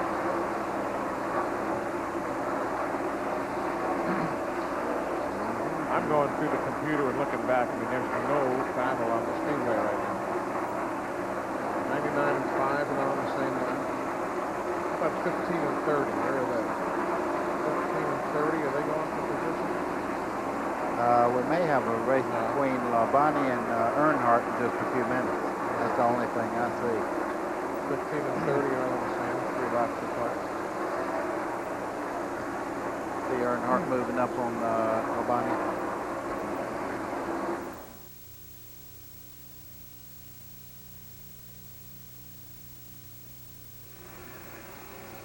We are 82 laps from conclusion here at the Monster Mile, and coming up immediately following our broadcast of the Miller 5. Ready, that is coming up as soon as we move on from here at the Monster Mile. Eli Gold with Chad Little, Buddy Baker, Glenn Jarrett, and Randy Pemberton bring you the coverage from here at Dover Downs International Speedway, a race that has been slowed 5 times by caution. That is Terry Labonte ahead of Dale Earnhardt, second and third spot respectively. Still a goodly distance behind the race leader, Jeff Gordon. They were better than 3.5 seconds behind the DuPont Chevrolet moments ago. Others on the lead lap, Bobby Labonte, Ernie Irvan, Jimmy Spencer, Those 6 are on the lead lap. 7th is Rusty Wallace. Jeff Burton is 8th. Ricky Rudd is 9th. Ken Schrader is 10th. Michael Waltrip is 11th. Couple of laps down in 12th, you've got Derek Cope. 13th now is Ted Musgrave. 14th, Jeremy Mayfield. Todd Bodine is in the 15th spot, and there Earnhardt and Labonte swapping around again. Boy, it don't take but a second. You see Terry Labonte getting caught up behind the slow car there. And boy, I mean, just right then, Dale Earnhardt went zap.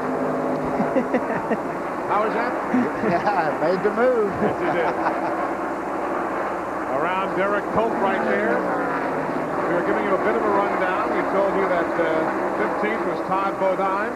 There you have Gordon as the race leader on the screen. Ricky Craven's running 16th. Johnny Benson 17th. Kenny Wallace is 18th. John Andretti 19th. And Ward Burton is 20th. And there's Rusty Wallace closing in, if he can, on Jeff Gordon to get back on the lead lap. Again, if you're just joining us, Rusty might be the quickest car on the track now, but he is still 3.5 seconds plus a lap down to Jeff Gordon. The bad part is that there's not a caution. Just getting by him, you're still a lap down. Even if you get back in the lead lap, you still have the distance of a whole mile racetrack here. And that'd be hard to catch Jeff Gordon from almost a full lap down. 423 laps on the board. There's Dave Marcus to the inside of Jeff Gordon. There's old Dave Marcus. He's one of the toughest guys to pass on a racetrack. Dave Marcus, God bless him, will not give you an inch. Doesn't matter if it's noontime or 4 in the afternoon, Daytona, Dover, or wherever, he's not going to give you an inch. The one thing about him you have to admire, though, when he had race cars that were capable of winning, he did win. Yeah, he and Harry Hyde. And that is his money going around that racetrack. That's not a lot of... He does have a sponsor now in Prodigy, but I'll tell you, he suffered for a lot of years to be able to go out there and race on the racetrack like he does. Exactly right. Dave Marcus and Harry Hyde, a man for whom you drove, buddy. Many, many victories on super speedways and a number of pole positions. Oh, yeah. Well, Dave's a great race car driver. He's won a lot of short tracks up in the Midwest and all.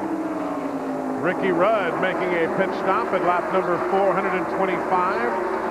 Coming down the pit lane. Terry Labonte just got a bit higher on the racetrack than he wanted moments ago. We'll take a look back and see exactly what happened there. Off into the corner.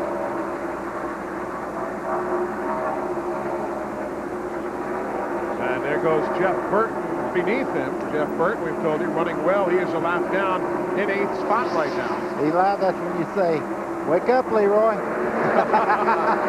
Boy, I tell you what, that's dangerous when you get up out of the groove like that. There's a lot of dust and stuff on the top part of this racetrack. Hut Strickland is pitting, so is Bobby Hillin, so is Kenny Schrader. I would suspect that, we're about ready to see pit stops again, which will be our final pit stops for the track remains green. Terry's tires are probably about getting hard. He pinched the corner off a little bit, it looked like, and the rear end got away from him. He had to chase it up the track.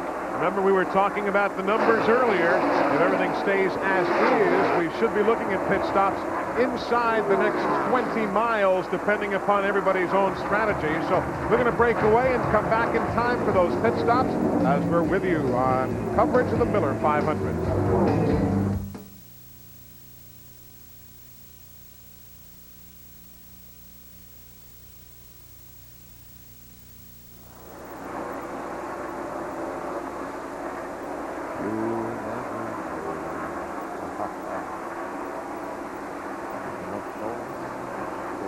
Have you anything? All right. 5 to 10 laps for the leaders. Thank you, sir.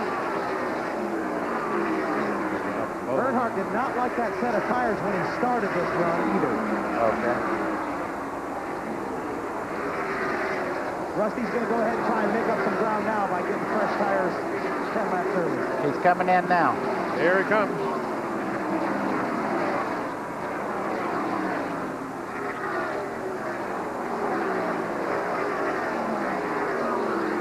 We can get 5 laps out of him fresh if I put him in front of Gordon for a few laps anyway. That's a caution.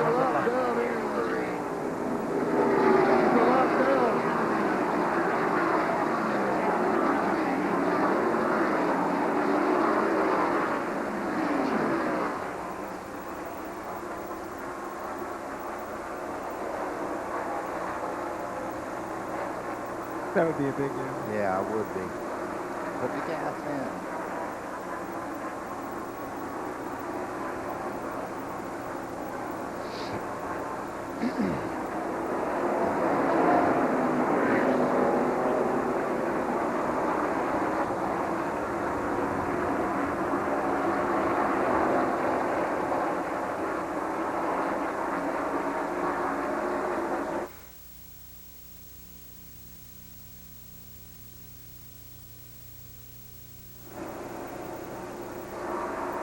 Welcome back. Coverage of the Miller 500. Jeff Gordon continues to lead. We have seen some pit stops. Rusty Wallace was in 3 laps ago.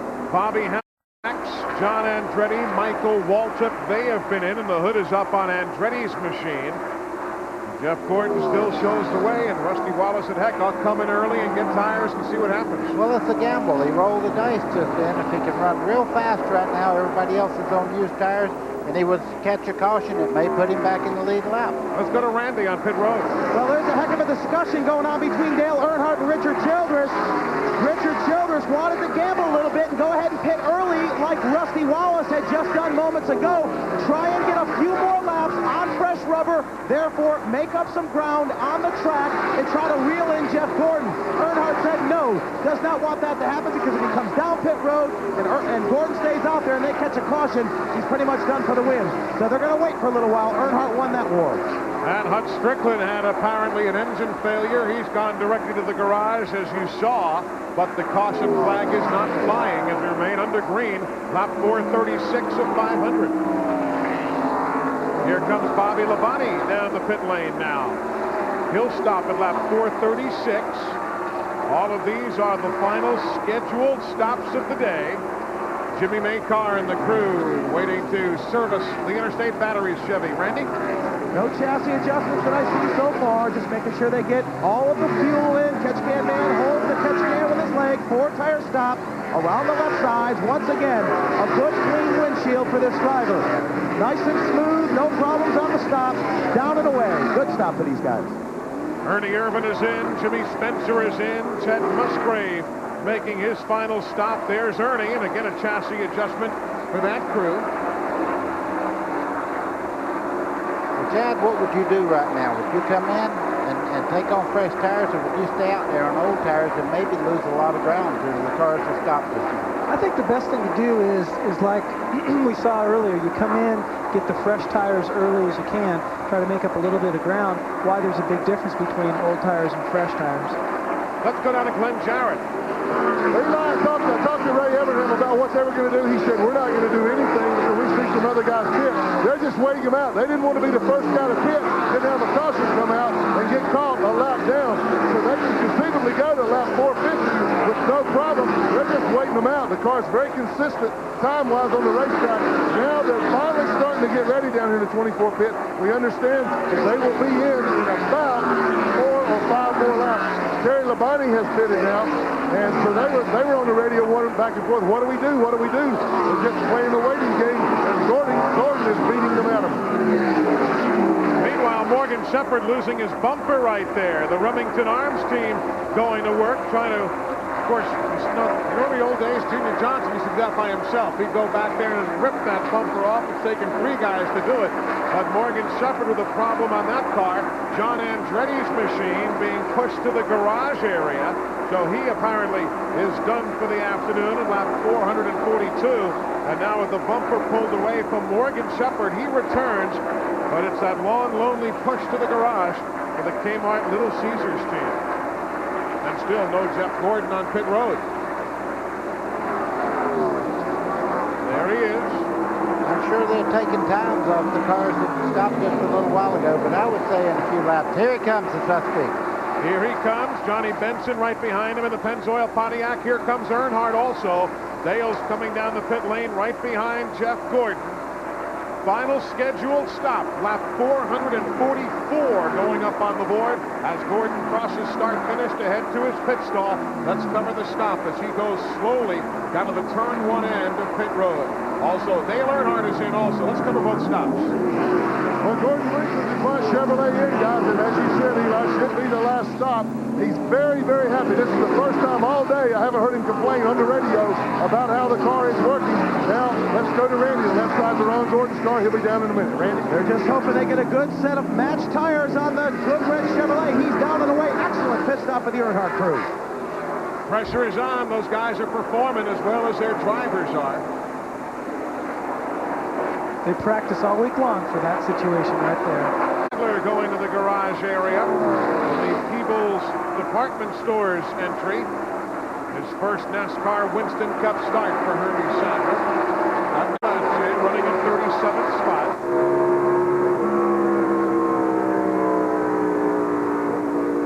Riding with Bobby Hamilton. Jeff Gordon is a bit further ahead there. Saw him go by. 444 laps on the board. Getting down to the nitty-gritty here at the Monster Mile. Can anybody handle Jeff Gordon? Find out when we come back.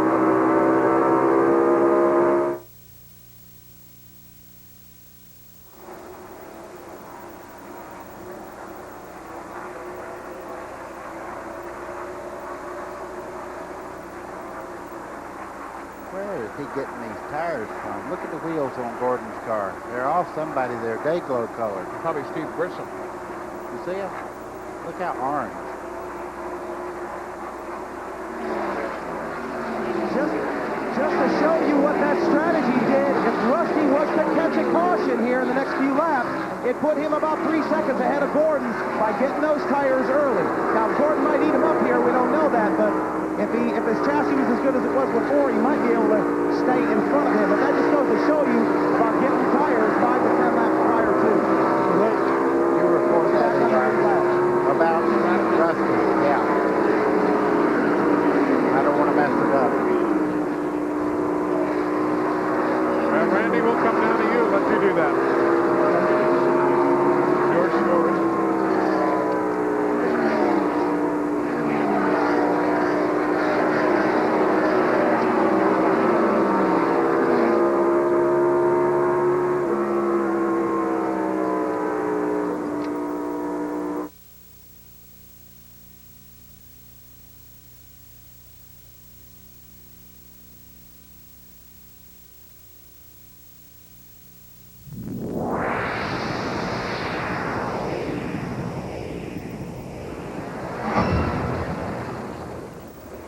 Miles remaining here at Dover Downs International Speedway. The leader is Jeff Gordon. He pitted with a 4.5-second lead over Dale Earnhardt. Now it is 5.5 seconds over Earnhardt, who still is in third. Terry Labonte remains the second place man. Randy Pemberton, let's follow up on tire strategy now that everything's starting to play out. What about Rusty Wallace's early stop? How has that finally figured in? Well, it definitely played for him, Eli. He got nearly 10 laps out of his new fresh set of rubber that he put on the car over Gordon and Earnhardt. The deal is he's picked up about 3 seconds. He is now back on the lead lap, and that'll give you an idea of what pit strategy is like down there for these guys trying to get some quicker laps out of newer tires. They short pitted the car. They literally had to do that. Gordon and Earnhardt had to go with the strategy that they did as well. But if Rusty could catch a caution, he would be back in the game. That's the same thing we saw last year when Bobby Hamilton in the fall race here started short pitting against the leader Jeff Gordon, and that forced Ray Evernham to change his pit strategy that day as well. So it's very much a part of this game. Eli, I see a big piece of paper right in the middle of the grill there on Jeff Gordon's car. I hope it does not run him hot, but it's late in the race here, and anything can happen. You might have seen him just go by Dale Jarrett also, who's running slowly on the apron of the track. Dale is in 36th position right now after being so dominant early in the day and getting caught up in the oil from a blown engine.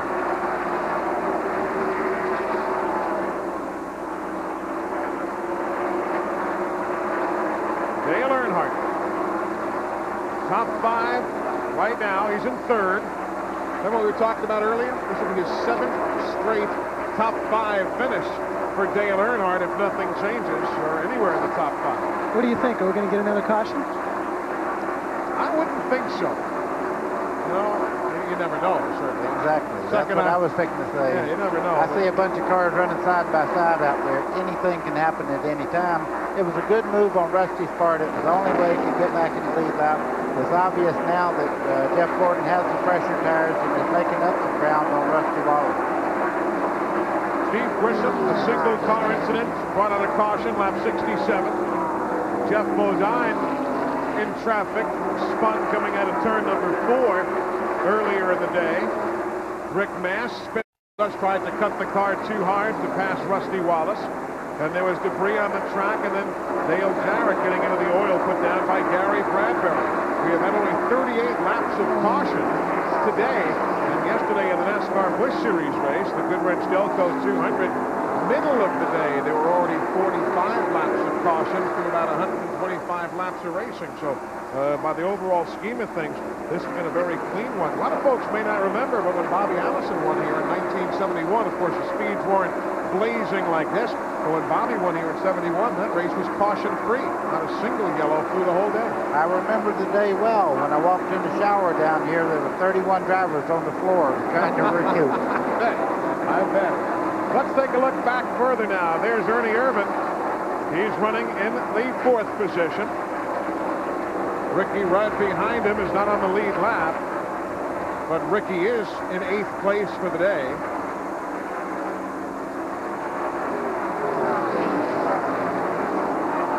There's Ricky Rudd. You know, Ernie's had an up and down day. At one time, he was the fastest car out there. Then he got a little bit off. Then he fought his way back to the front again. But right now, I think his car is just a little bit off, and he's not quite as quick as the lead cars that are running out there right now. 41 miles to go. Ricky Rudd to the inside of Ernie Irvan, not for position. Ricky climbs a little bit closer towards the front.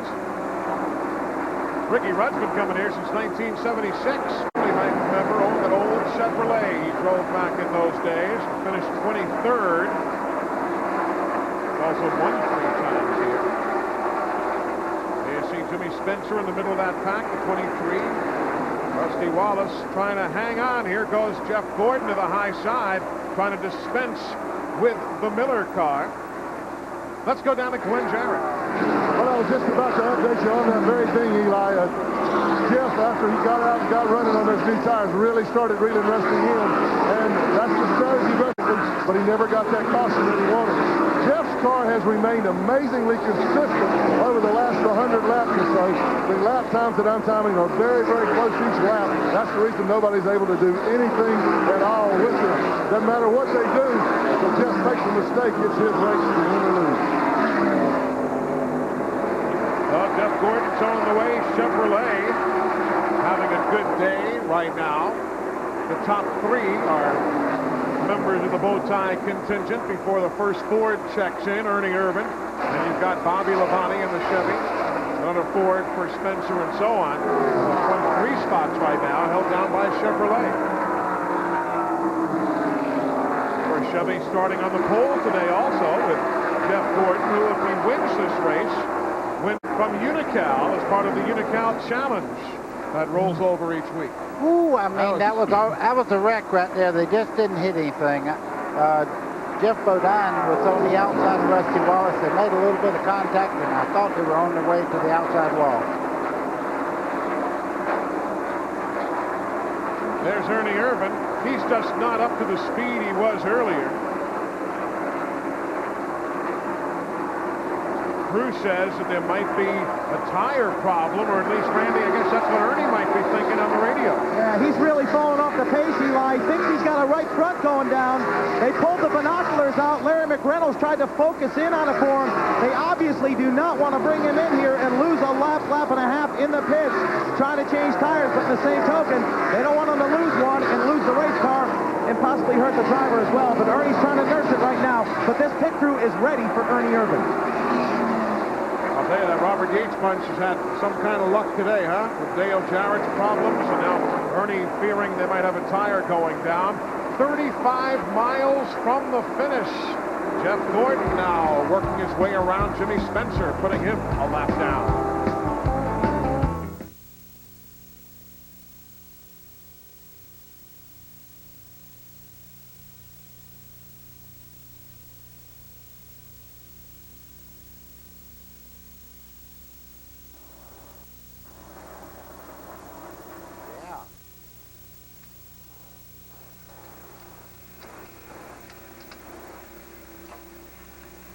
You got to be tough to do these 500-mile races from up here, hadn't you? Yes, Huh? sir. No pit stops for us. No. Of course, I got every appendage I own crossed, but...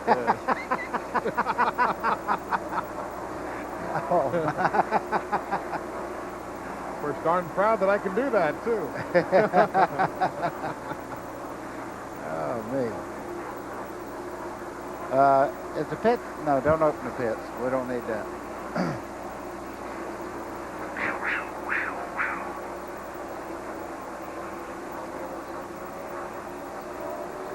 Actually, we're going to be on pace for one of the shortest Dover races. Really? I'm telling you, it's got to be a record. We're going to be looking at about, not even the 4 hours yet. Wow. That means I'll be to bed tonight by 7 o'clock.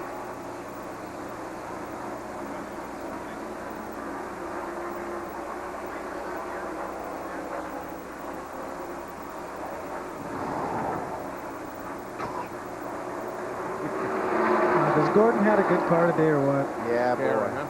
You see how he's driving it, though. He never makes a mistake when he really gets out there and starts charging.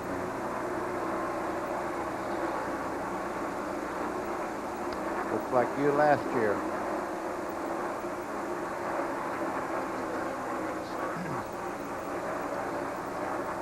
Nah, you run last year. That's what he makes it easy. Does make it easy when everything's right. Yeah.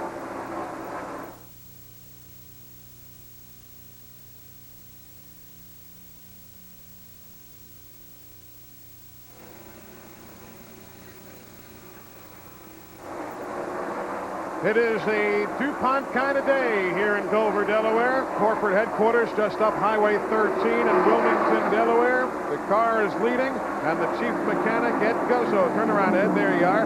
He is the Western Auto mechanic of the race today. Ed Guzzo picking up a couple $1,000 from the folks at Western Auto as the Western Auto mechanic of the race. Our congratulations to him. One of those guys behind the scenes, another New Jersey guy. That knew Ray Evernham in Ray's formative years. They've got this car on a rail. It is definitely on a rail. It's a delight to see a car work that well. I just wish I had more of them. What's the best race car you ever had on a given day? Well, probably a couple times last year, one at Rockingham, one at Charlotte. It's just one of those days that the better the car handles, the easier it is to drive. I mean, there's no question about that. When a car is right, that's the easiest day you'll ever have. How about you, buddy? What's the best race car handling and everything you ever had in all of your victories and so on? Anyone that got the checkered flag in front of it. I had so many good race cars, it would really be talking about one of my crew chiefs or one of my car owners. If I said it wasn't the best, they would say, well, what about the time you won by 7 laps or 2 laps? Or what about the time you won on the last lap past the guy? They're all special. I hear you. Let me show you what the interval looks like right now on the racetrack. There you see Jeff Gordon, the race leader, going off into turn number 1. You've got the 5 machine right there, Terry Labonte. He's running in the 2nd spot. Then we'll go back to the next man in spot. That'll be Dale Earnhardt. He's running in 3rd as we pull back from Terry, and you'll see the interval as the GM Goodwrench machine comes through. There he is. Ernie Irvan is next in line behind Dale Earnhardt. Ernie running in the 4th spot. You're going to go a goodly distance back now to find the Texaco Havoline Ford. There it is. That's your top 4. Ahead of Bobby Labonte, Jimmy Spencer, Rusty Wallace, Mickey Rudd, Jeff Burton, and Kenny Schrader. That is your top 10. We're coming back. The checkered flag is in sight. Don't leave us. We're 23 laps on the finish.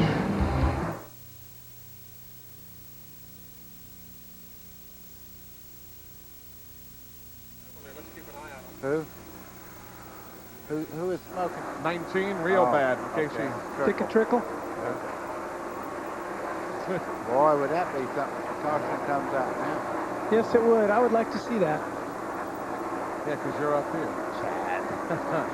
Well, because it'd make a better race for the fans at home. It would. Stay out, Dick. Come on. Yes, they are. That's got to be putting something on the racetrack. Something else coming out of the car to make it a little tricky for the guys back.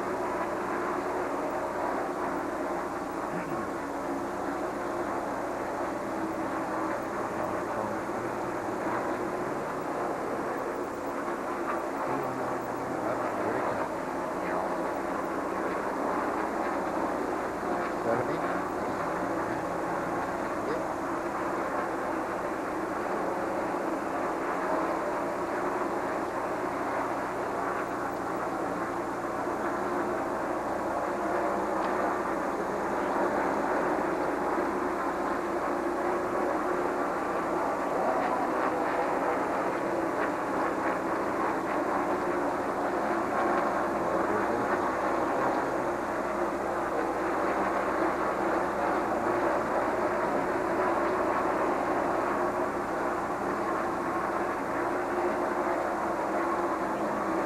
Boy, I bet some of these boys are getting tired. It's been a long time since that last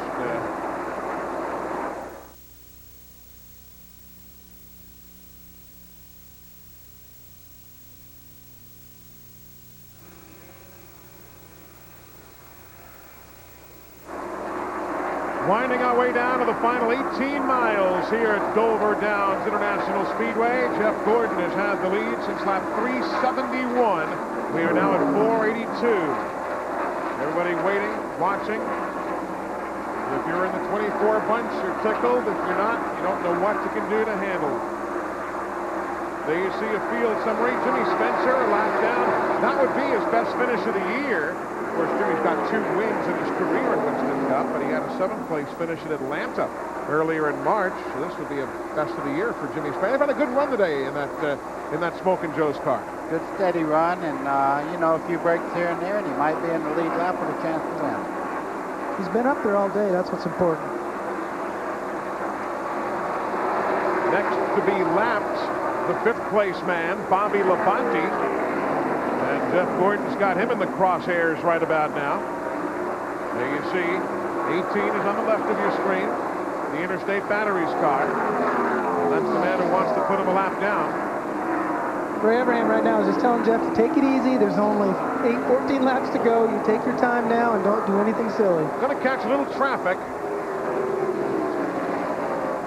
Eli, I've actually been in a situation like this and back off the race car and let it get a cleaner line through the corner and actually pick up speed by backing off and letting the car free roll through the corner instead of pushing it real hard.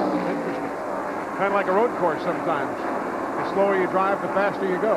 That's it. I'm sure right now all he wants to do is win the race, but the car is working so flawless that he probably don't want to get out of his rhythm and get a little bit sloppy in his driving style. Around Mike Wallace they go.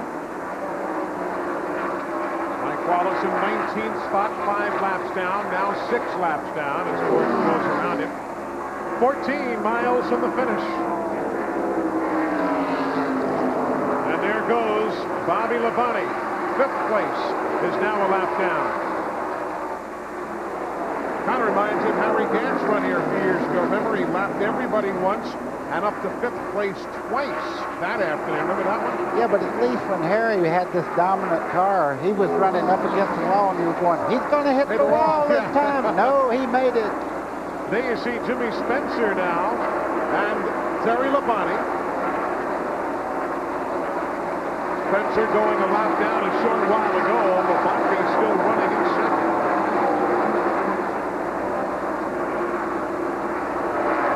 Jimmy gives him a little room. 12 miles from the finish. 488 on the board now.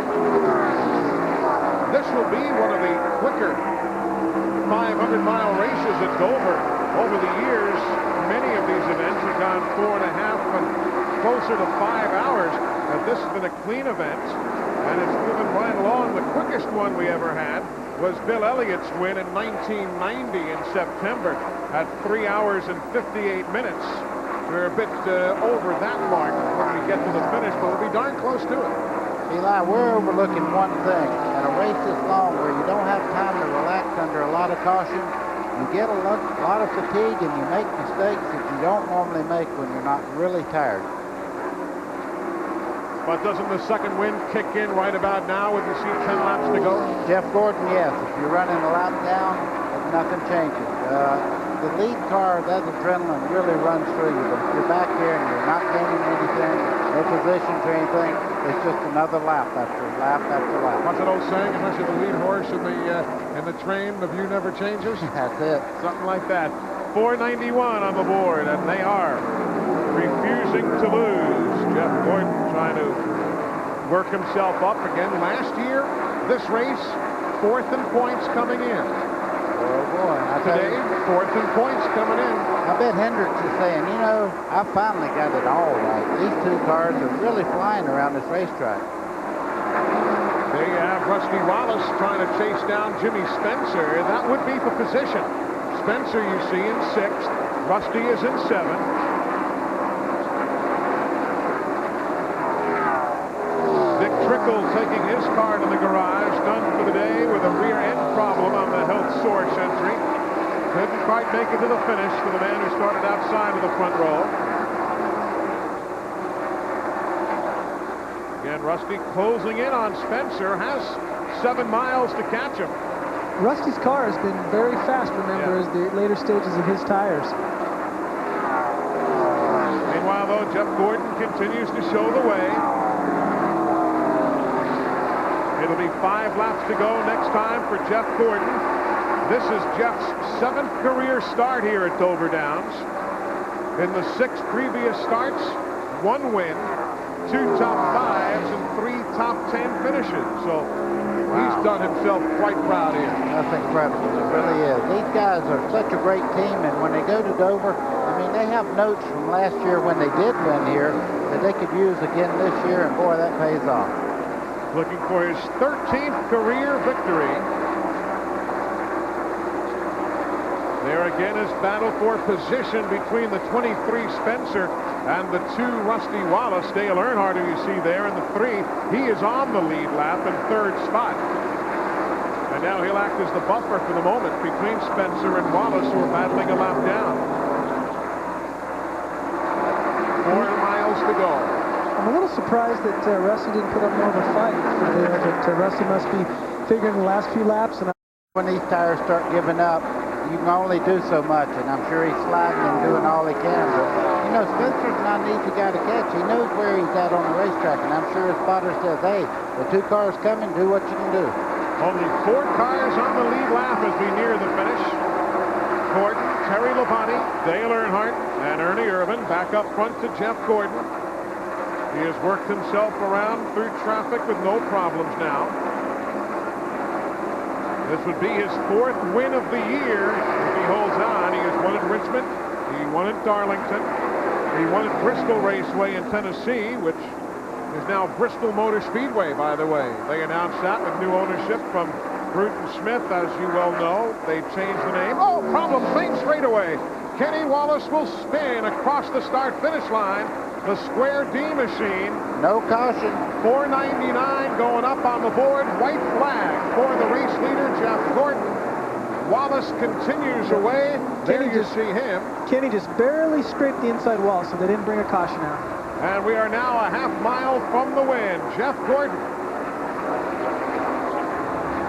It'll be the 8th win of the year for Chevrolet. And the 13th career victory for Jeff Gordon out of Pittsboro, Indiana. He will win the Miller 500. Terry Labonte will come home in 2nd. Dale Earnhardt 3rd. Ernie Irvan 4th. And a lap down, Bobby Labonte will come home in the 5th spot. Jimmy Spencer holds off Rusty Wallace to take 6th. Ahead of Wallace in 7th. And $38,000 of a bonus going to Jeff Gordon. He wins this race from the Busch pole and takes home the Unocal Challenge. When we come back, we'll go to Victory Lane. Hope you can go there with us. Stick around as we return to Dover right after this.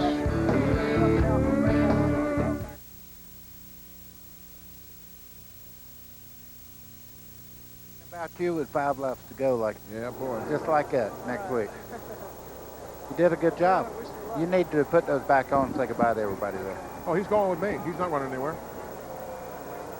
Chad's riding to the airport with us. Oh, okay. So he's not going well, anywhere. I seen him take his headset off, and I knew you wouldn't say, he's letting his ears Liberdirty, wear out. Ciao. Eli, you had to work today, bud. Yeah, we did. That was a tough one today. But safe, and I don't care who wins, so that was fine. It might have been a different day, though, if Dale Jarrett hadn't had problems. Yeah, could well have been. But They don't write books about what could have been. No. Those are called fairy tales. I wonder what spun Kenny Wallace there at the end. I don't know. I saw a car, but I really didn't get into it because I was looking to see where Gordon was at. Good girl, ma'am. Uh-oh, where's the glasses? $5 grand. 40 seconds to yes. How you feel, man? Feel good? 30 seconds.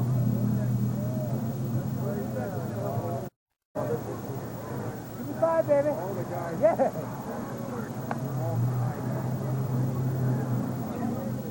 It's good, Chad. Oh, thank you. Good job, man. Yeah, you did. Could I see you more today, buddy? Yes, sir. That.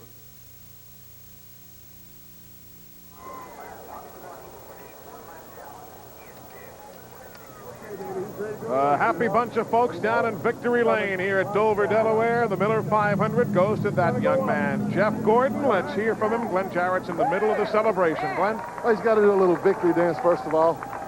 Jeff, we monitored a lot of your radio conversations today. Let Brooke in here. Of course, this is the most important part. And I know how tough it was. The car came to you for a while. It would go away. Just one of those up and down days. But, boy, right at the end, she was awesome.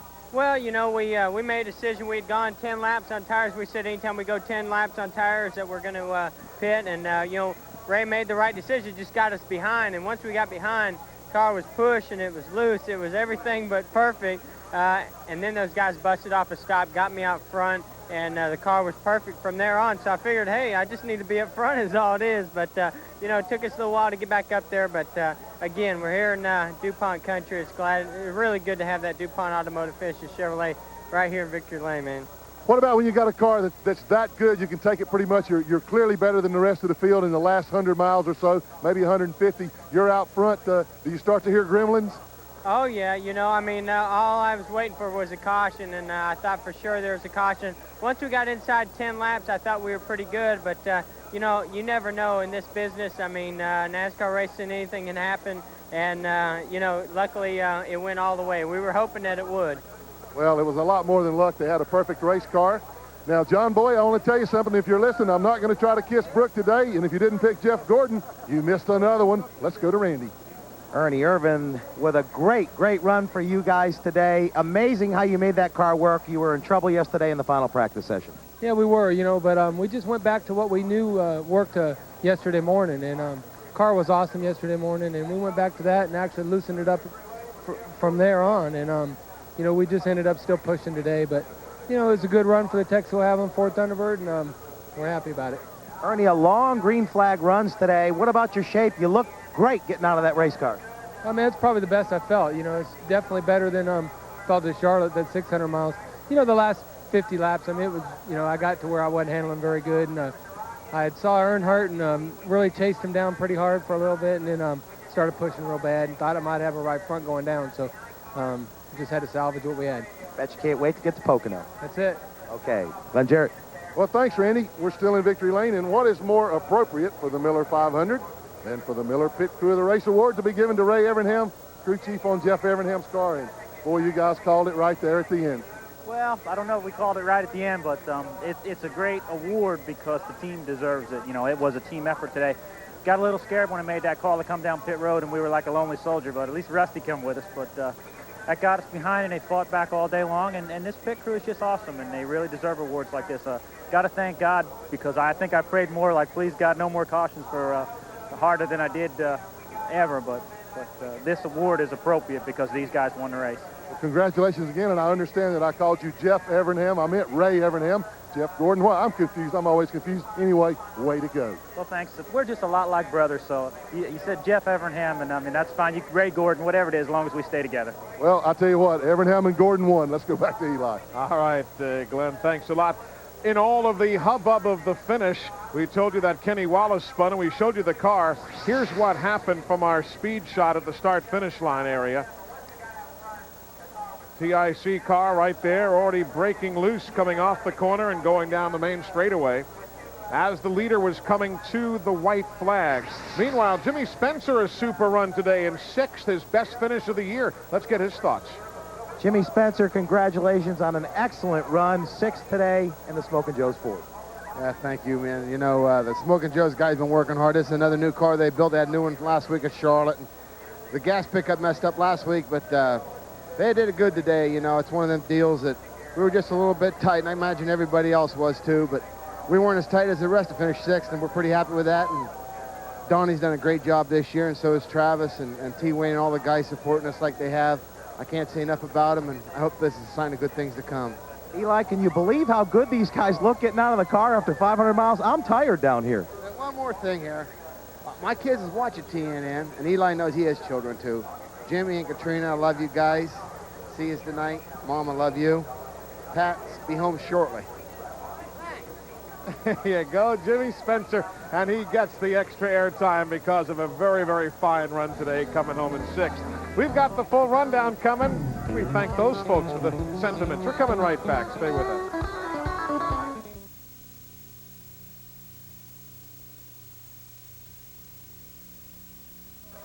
All right, Miguel. See you down the road. Wow.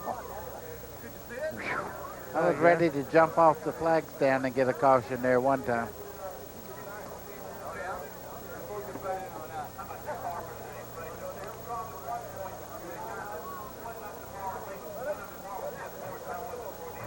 Okay.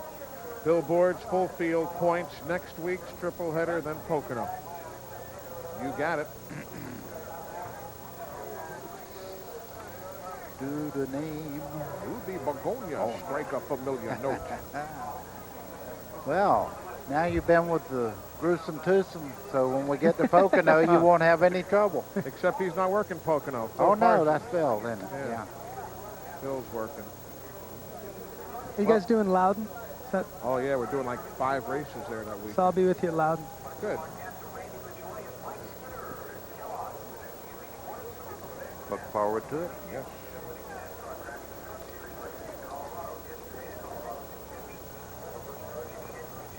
Didn't need all those stickers after all, did they? Yeah, they sure did. We need to do something about hot dog wrappers. I know that. Gee. I would say maybe some fine mesh fence. Something, yeah. Okay.